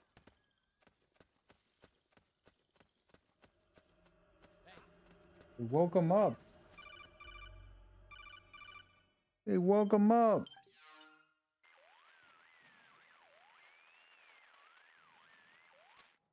Snake, there's someone I'd like you to meet. A member of the mission staff. A psychological counselor. Psychological counselor? A lot of soldiers can't handle the stress of battle, end up panicking. She'll be useful in helping you understand the mindset of both the PMC and rebel soldiers. She? Rosemary.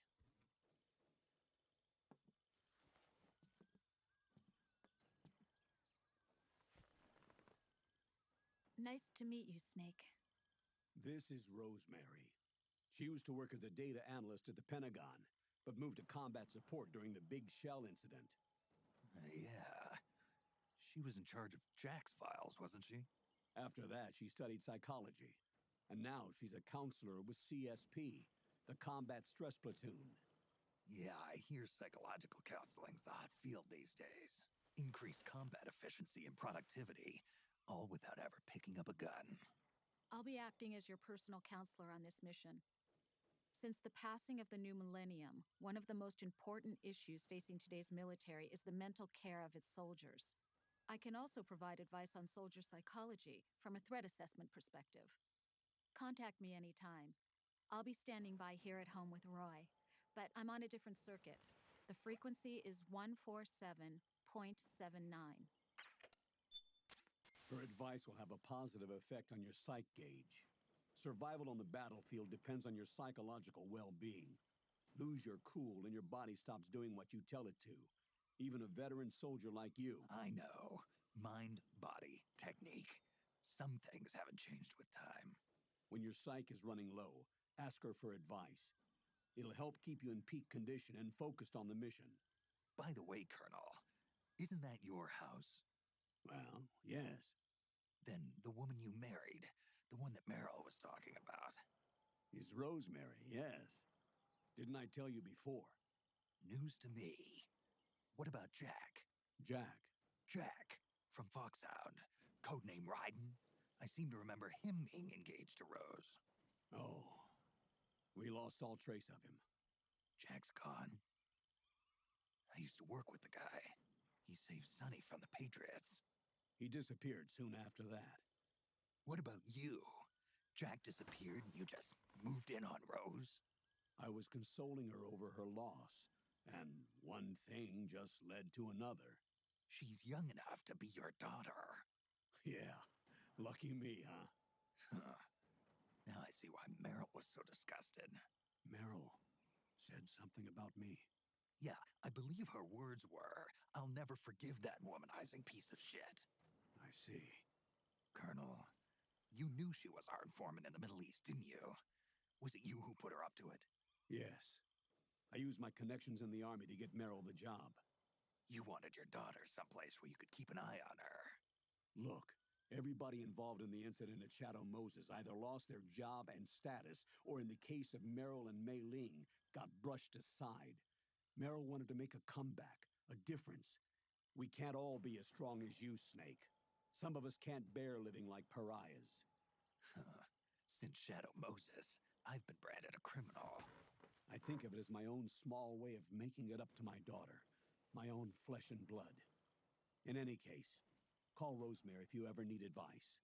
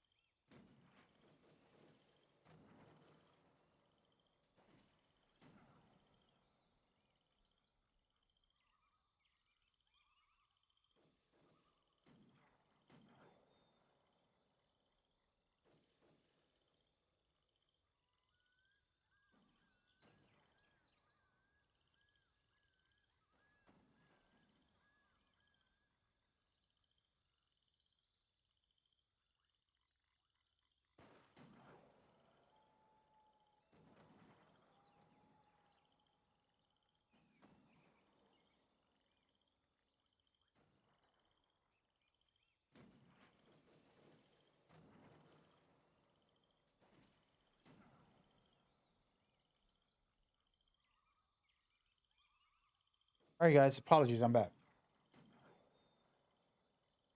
Had a thing with my mom, all this extra stuff. So I'm officially back. I actually really like this whole situation. This is one of my favorite areas for a couple of reasons I'll talk about. A lot of people tend to take all of my goodies, get good information. So in this part, there's a very, very special area. I don't even know how to find it. Look at this little rat.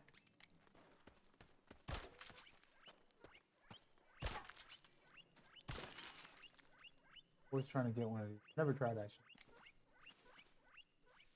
Nope, animal cruelty, folks. Would have went down by now, as you can tell. This. Sorry, man.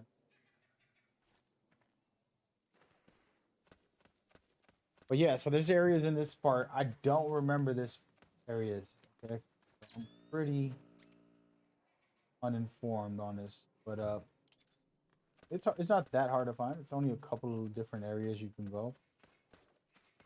Oh, you again, huh? Oh snap! I messed up.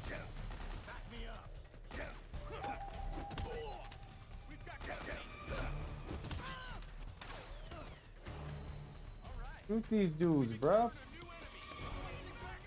These rebels are not even. Look, we got killed quick. Should have never got caught. Bro.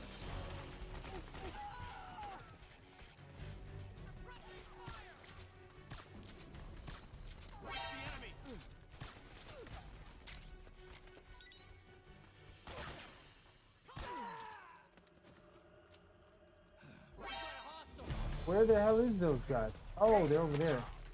Oh, I'm dead. Alright, everything just went to hell. That's perfect. Actually, that's what I wanted. I had my step-pop deliver a letter and tell me that I need to fill it out for my mom. And, yeah.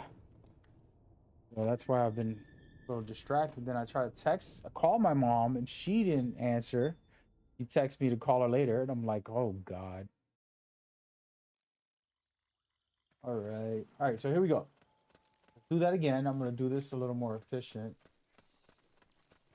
So the way I normally do this part, just guys in the head. Oh, you again. Enemies are going to be popping up over there.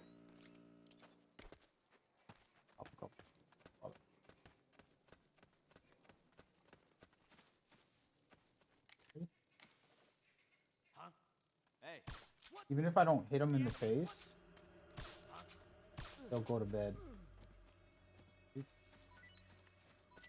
There's more coming. HQ, do you read? This is HQ. Huh? Enemy. What happened?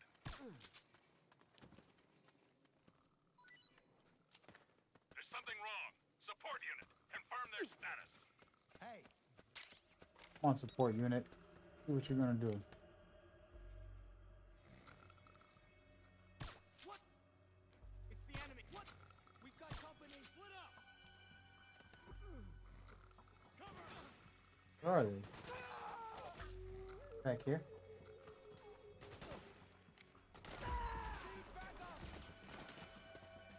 Oh, okay.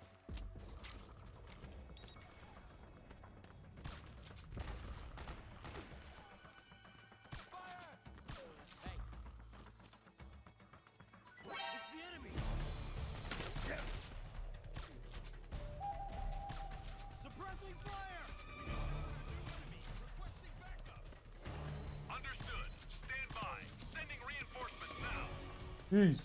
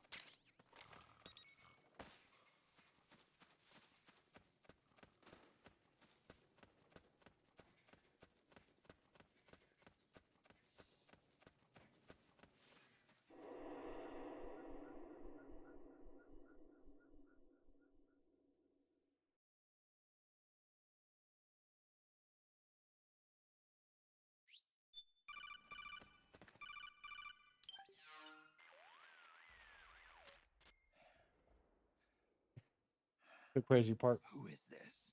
Snake. That voice. There's an ambush ahead. Government and PMC troops. You could be shot from anywhere. Watch your surroundings. Look to the distance. Is this Jack? Jack is dead. Snake. I'm at your side. Wait. That's my dog. I love him. He's such a savage in this mode, in this game. I hated him in part 1, part 2, I mean, until the very end when I'm like, you know what? That's right.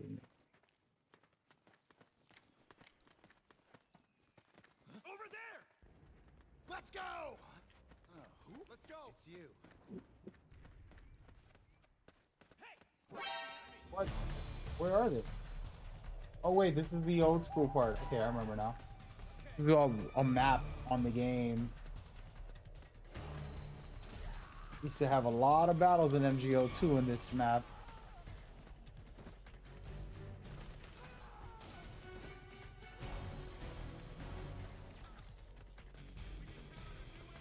Right here. Can't spare any reinforcements. You'll have to make do.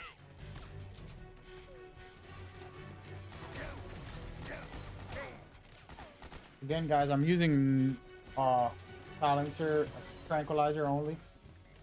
If you haven't noticed, I fool around with a regular weapon for certain weapons, but human players I usually try and use this.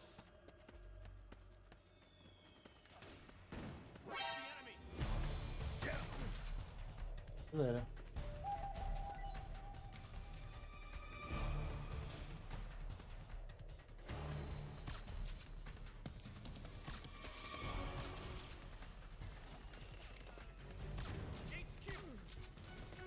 Not happening.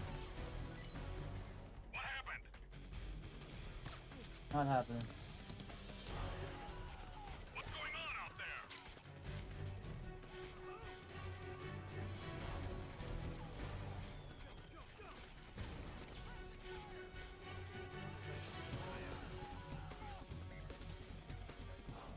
I used to abuse this part right here.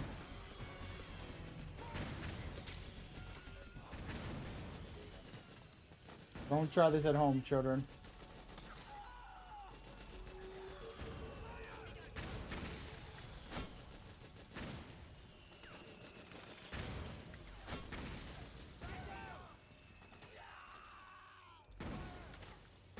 Oh, I missed.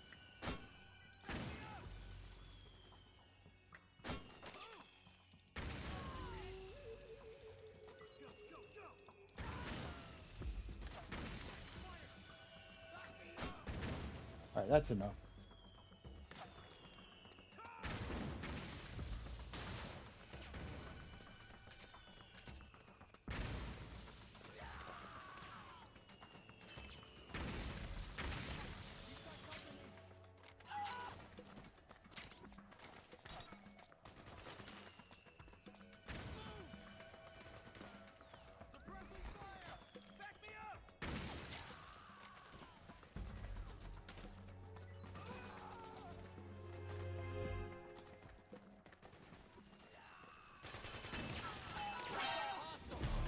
Saw me. Oh, they're in here.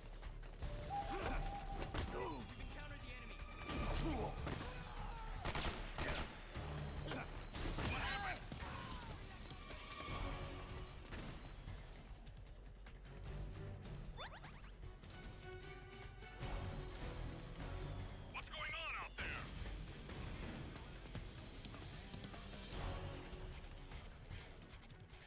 Understood. Regroup and engage.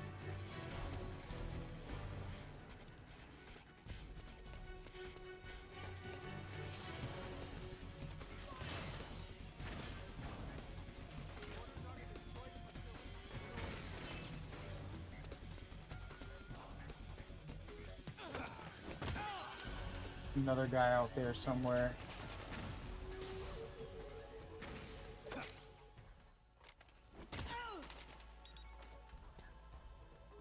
Fuck, dude. I thought you were somebody else. Alright, let's just get out of here, guys. What do you think? Should take a break, actually. Because, my psyche's all the way down. Sit here in silence while the whole world burns. Actually, no. Let's wait until we move forward to the Drebon. Might take a break during the Drebon part.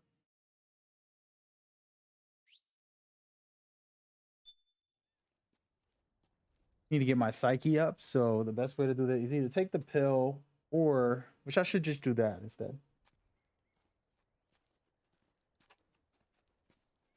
The precursor warning.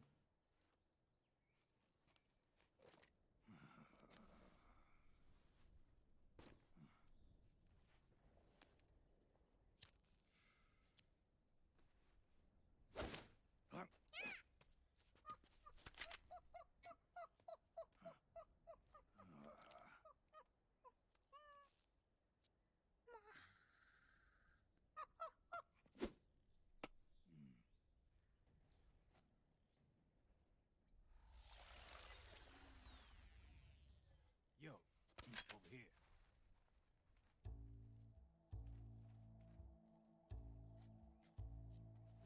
You. Come on, hop in. It's getting rough out there. I don't think so.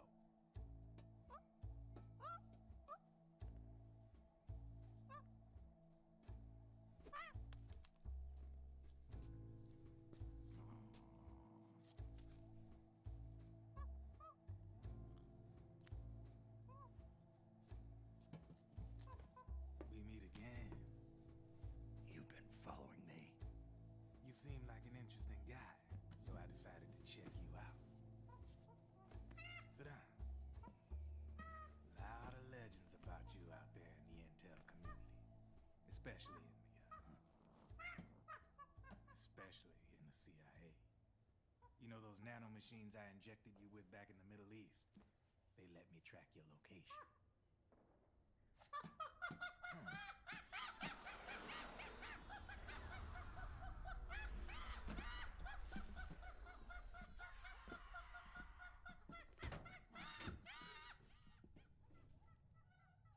Figures. The B&Bs are here. Things are about to get hairy. B&Bs. You never heard of them? They're Beauty and the Beast. Together they're called the B&B Corps. They're a squad of enhanced female soldiers, belong to the PMCs. Anytime there's a mess that needs cleaning up, they're on the scene leading the elites. That's a female. Probably freelancers hired by the PMCs. They're run out of a separate parent organization. Guess it's time for good old Drebon to let you in on a few things.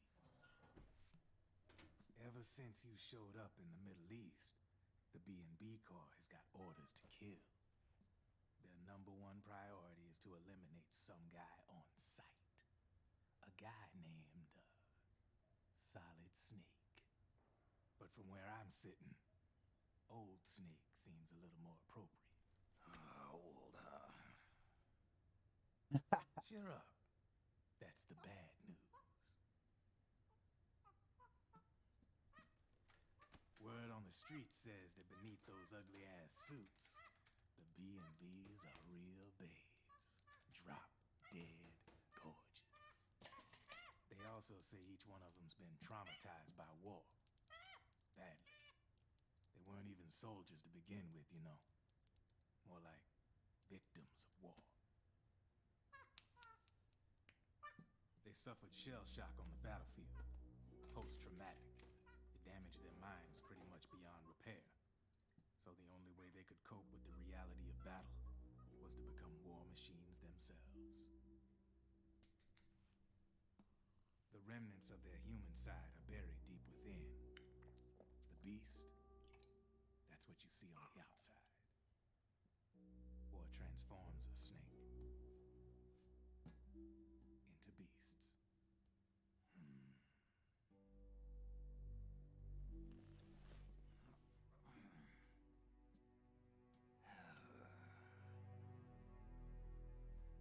War transforms us. But deep within that shell, something human survives. A fragile, scarred heart. Without a shell to protect it, it's like the yolk of an egg. Word going round is their natural flesh and blood bodies can't survive in the open for more than a few minutes. And they've been convinced that by killing Snake, their minds will be cleansed. They think it's gonna free them from all the pain, and all the fury, and all the sorrow. Which makes these babes pretty much obsessed with killing you. 4 B&Bs have been identified so far. The one you just saw was Raging Raven. There's also Laughing Octopus, a master of mimicry, and Crying Wolf. She runs on 4 legs. And finally, the mistress of mind control, Screaming Mantis. Mantis? Yeah, there used to be a guy by that name in the US military. A Russian psychic. He could control people's minds. I guess she inherited the title. She keeps the other B&B's minds in check with her powers. Octopus, Raven, Wolf, Mantis. You got it. They're the Snake Hound unit, and they've got you in their sights. Shit. I'd hate to be in your shoes. Drebin. I thought no one was supposed to be able to hack into the system. Are you with the Patriots? No, sir. I ain't no lale-lule. I mean, I'm no patriot. You can say patriot. I guess that means you're clean, right? The nanomachines I got in me are different from the military kind. No speech restrictions for me. What the hell are these Patriots? Are they human? Not anymore, they ain't. They're the law of this world, created over the course of history. They're what holds this world together, keeps this whole mess in check.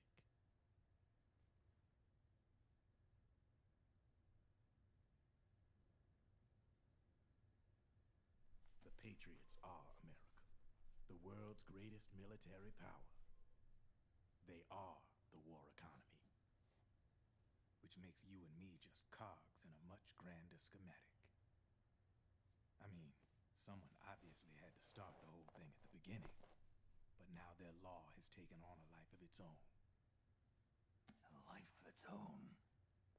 Yep. The country, the war economy, it ain't run by people. It's run by the system.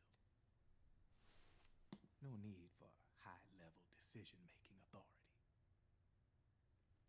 It's all handled by a massive, yet simple information processing system. An AI. It works just like natural law. The world's a much simpler place than most folks realize. Every aspect of the Patriot system is closely monitored by 3 peripheral AIs and a core AI that ties them all together. The SOP system is one part of that. It's all backed up by a foolproof control system. So not even yours truly can sneak inside the Patriots' AIs. What if, hypothetically, someone found a way? If they could fool the IDS. I guess they could use it as a haven to lay low. Haven? You know, like a tax haven. In the internet society, we have net havens, data havens. A haven is someplace where social conventions and the rules of the net don't apply. Back in the 20th century, the super rich would open bank accounts in countries without income tax laws. Not a bad way to evade paying taxes. Now we've got us a society where everybody's DNA and personal info is totally controlled by the nanomachines inside their bodies. Won't be long before people start using havens to escape from ID control. I guess you could say my gun laundering kind of borrows from the haven concept, after a fashion. Even so, good luck finding a way to access the Patriots' AIs from the outside. It's absolutely impossible. No chance in hell. Like I said, there's no breaking into those AIs from the outside. But Liquid's got something in mind. You sure there's no way?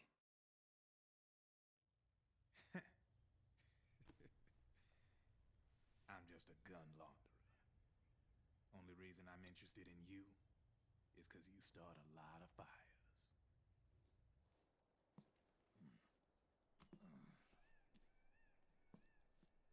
All right then. You need me? Just give me a ring.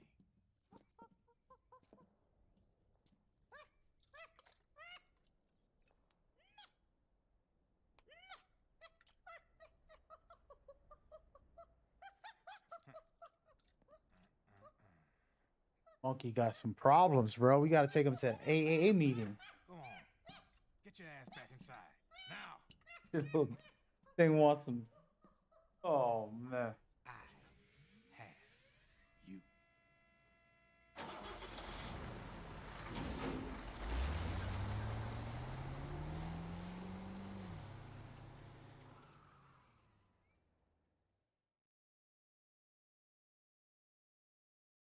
Woo! All right, folks, we're getting better. We're improving. Can't believe I got this far. I wasn't gonna stream this all day, but here we are. I might roll over and play Metal Gear. Get this guy in the back. Dude, my drifting is real bad.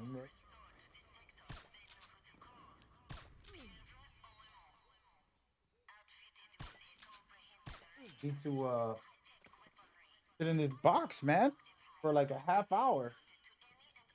Takes a while for it to get back up to normal, but we'll just post up here. Have a quick chat. We might play some Metal Gear online for a little while. Enjoy ourselves casually.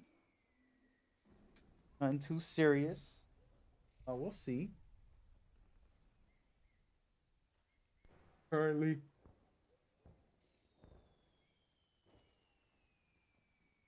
vibing out. What time is it? Almost 8. And yeah, that's great.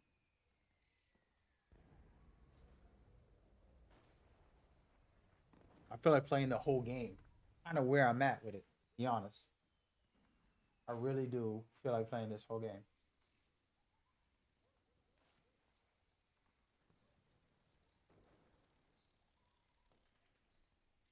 We'll see.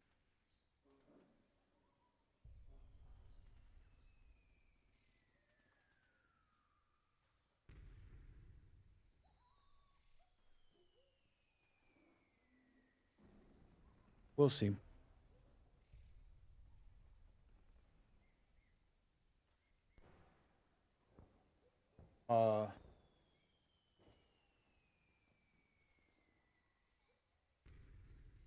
Reading a quick email before I keep going.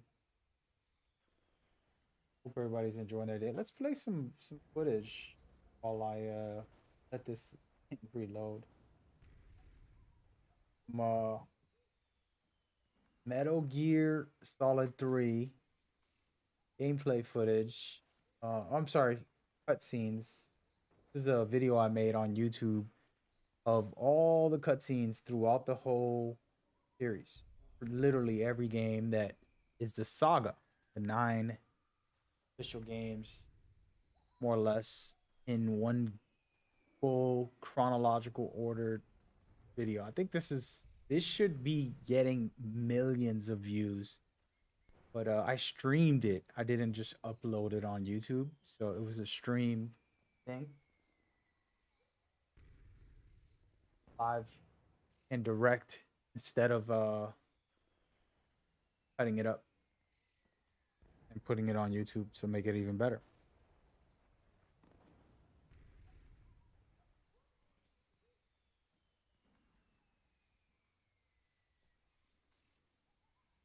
But yeah, super cool.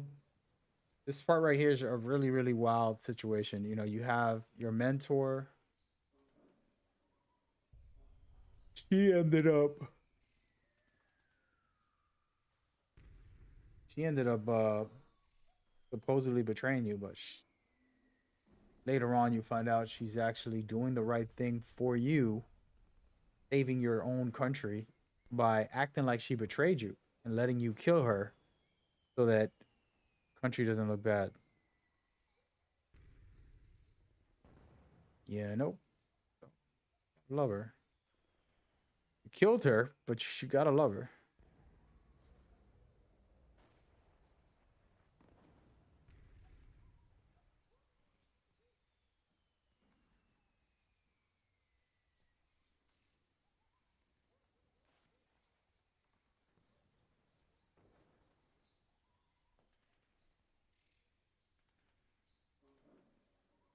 Yeah, in this situation here, you know, it's a tough thing. But you know, once this ends here, you find out later what really happens in the story. Pretty sad, actually. She's a great person. She's the greatest hero in our society. She's willing to sacrifice her reputation and life. It's one thing, like, if you like, hey, Mag, do you want to save the world? You gotta ruin your reputation. I'll be like, okay. And honestly, like, with my whole heart, if I can save the world from whatever, you know, nuclear war or something, I don't care what happens to my reputation. Saving lives. But if you say I gotta die too, it's like, damn, now I gotta think about, hold up. You know, and then dying to the person who you mentored and care about. She's so powerful. Story really is special. We'll get into that more later. I'm gonna stop right there. Continue with the Metal Gear Solid 4. Because for some reason this one sticks to me the most. Oh shoot. Where did they come from? Oh, they woke up. Huh? Hey, what? It's the enemy. Okay. So I took a nap, I put myself on the box that whole time so that I can get my stamina back up. You don't care about beating the game like fast or anything, you can just do that. Works.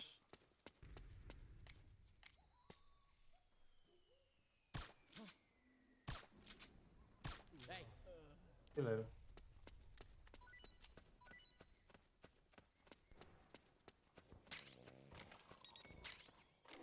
Go, baby. Should have more sound. Game. What's up with the audio? Check that. Probably gonna be a cutscene right now, but Raiden's gonna call in. He is. Sheesh. Snake, can you hear me? This is Jack, isn't it? I am Raiden. Jack is no more. Where are you now? I'm right beside you. Raiden, where have you been all this time? What have you been doing? On a mission. Finding something. For someone. Finding what? The corpse. Of Big Boss. What? I was asked to do this in exchange for Sonny's location. Liquid? No. The leader of a small resistance group. Her followers call her Matka Pluku. Matka Pluku. Big Mama. We'll finish this later. I'll follow your trail and catch up with you. Wait, what about Big Boss's body? It's with her now. Her? What's going on, Snake? Rose, I just got a call from Raiden. It sounds like he's close by. Jack? Yeah. Did he seem okay? Yeah, as far as I could tell from his voice. Really? That's great. Snake, I have a favor to ask. We're skipping all this. Screw her. I'm just playing. What are we doing? me save this game. I'm about to get off, guys. Save it on a separate file. The way I used to play this game is I would just save it all over the place. Have different areas I can go back to at any time. My mom is calling me. I'm gonna have to end the stream. She needs me right now. Hello, mother. Good in the middle of a stream. How are you today?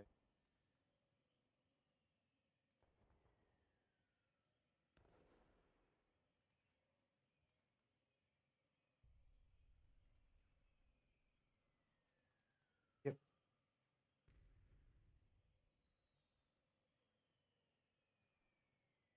You're gonna be up in like an hour. I can call you back and see what's going on. I'll text you and see what's up. Try to finish up here and then I'll. You don't even say bye to me, bro. What the hell? Perfect timing. I'm just gonna try to end this and then working on some stuff. Normalize this and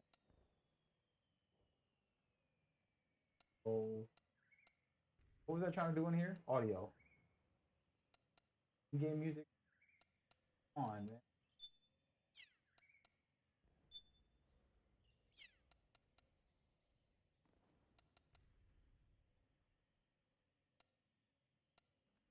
We're good. We're gonna get out of here. It was a good run while we lasted. Good as it could get.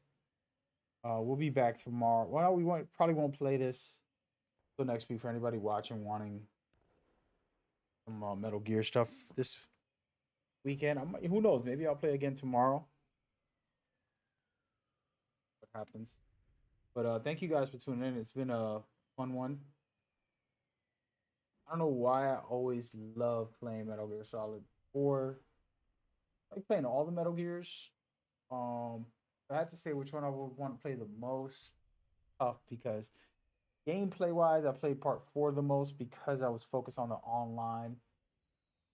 Then Phantom Pain's the greatest gameplay overall for Metal Gear. But there's amazing experiences in part 1, 2, and 3. So it's like, oh, how do you pick?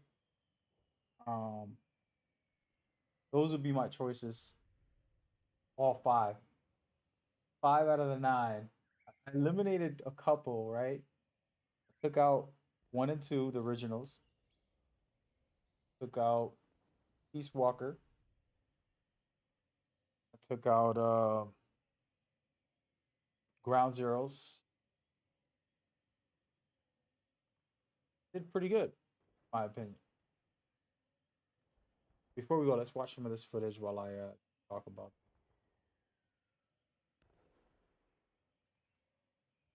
it. Kind of just this.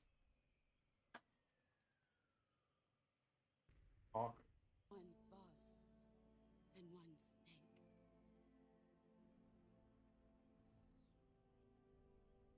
snake. Literally have to shoot your own mentor. What is this game doing? Heartbreak. At its worst. At its best. I don't even know what to feel. I don't even know what to feel, guys.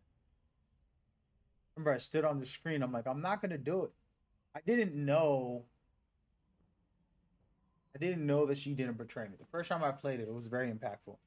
Because I didn't know that she actually doing the right thing the first time I played it.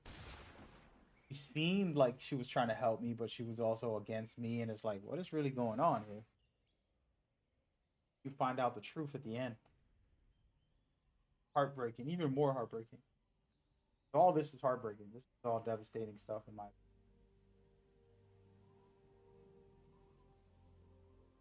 How the cookie crumbles, folks. Very, very tough times. Just want to say thank you to everybody who's been hanging out for this week. We're gonna keep it rolling next week. It's gonna be one stream though. Probably do like a 12-hour stream because I'm starting to feel good about streaming for long hours. I stopped doing it, but I want to do it again. So this is how we're ending it right here with the amazing scene from Snake Eater. I'd like to thank everybody for watching. Come back, hang with me anytime. Check out my socials, get involved. Peace and love to everybody.